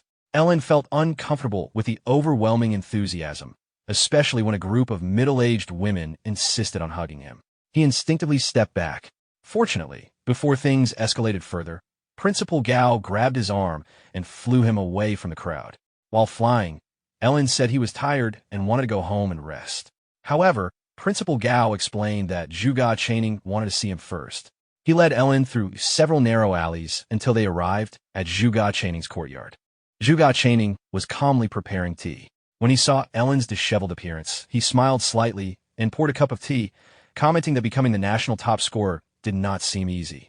Ellen sighed and agreed. Although the experience had been exhausting, the rewards were generous. Seeing that Ellen looked tired, Zhuge Chaining suggested he rest first. There were more important matters waiting for him once he had recovered. Curious, Ellen asked what he meant. Zhuge Chaining calmly replied that the Gate of Apocalypse had appeared. Remembering the information he had heard before, especially that the realm once contained the 7 great ancient origin artifacts, Ellen immediately understood the implication. He asked whether his teacher wanted him to enter the Gate of Apocalypse. Zhuge Chaining clarified that he intended to go there together with him. Slightly surprised, Ellen stood up and left the courtyard. He planned to visit the Job Changer Guild first to handle some equipment. In truth, Ellen had never fully understood why Zhuge Chaining had chosen him as a disciple. Because Zhuge Chaining was a mysterious fortune teller, Ellen had always maintained a degree of caution toward him. Ellen believed there was no such thing as a free favor. He even suspected that earlier events, including Kinson and the agents from the Investigation Bureau, might have been part of a larger plan arranged by Zhuge Chaining to push him into a situation where he would owe him a major favor. If that suspicion were true, then Zhuge Chaining likely had greater ambitions, and the only thing Ellen possessed that might attract such interest was his immortality. Regardless of Zhuge Chaining's intentions, Ellen understood that his current strength was limited. For the time being, he could only continue playing the role of a disciple. After Ellen left, Zhuge Chaining, who had been calmly drinking tea, suddenly began coughing violently.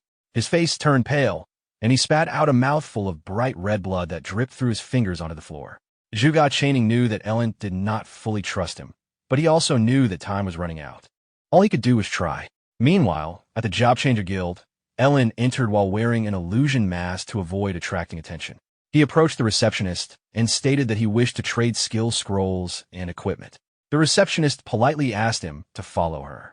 However, before leaving the trading area, Ellen noticed a familiar figure. She wore a tight leather outfit that highlighted her figure, with long hair flowing down her back and refined features that drew the attention of many job changers passing by. However, when Ellen saw the woman clearly, he frowned. The person was none other than Zuganini. He was secretly relieved that he was wearing the illusion mask. Otherwise, encountering her might have caused even more trouble. Ellen immediately looked away and continued walking as if nothing had happened. At that moment, Zuganini seemed to sense something and suddenly turned her head toward him. She stared at his departing figure and felt an unexpected familiarity. It reminded her of the person she had been searching for. For reasons she could not explain, she felt that the man in front of her might be Ling Yi. She quickly rushed forward and grabbed Ellen's arm, apologizing for interrupting him. She then asked his name, explaining that he looked very similar to someone who had saved her not long ago. Ellen calmly replied that she had mistaken him for someone else. Internally, however, he was startled and thought her intuition was unusually sharp. He shook off her hand and tried to walk away. To Zuganini, however, his cold and indifferent reaction only confirmed her suspicion. A faint blush appeared on her face as she stepped in front of him again and asked why he refused to admit it. In her eyes, there was no doubt. The same cold attitude matched exactly with the person who had once saved her. Ellen ignored her and instead turned toward the receptionist, asking whether such interruptions were common at the Job Changer Guild. The receptionist, slightly surprised, politely warned Zuganini not to disrupt order in the trading area. Otherwise, she would have to ask her to leave. Zuganini reluctantly stepped aside. She did not want to cause further trouble. However, the brief commotion had already attracted attention. Several job changers nearby looked at Ellen with obvious envy. They could not understand why such an outstanding beauty was pursuing someone who appeared so ordinary. Some even assumed Ellen must be extremely wealthy, which was why he acted so indifferent towards Zuganini. Ellen had intended to remain low profile, but the situation had already made him the center of attention. Fortunately, no one had recognized him. Ignoring the surrounding gazes, Ellen opened his great sumo ring and took out more than a dozen pieces of high-level equipment. These items had originally belonged to Wu Zioi and his followers. In addition, he added several intermediate and low-level pieces obtained from the secret realm. In an serious, everyone present, including Zuganini, stared in shock. Equipment worth millions was piled together as if it were ordinary goods. The receptionist finally regained her composure and asked whether Ellen wanted to exchange the items for gold coins. To her surprise, Ellen said he wished to trade them for other items instead. She handed him a tablet and asked him to select what he needed. Ellen quickly browsed through the list and made his selection. After checking the equipment he had offered, the receptionist informed him that the value was still insufficient. He would need to pay an additional 3 million. Ellen nodded calmly. He was not concerned. Instead, he said he had another item to sell. He then took out a shimmering golden stone from the great sumo ring, a piece of dragon-scale gold Oregon. The ore was decorated with dragon-scale patterns, and the surrounding air seemed to grow colder as a strange magical pressure spread outward. Dragon-scale gold ore was an extremely rare material used to forge epic-grade equipment. The reaction of the crowd was even more shocked than before. Compared to this material, the dozen pieces of high-level equipment were insignificant. Zuganini looked at Ellen with bright eyes, increasingly convinced that he was Ling Yi. At that moment, a calm and authoritative voice interrupted the scene, asking what had caused the commotion. A man named Chung Kai stepped onto the platform. He reminded the receptionist that she should remain calm in situations like this. Chung Kai was the vice president of the Qingqing Job Changer Guild, and rumors said his level was close to 60. When his eyes fell on the dragon-scale gold or in Ellen's hand, a hint of surprise appeared. With interest, he asked Ellen what he wanted in exchange. Ellen replied that he needed a refinement stone.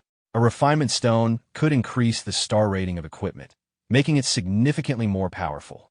Rare-grade equipment refined to 7 stars could rival an unrefined epic-grade item in terms of attributes. Chunk Kai had no objection to Ellen's request for refinement stones.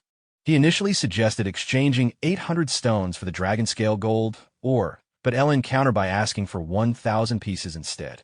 Chunk Kai agreed immediately, treating it as a gesture of goodwill for future cooperation. The two shook hands, completing the deal. With this transaction, a cooperative relationship was established. Ellen intended to conduct future trades exclusively with the Job Changer Guild, and Chunk Kai was pleased with this arrangement. He assured Ellen that the guild would always welcome him if he wished to trade valuable items in the future.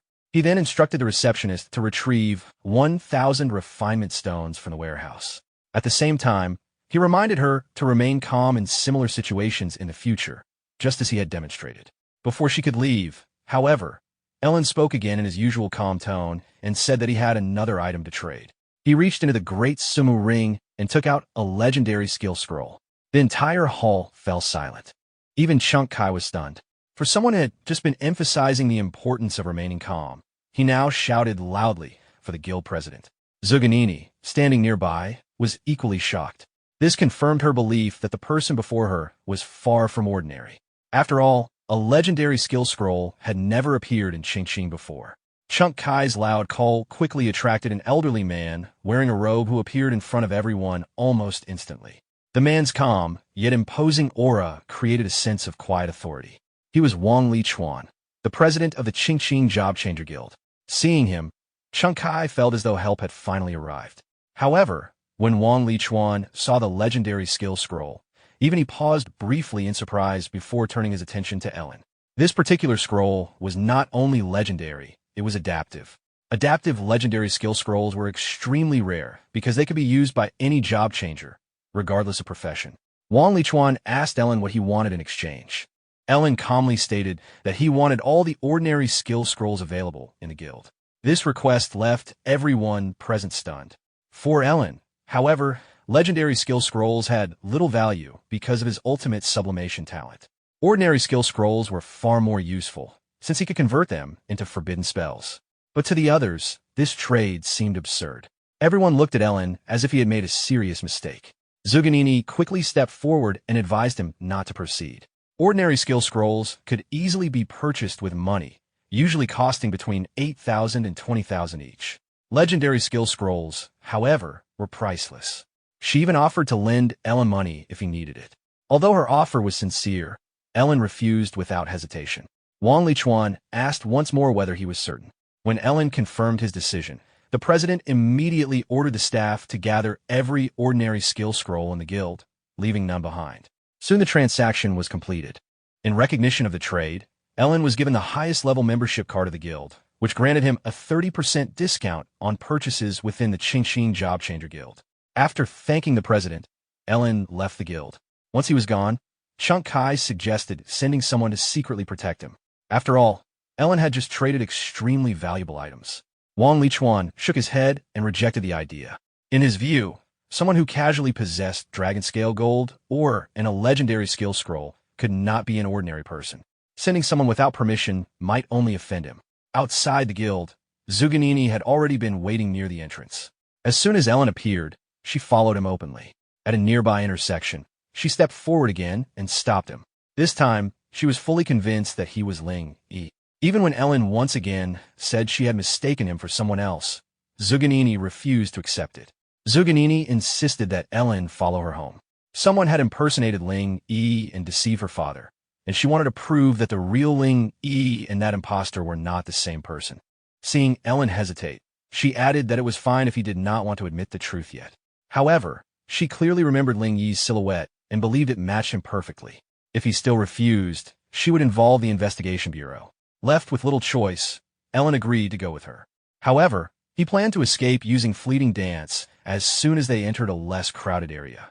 By the time they reached the Zhuge family courtyard, it was already evening. Zuganini excitedly introduced the disguised Ellen to her father as Ling Yi. Zhuge Chaining tried to explain the truth, but Zuganini was now completely convinced that the two were different people. She even began praising the man she had brought back, claiming he was better than Ellen. Zhuge Chaining found himself speechless. Seeing how determined his daughter was, he chose not to contradict her and simply acknowledged the situation. This awkward moment made both Ellen and Zhuge Chaining feel uncomfortable. To make matters worse, Zuganini even suggested that her father should take Ling Yi as his disciple instead of Ellen.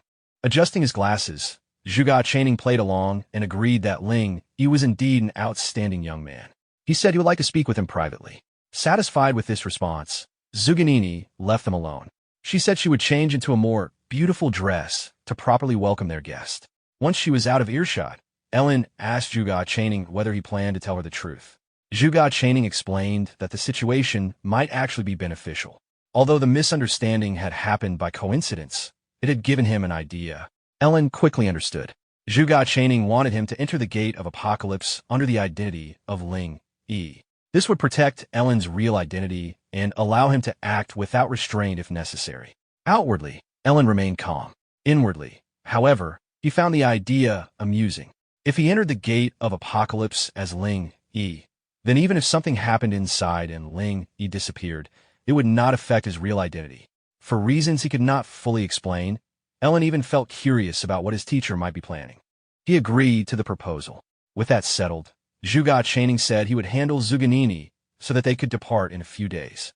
Later that night, in his room at the Zhuge family villa, Ellen began preparing for the expedition into the Gate of Apocalypse. His first task was to refine his equipment.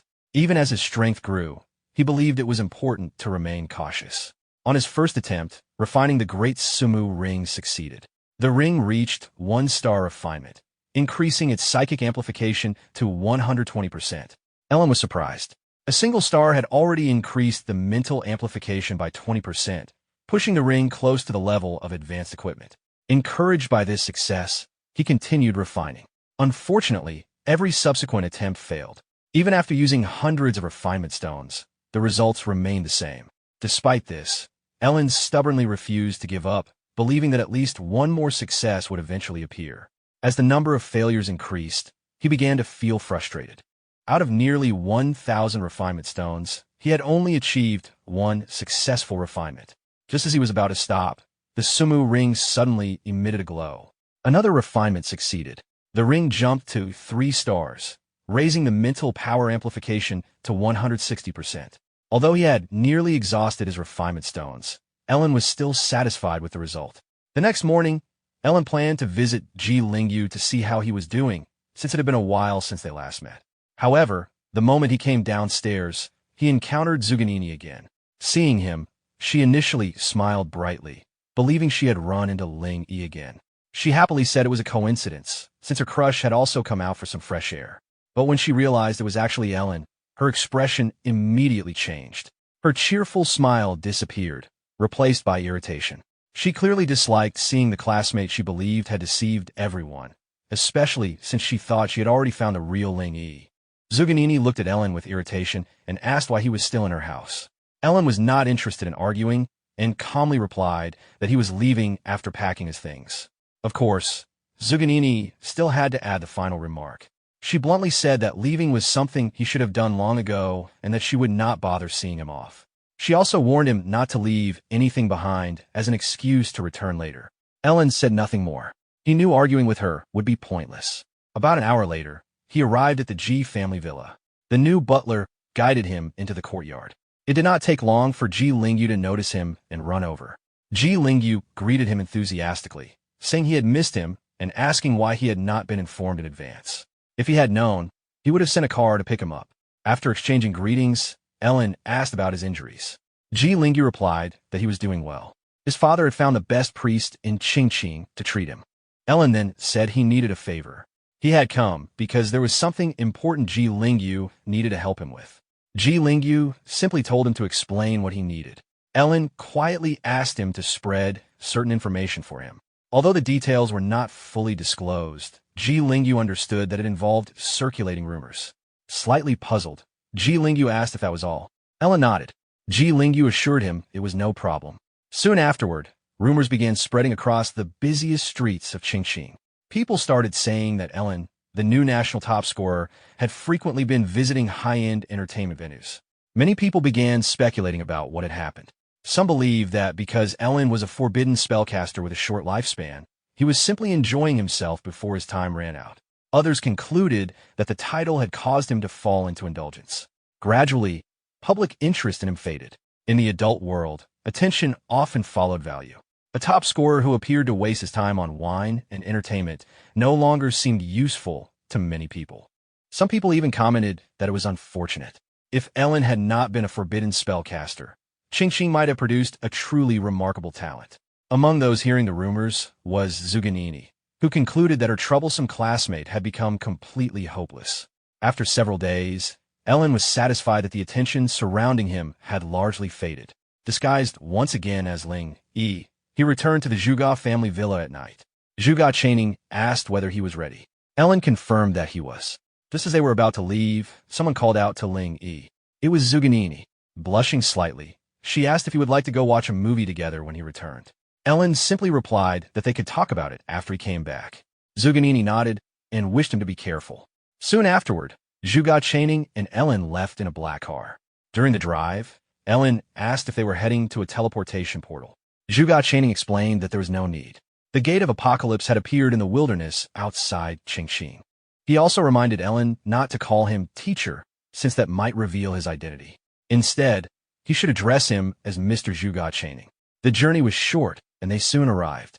After leaving the car, they walked toward the massive Gate of Apocalypse, where several people were already waiting. Ellen was stunned by the enormous size of the gate. Zhuge Chaining commented that he had felt the same when he first saw it.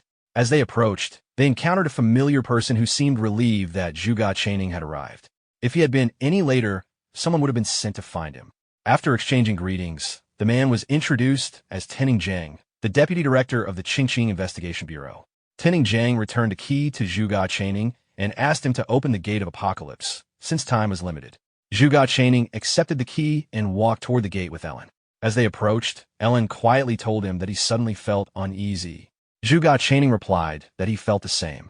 The reason, he explained, was that the key he had given Tenning Jiang earlier had actually been a fake. Zhuge Chaining explained that if Tenning Jiang ever discovered the key he had received earlier was fake, he would probably try to kill them. Hearing this, Ellen asked whether he should take out the real key. Zhuge Chaining shook his head and said it was unnecessary. Ellen only needed to get close to the gate. Zhuge Chaining then pretended to examine the fake key in front of the ancient stone gate.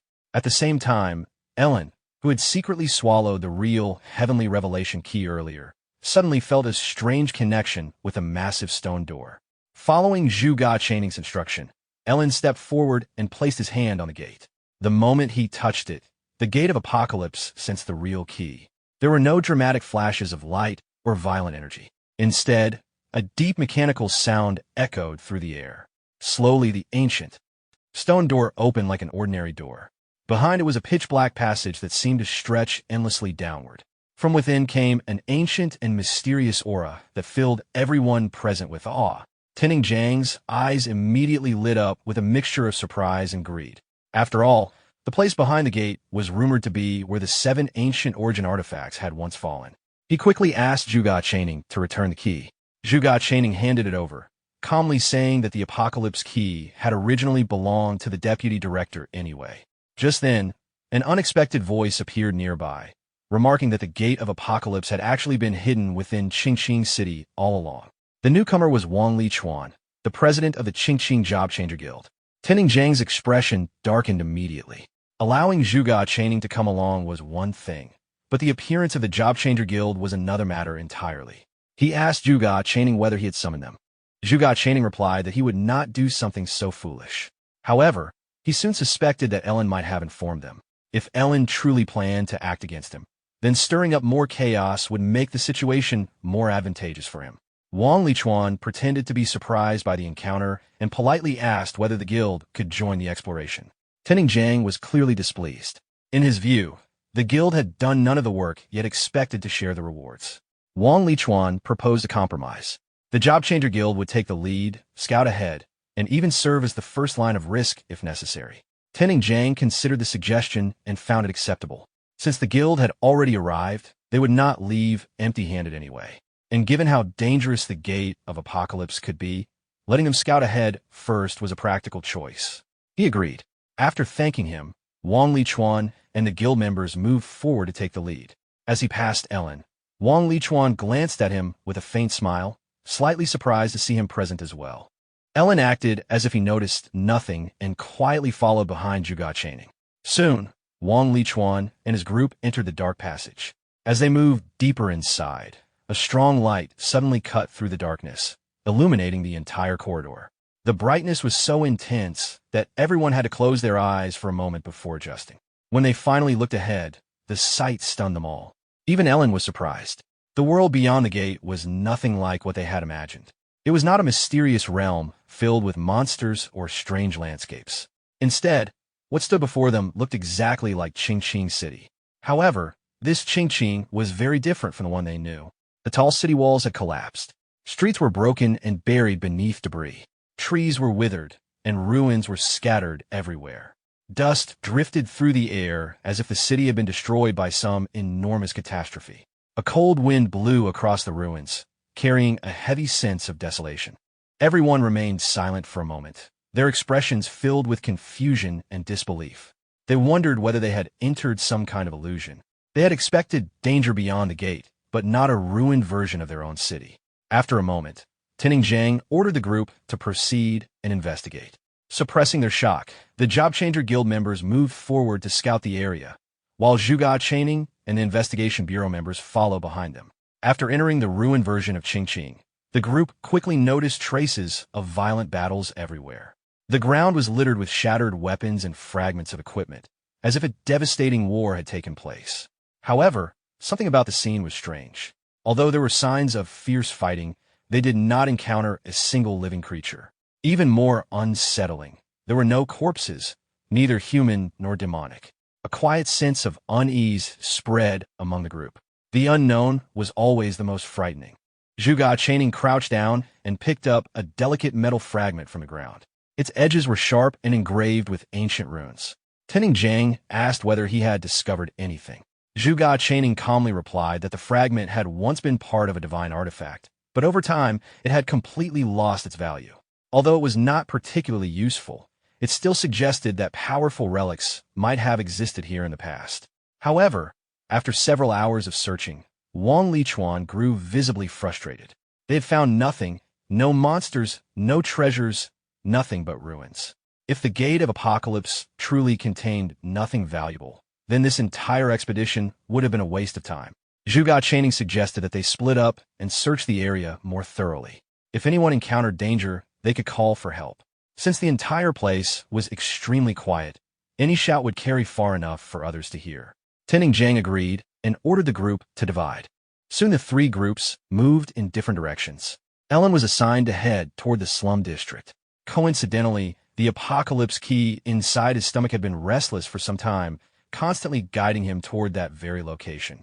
Even so, Ellen chose not to rush directly there. He trusted no one, not Zhuge Chaining, who seemed to be growing suspicious of him, nor Wang Lichuan, whom he himself had secretly involved earlier. Instead, he moved slowly through the ruined streets, entering abandoned buildings along the way to maintain the appearance of searching.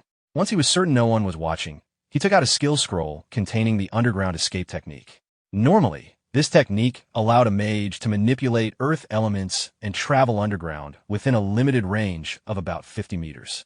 However, when Ellen activated Ultimate Sublimation, the technique transformed into a forbidden spell called Spatial Leap. Spatial Leap allowed a Forbidden Spellcaster to sacrifice organs in exchange for short-distance spatial movement, during which the caster became immune to most physical and energy attacks. In an instant, the space around Ellen tore open. A deep, distorted void appeared and swallowed him. Moments later, his body reassembled elsewhere, as if pieces of a puzzle had been put back together. He had arrived in the slums. Before him stood a familiar, dilapidated apartment building covered with moss and withered vines. This had once been his home in the real Qingqing. At that moment, Ellen realized something unsettling. The location indicated by the Apocalypse key was his former home. Suddenly, the air grew heavy with a strange sense of ancient decay. A voice called out from behind him. Turning around, Ellen saw a grotesque mass of flesh.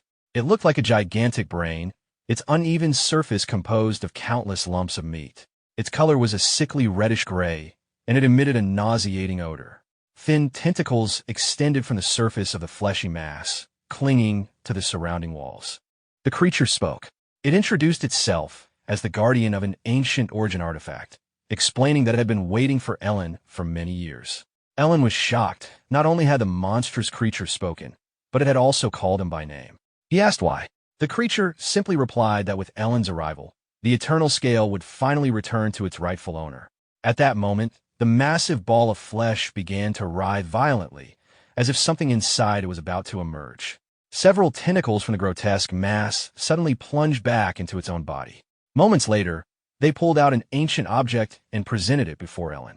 The artifact looked like a balanced scale, its surface covered with intricate carvings and emitting an ancient, solemn glow. After revealing it, the fleshy creature visibly weakened. The scales seemed to alter the atmosphere in the room. On one side floated a dazzling golden gem, while the other side held a swirling black mist. Together, they resembled the eternal balance between light and darkness. The creature explained that this artifact had once belonged to Ellen. It was the reason he possessed infinite regeneration.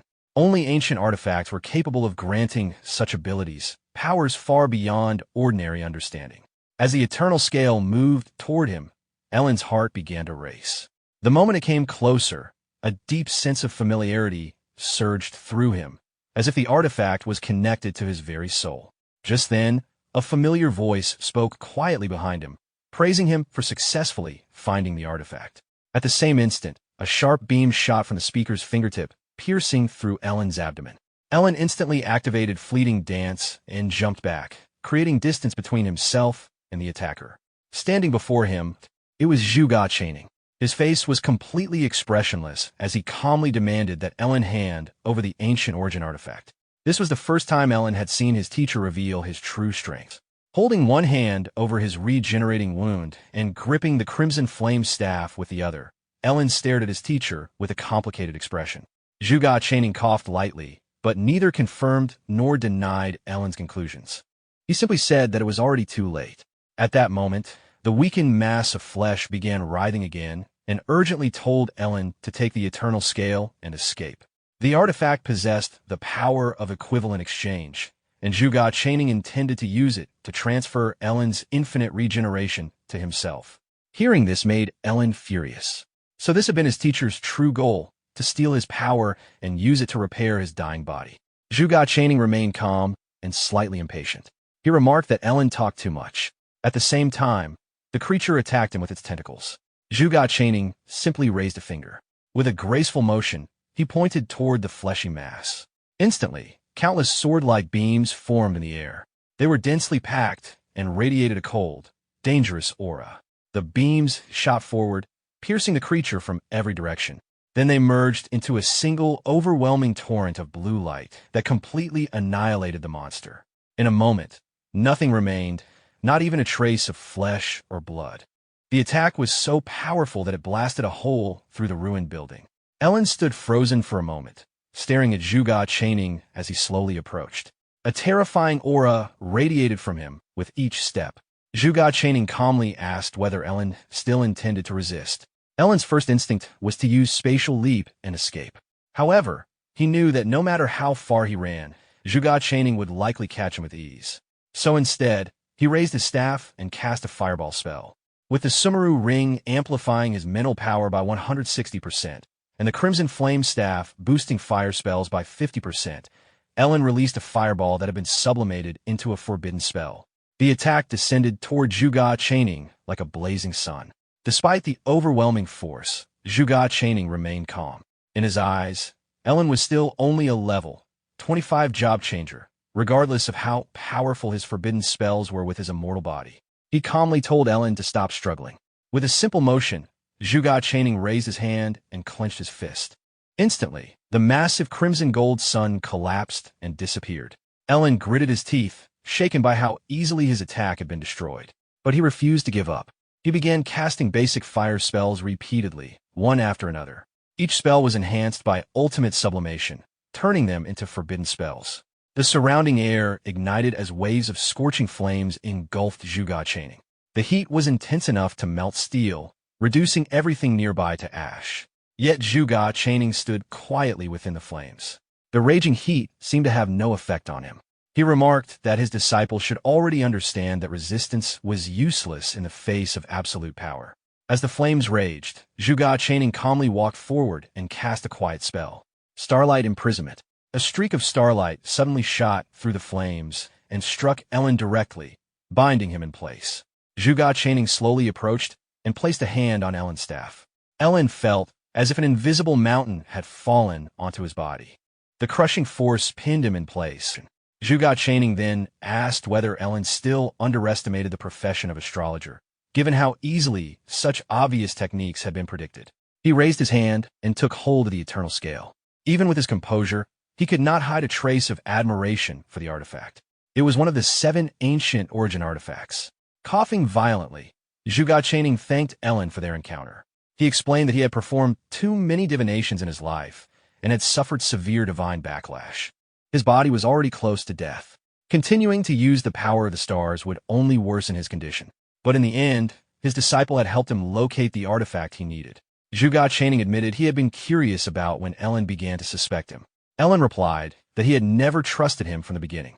Zhuge Chaining gave a faint, regretful smile. If Ellen had trusted him completely, the process might have been less painful. Holding the eternal scale in one hand, Zhuge Chaining placed the other hand on Ellen's head and began the ritual. Ellen screamed as an unbearable pain tore through him. It felt as if an invisible force was ripping his soul apart. The pain far exceeded anything physical. He could feel a powerful suction pulling something out of his body. His consciousness gradually blurred as his life force began slipping away. Then suddenly, a faint light burst out from Ellen's body. It was half of a balance scale, perfectly matching the eternal scale in Zhuge Chaining's hand. The fragment floated quietly in Zhuge Chaining's palm. Zhuge Chaining was briefly stunned before realizing the truth. Half of the eternal scale had always been inside Ellen's body. The eternal scale contained 2 opposing halves, light and darkness. When the balance tilted toward one side, the power of that side would increase infinitely. The person who controlled the scale would gain increasing strength as the sun rose, reaching peak power at noon. As the sun set, their strength would gradually decline, but their regeneration and recovery would grow stronger until night fully arrived. At dawn, the wielder of the eternal scale would gain true immortality. Because it granted both invincibility during the day and immortality at dawn, the eternal scale had once been regarded as the most powerful of the 7 ancient origin artifacts. Unfortunately, the artifact had been destroyed in countless wars thousands of years ago. Ellen could not understand why Zhuge Chaining was explaining all this. Zhuge Chaining did not answer. His face had grown extremely pale, and he began coughing again as he continued guiding the ritual with his fingers. The dark half of the eternal scale began to glow faintly. A mysterious vitality flowed through it, as though something damaged was being restored. Soon, the fine cracks across the half-dark scale slowly repaired themselves. At that moment, a brilliant light burst from Ellen's forehead. A sharp pain followed, and he suddenly felt that something essential had been torn away. His immortality disappeared. Zhuge Chaining had succeeded. A heavy sense of death immediately surrounded Ellen. For the first time since gaining his power, he could clearly feel mortality approaching. Terrified, Ellen begged his teacher to stop. Zhuge Chaining showed no intention of stopping. However, what he did next was completely unexpected. Instead of using the eternal scale on himself, he used it on Ellen. The now complete ancient artifact was pressed directly against Ellen's forehead. Everything went dark. When Ellen's vision returned, he found himself gasping for breath. Fear still lingered in his eyes, but he was alive. More than that, he could feel the familiar power of immortality flowing through his body again, stronger than before. Looking down, he saw Zhuge Chaining lying on the ground, barely breathing. Zhuge Chaining gave a faint, self-mocking smile. It seemed this outcome had always been his goal. Ellen stared at him, confused and conflicted. Zhuge Chaining could easily have taken the immortality for himself, yet he had returned it. Ellen could not understand. If their positions had been reversed, he believed he would have taken the power without hesitation. Zhuge Chaining coughed blood, though the faint smile remained. He asked Ellen what he had done to deserve such disrespect. Ellen would not even call him teacher. Hearing this, Ellen's emotions grew complicated. It seemed he had never truly understood the man. Zhuge Chaining looked calm despite his approaching death and slowly began to explain. Ellen had guessed part of the truth. Zhuge Chaining had indeed been planning everything from the beginning. But the plan had never been about taking Ellen's immortality for himself. It was about the future of humanity. For years, Zhuge Channing had used his astrologer talent to observe the stars and examine countless possible futures. In every vision, one thing remained constant. His daughter, Zhuge always died at the same moment in time. Even if Zhuge Channing imagined gaining Ellen's immortality and passing it on to her later, the outcome remained unchanged. She still died, sometimes in different ways, but always at the same point in time. Zhuge Channing had witnessed her death over 1,000,000 times across countless futures. At first, he thought it might be coincidence, but after seeing the same outcome again and again, he realized it was impossible to be random. There could only be one explanation. At that moment in the future, the entire Great Xia dynasty and possibly all human civilization would be destroyed. Ellen's breathing quickened. What kind of disaster could wipe out the entire human race, even those with immortality?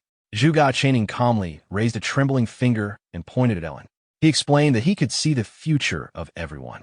Everyone except Ellen. According to the ancient principle, there were 50 great laws governing the universe.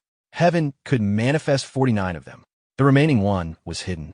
That hidden law represented the variable, the unpredictable existence beyond fate. Zhuge Channing believed that Ellen was that variable. Zhuge Channing continued speaking with difficulty. According to the fragments of the future he had seen, Ellen might be the only person capable of changing the final outcome. In those visions, 6 other individuals would one day stand beside him in battle. Zhuge Channing had memorized their characteristics. When those people eventually came to Ellen and asked for help, he should not refuse them. He then handed Ellen a brocade pouch. Zhuge Channing also explained the truth about the grotesque creature that had claimed to be the guardian of the ancient artifact. It was not a guardian at all. It was merely a fragment of the butterfly emperor of the demon race. Its purpose had been to use a fragment of the eternal scale as bait to attract the other half hidden within Ellen. Inside the gate of apocalypse, ancient artifacts of origin could be forcibly stripped away. That was why Zhuge Channing had acted immediately before Ellen could touch the fake scale. Fortunately, he had also managed to use that fragment to repair the damaged eternal scale inside Ellen's body. With a trace of sadness in his eyes, Zhuge Channing made one final request. He asked Ellen to take care of his daughter. The moment Ellen promised that he would, Zhuge Channing's pupils slowly lost their focus. The light in his eyes faded, and his final words were a quiet thanks for Ellen's promise. Zhuge Channing passed away. Ellen looked at his teacher's body in silence. At that moment, he sincerely acknowledged Zhuge Channing as his teacher. He also swore that he would protect Zhuge no matter what. In Ellen's eyes, Zhuge Channing was a man worthy of reverence. His plans had been so precise that it seemed as though everything in the world had been within his calculations. However, the quiet moment did not last long. A series of hurried footsteps approached. Tenning Jiang and Wang Lichuan arrived with their groups. When Tenning Jiang saw Zhuge Channing's lifeless body, he immediately asked whether Ellen had killed him. Ellen ignored the question. His head remained lowered as he paid his final respects. Tenning Jiang quickly lost patience and demanded that Ellen explain himself or face the consequences. When Ellen still refused to respond, Tenning Jiang ordered one of his men to seize Zhuge Channing's corpse and search for treasures. The man immediately drew his sword and rushed toward Ellen, ordering him to hand over the body. Ellen suddenly raised his head and looked at the man in the air. Seeing someone behave so disrespectfully toward his teacher's body filled him with anger. He decided immediately that the man would die. Anyone who dared disturb Zhuge Channing's body would share the same fate. Using ultimate sublimation, Ellen cast the wood technique. Massive vines erupted from the earth and wrapped around the attacker, trapping him in midair. The more the man struggled, the tighter the vines became. Ellen then raised his hand and instinctively began devouring the man's lifespan. The man screamed as his body rapidly withered. His flesh deteriorated before everyone's eyes. Tenning Jiang, Wang Lichuan, and the others stared in shock at the horrifying scene. The screams continued until the man completely vanished, leaving no corpse behind, as if he had never existed. At that moment, a series of notifications appeared before Ellen. He had devoured a level 42 job changer, gaining nutrients and trace elements from the body. His lifespan increased by 45 years. He gained 420 experience points, along with increases to strength, agility, and spirit. Tenning Jiang, shocked and furious, believed that Ellen had obtained an 8th ancient artifact of origin and had killed Zhuge Chaining to steal it. He immediately ordered his men to capture Ellen and seize the artifact. Several of them rushed forward together. Ellen calmly declared that they were not enough to kill him. Then, before their eyes, he vanished like a ghost. The investigators were confused. They guessed Ellen must have used an Earth escape technique, yet none of them understood how it could be executed so quickly. Before they could react, a strange mushroom cloud suddenly appeared above them. Moments later, it exploded. Most of them barely managed to escape the blast radius, but they were left stunned. None of them could understand what Ellen's profession truly was. In just a short time, he had used fire, wood, earth, and a devouring ability. Wang Lichuan watched the scene with surprise and uncertainty. He had originally thought Ellen would be easy to handle, but now it was clear that once Ellen actually fought, he was far more terrifying than expected. Meanwhile, Ellen reappeared elsewhere. His first target was a man he had sworn revenge on inside the Investigation Bureau's prison. Ellen cast a simple low-tier water spell, which immediately transformed through ultimate sublimation into the forbidden spell Wrath of the Sea God. By sacrificing 2 kidneys, the spell condensed the surrounding water elements and summoned a phantom of the sea god's trident. Because there was abundant moisture in the air, its power increased even further. The water elements surged violently, forming a massive spectral trident that locked onto its target. Before the man even realized what had happened, the phantom trident pierced through him, tearing his body apart. Blood spilled from his mouth as his life force vanished almost instantly. At the same moment, an energy arrow shot toward Ellen from behind the collapsing body. Ellen tilted his head slightly and barely avoided it, though the arrow still cut his cheek. The attacker was Tening Jiang, a level 62 Holy Bow Hunter. Seeing that his shot had missed, he cursed loudly and blamed the man who had just died for failing to provide proper cover. He then ordered the remaining investigators to attack together. If they could not defeat Ellen directly, they would overwhelm him and create an opening for a decisive shot. However, Ellen did something unexpected. Instead of dodging with spatial leap or blocking the attacks, he activated the Sumeru Ring. The ring absorbed every energy-based attack, converting them into temporary psychic power. As for the physical attacks, Ellen simply endured them. With the absorbed energy, the ring's enhancement increased dramatically. The 3-star refined Sumeru Ring boosted his mental strength from 160% to 220%. With this amplified power, Ellen raised his hand and cast a fire-type area spell, Rain of Flames. Under ultimate sublimation, it became the forbidden spell world-devouring heavenly fire. Dark clouds gathered above as if the end of the world had arrived. From within them, countless crimson gold flames condensed and rained down with devastating force. Apart from Tening Jiang, the others could only scream as the flames engulfed them. When the fire finally subsided, thick white smoke filled the area. Only Tening Jiang remained alive, protected by an energy barrier. He looked annoyed, complaining that he had been surrounded by useless subordinates. Realizing he could not defeat Ellen directly, Tening Jiang changed tactics. Instead of aiming at Ellen, who could teleport, he aimed at Zhuge Chaining's corpse. Since the body seemed extremely important to Ellen, Tening Jiang gambled that Ellen would try to protect it. The arrow was released without restraint, its ferocious aura surging forward. At Tening Jiang's level, the attack was powerful enough to completely destroy the corpse. Just before the arrow struck, space in front of Zhuge Chaining's body distorted violently. Ellen teleported there. The arrow pierced straight through Ellen's forehead. A moment later, its destructive energy enclosed him inside a dark sphere that violently disrupted his body. Tening Jiang walked forward with a cold laugh. His guess had been correct. Ellen had sacrificed himself to protect the corpse. The arrow he used was the demon god's arrow. Ellen felt his body tearing apart from the inside. Then, with a loud explosion, his body burst into a cloud of blood mist.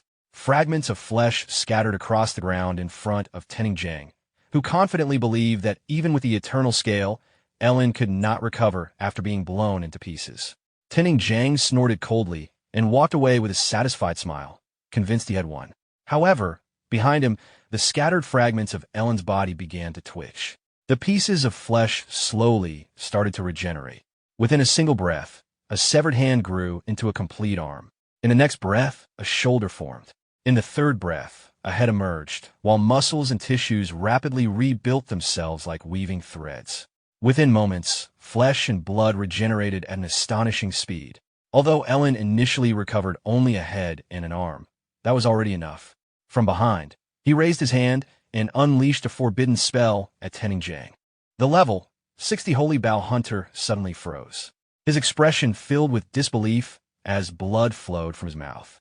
A golden energy attack had pierced straight through his body from behind. At the same time, Ellen's body continued regenerating.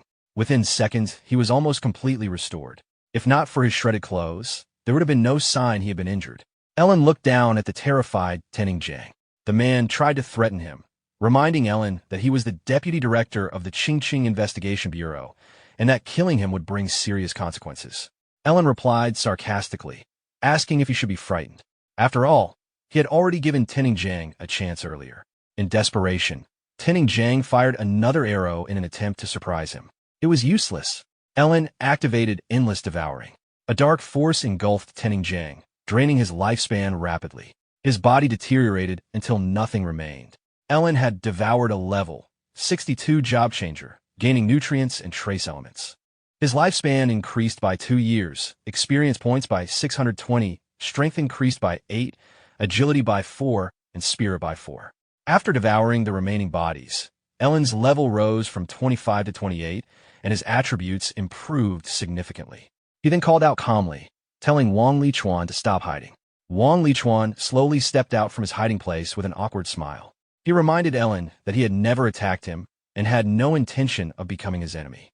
Ellen wouldn't kill an old man simply to silence him, would he? Ellen responded calmly, asking why President Wang would assume such a thing. After all, they were friends. Hearing this, Wang Lichuan relaxed slightly.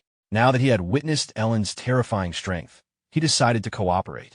He promised that both he and the Qingqing Job Changer Guild would submit to Ellen's command in the future. Keeping the guild leader alive as an ally would clearly be more beneficial than eliminating him. Ellen accepted the arrangement. He also said he looked forward to working with the guild in the future. Wang Lichuan then suggested that they leave the Gate of Apocalypse quickly, since the area was not safe to remain in for long. Ellen agreed, but first he needed to take care of something. Using ultimate sublimation, he sacrificed an arm and cast the forbidden spell Extreme Ice Spirit Coffin. A strange blue light condensed into a clear crystal coffin of ice. Ellen carefully lifted Zhuge Chaning's body and placed it inside the coffin, promising that he would bring him home. He then carried the coffin on his shoulder and told Wang Lichuan to follow. As they rushed toward the exit, Wang Lichuan noticed that the guards he had left behind were gone. He remarked that although the Gate of Apocalypse seemed empty, its dangers were clearly beyond their current ability to handle. Ellen replied that they would return one day, once they were stronger. As they approached the exit, an ominous aura suddenly filled the area. Before they could react, a level 34 dragon-blooded behemoth dropped in front of them, shaking the ground. The monster immediately unleashed a torrent of fire breath, but Ellen and Wang Lichuan easily dodged. Ellen told Wang Lichuan he would handle it. He raised his staff and cast the forbidden spell flame God's Breath. A massive sphere of blazing fire descended and struck the monster directly, killing it instantly. Wang Lichuan stared in shock at the destructive power of the forbidden spell. Ellen then devoured the dragon-blooded behemoth. He gained nutrients and rare trace elements. His lifespan increased by 424 years, experience points by 340, strength by 6, agility by 2, and spirit by 1. Additionally, he obtained a dragon bloodline, though its concentration was currently only 0.0001%, with its effects still unknown. Although Ellen was satisfied with gaining a large amount of lifespan, he still wondered about the meaning of the dragon bloodline he had just obtained. However, he had no time to think about it. At that moment, the entrance of the Gate of Apocalypse began to collapse. Without hesitation, Ellen and Wang Lichuan rushed toward the exit. The moment they entered the passage, a powerful force pulled them forward. Then the Apocalypse key inside Ellen suddenly flew out of his body and moved toward the gate on its own, sealing it shut. The experience felt completely different from when they had first entered. Fortunately, they reached the outside safely. Behind them, the Gate of Apocalypse gradually disappeared. Along with it vanished the ancient key, meaning no one could predict when or where the gate would appear again. After exiting, the two said their farewells. Ellen explained that his first priority was to give Zhuge Chaning a proper burial. If any issues arose afterward, he would contact Wang Lichuan. Watching Ellen leave with the ice coffin, Wang Lichuan declared that the Job Changer Guild would always be at his service. Later, at the Zhuge family manor, Juganini was confronted with the truth of her father's death. At first, she refused to believe it. She stared at the ice coffin, convincing herself that it must be some kind of prank. Like someone grasping for a final hope, she shouted at Ling Yi, demanding confirmation that the body inside the coffin was not her father. Ellen could only apologize. He explained that he had failed to protect his teacher. According to Zhuge Chaning's final wish, he was to be buried beside his deceased wife. Juganini still refused to accept it. Her father had been a renowned strategist. How could he possibly be dead? She collapsed against the ice coffin and cried uncontrollably. Tears streamed down her face and froze against the surface of the coffin. Ellen remained silent. He understood that few people could stay calm after losing someone they loved. Since he did not know how to comfort her, he simply stayed nearby to ensure she would not harm herself in her grief. After a long time, Juganini's sobbing slowly weakened. Without looking away from the coffin, she asked how her father had died. Ellen calmly explained that Zhuge Chaning had performed too many divinations and suffered divine backlash. In the end, he had sacrificed himself for the sake of humanity.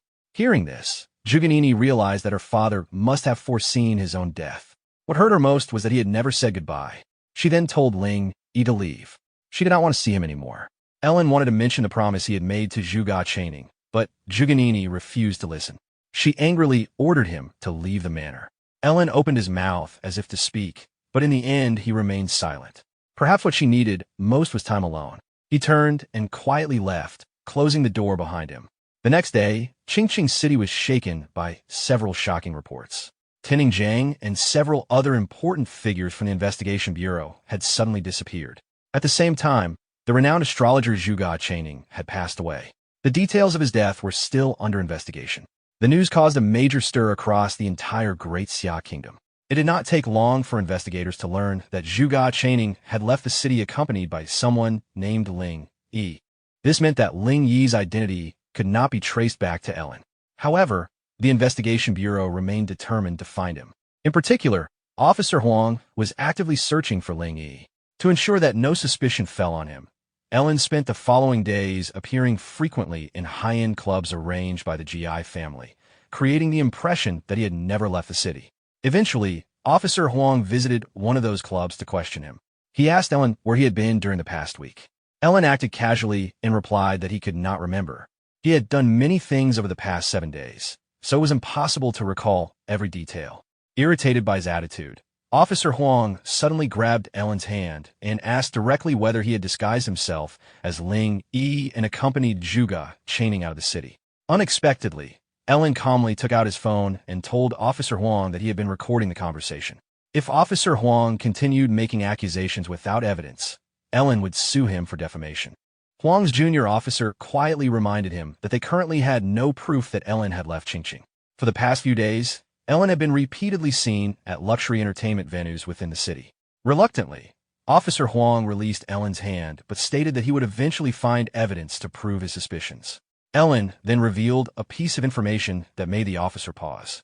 Huang possessed an ability that allowed him to detect lies, so when Ellen stated that Ling Yi had been blown into pieces a few days earlier, he carefully examined the statement. Ellen claimed that he had witnessed the entire event with his own eyes, which, technically, was true, since he had indeed been blown apart. Realizing that Ellen was not lying, Huang was visibly shocked. He had been certain about his investigation, yet the information contradicted everything he believed. His junior asked if something was wrong, but before Huang could respond, Ellen casually invited them for a drink sometime and walked away. The next day, heavy rain fell over Qingqing City. It was the day of Zhuge Chaning's funeral. The Zhuge family courtyard was filled with mourners. The atmosphere was solemn. Some people quietly wept, while others bowed their heads in silent prayer. Inside the memorial hall stood a shrine with Zhuge Chaning's portrait. His image carried the same faint smile he had worn in life, surrounded by wreaths of white chrysanthemums. Many important figures had gathered to pay their respects. Some of them appeared mysterious and clearly did not belong to a small city like Qingqing. Among the crowd, quiet discussion spread. People spoke about how Juganini now had to shoulder this loss alone. Others recalled that Zhuge Chaning had recently taken in a capable disciple. However, that disciple had not appeared at the funeral, which many considered disrespectful. At that very moment, Ellen entered the courtyard. He had come to pay his respects. His sudden arrival immediately drew attention.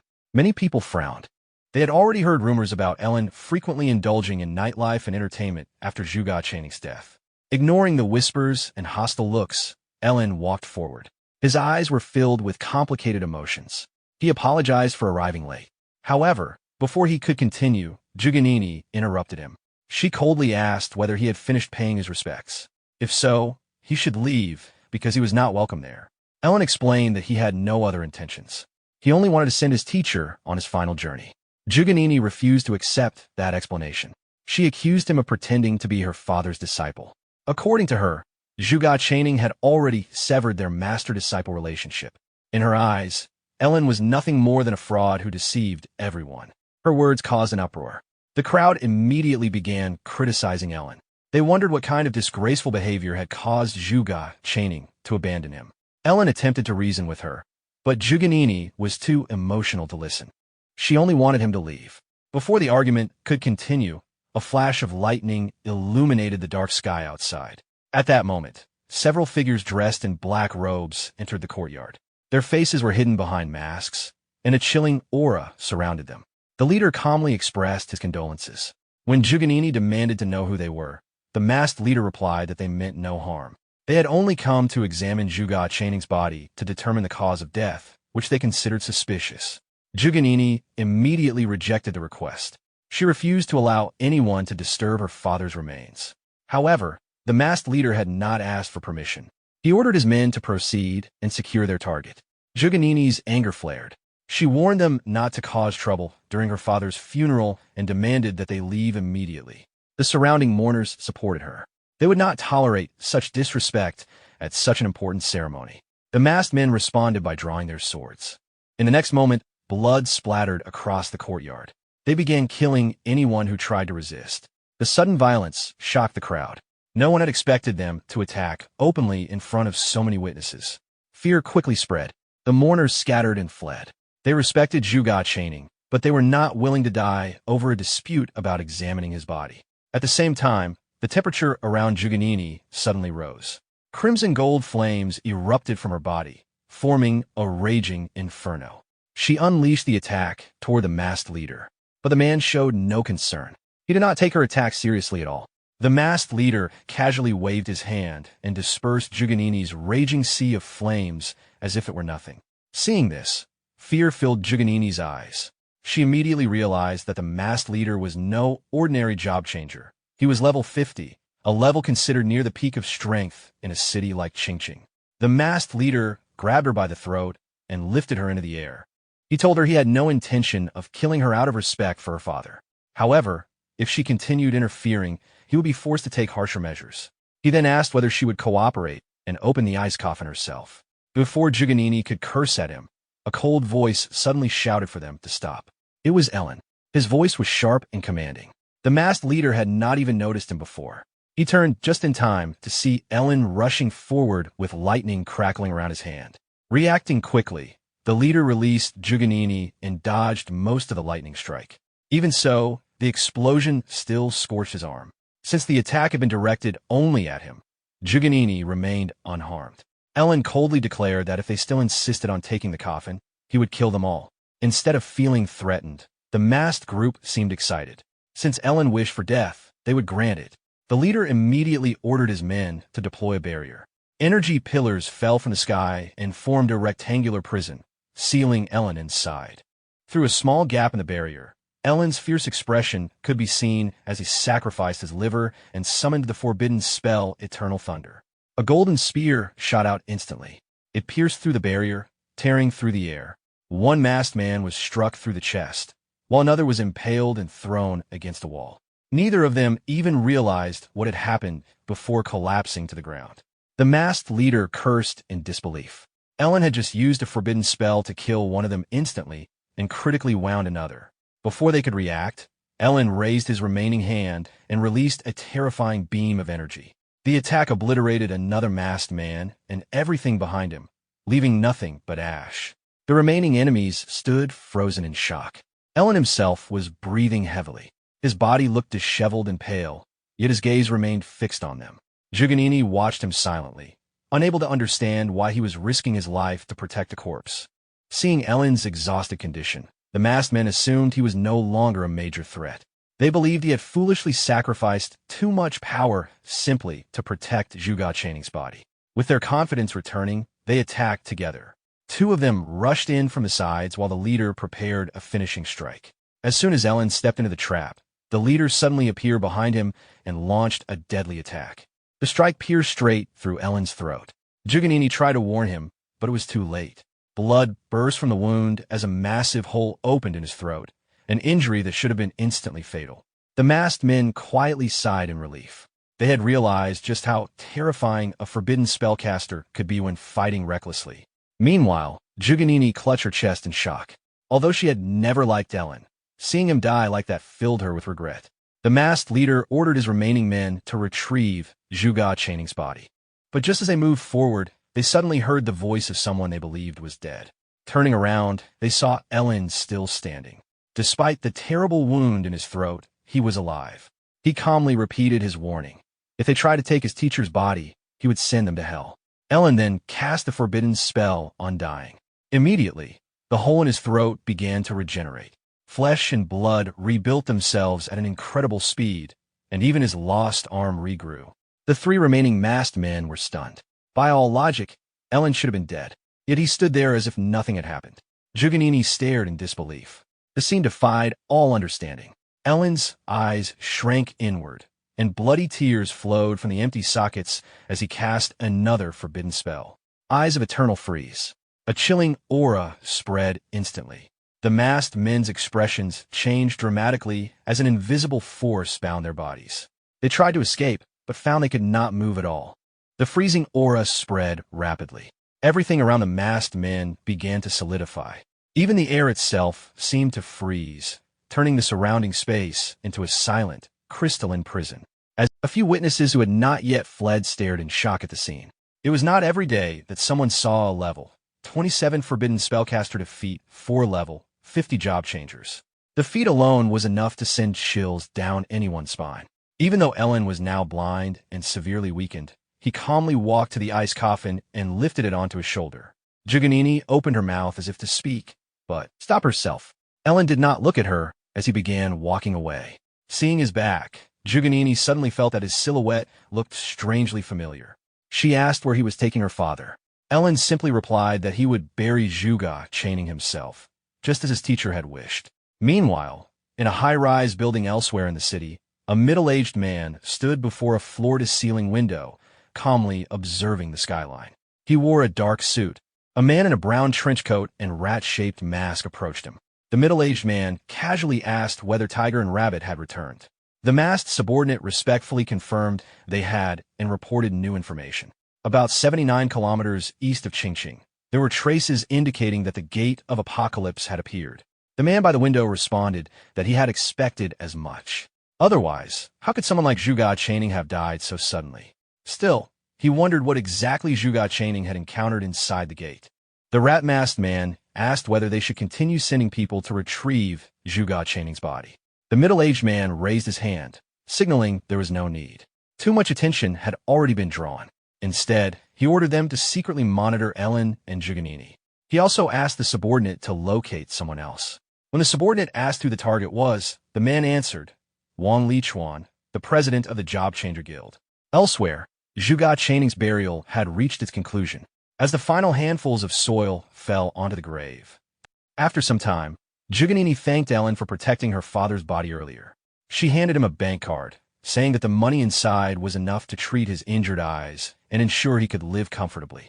She did not want the Zhuge family to owe him anything. Ellen refused the card and began to walk away.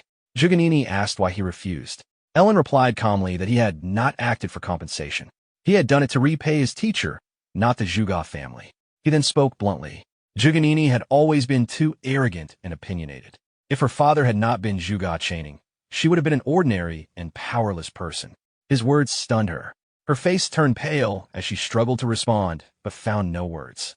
Everything he said was true. She had always lived under her father's protection. Now that he was gone, she realized she had not even been able to protect his corpse. Her pride collapsed completely.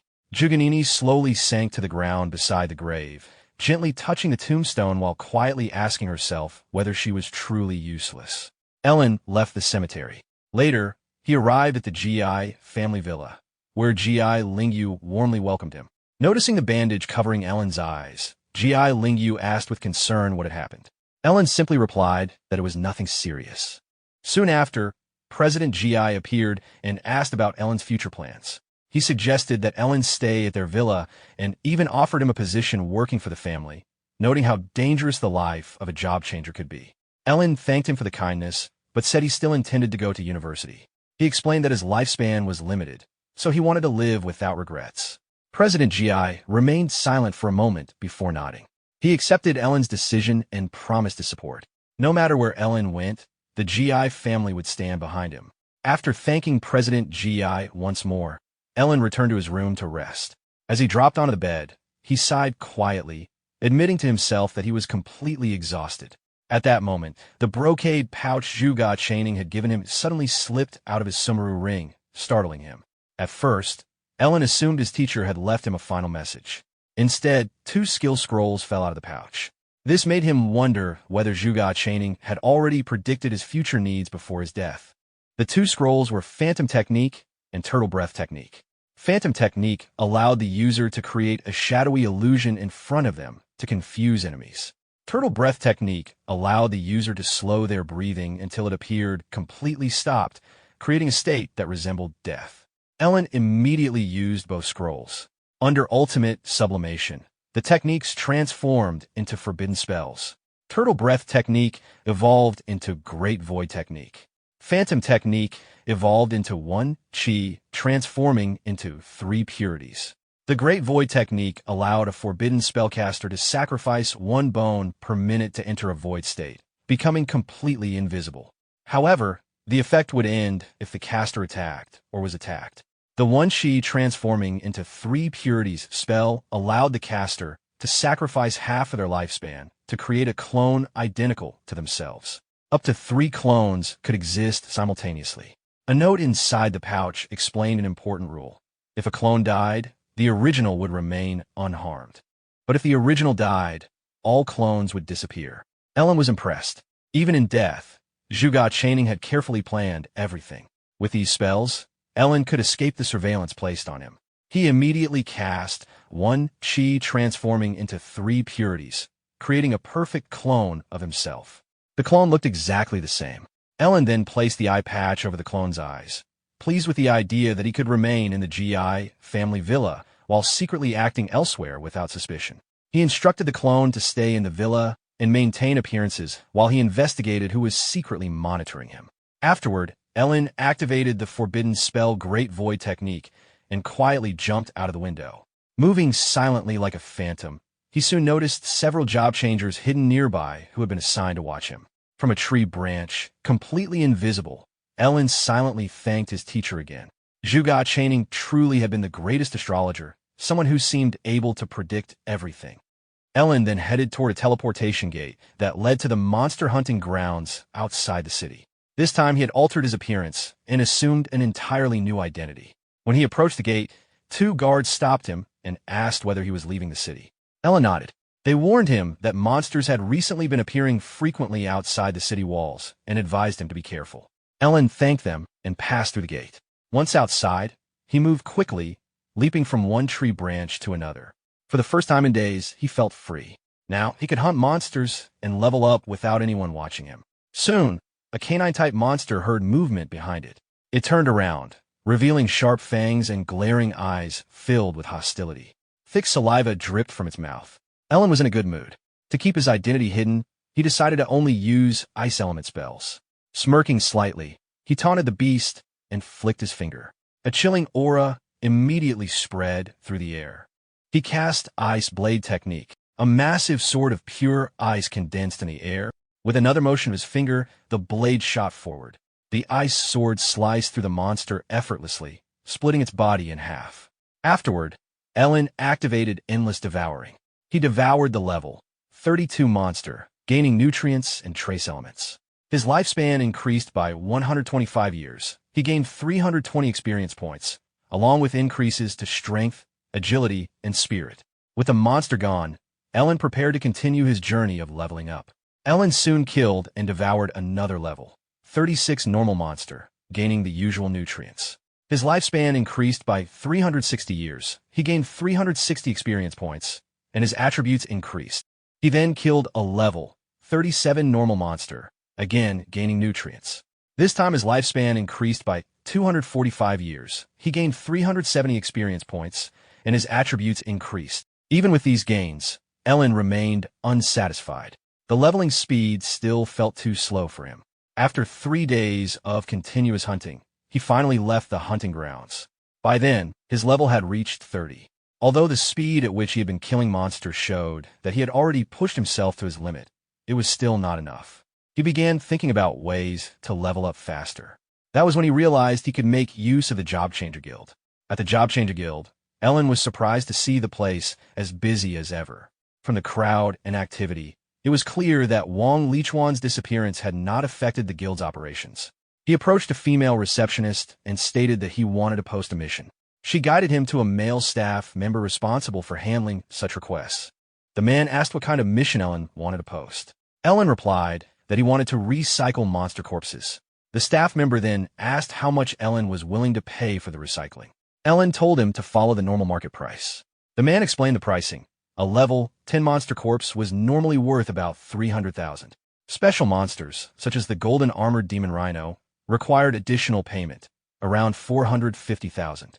Since the prices were reasonable, Ellen agreed to follow the market rate. He added that he would accept all monster corpses below level 20. The staff member was momentarily stunned. Based on Ellen's appearance, he assumed Ellen was a newly awakened enchanter who might not understand the handling fees involved in posting such tasks. Because the request involved collecting large quantities of corpses, the guild required verification of funds first. Ellen calmly took out his top-tier lifetime VIP card and asked if that would be sufficient. The man was immediately shocked when he saw the card. He quickly began processing the request. Within 3 days, job changers began flooding into the guild with monster corpses of various types. The mission created a long queue that no one could ignore. People began wondering who this mysterious client was and why he needed such a large number of corpses. Even forgers and alchemists started having trouble purchasing monster materials because Ellen had effectively bought up most of the supply. His offered prices were extremely high, and many people believed the buyer was making a massive financial loss. No one could understand why someone would recycle monster corpses at such a cost. Eventually, the staff member responsible for the task brought Ellen to a room containing the latest batch of collected corpses. After inspecting them, Ellen paid the required amount and told the man to leave.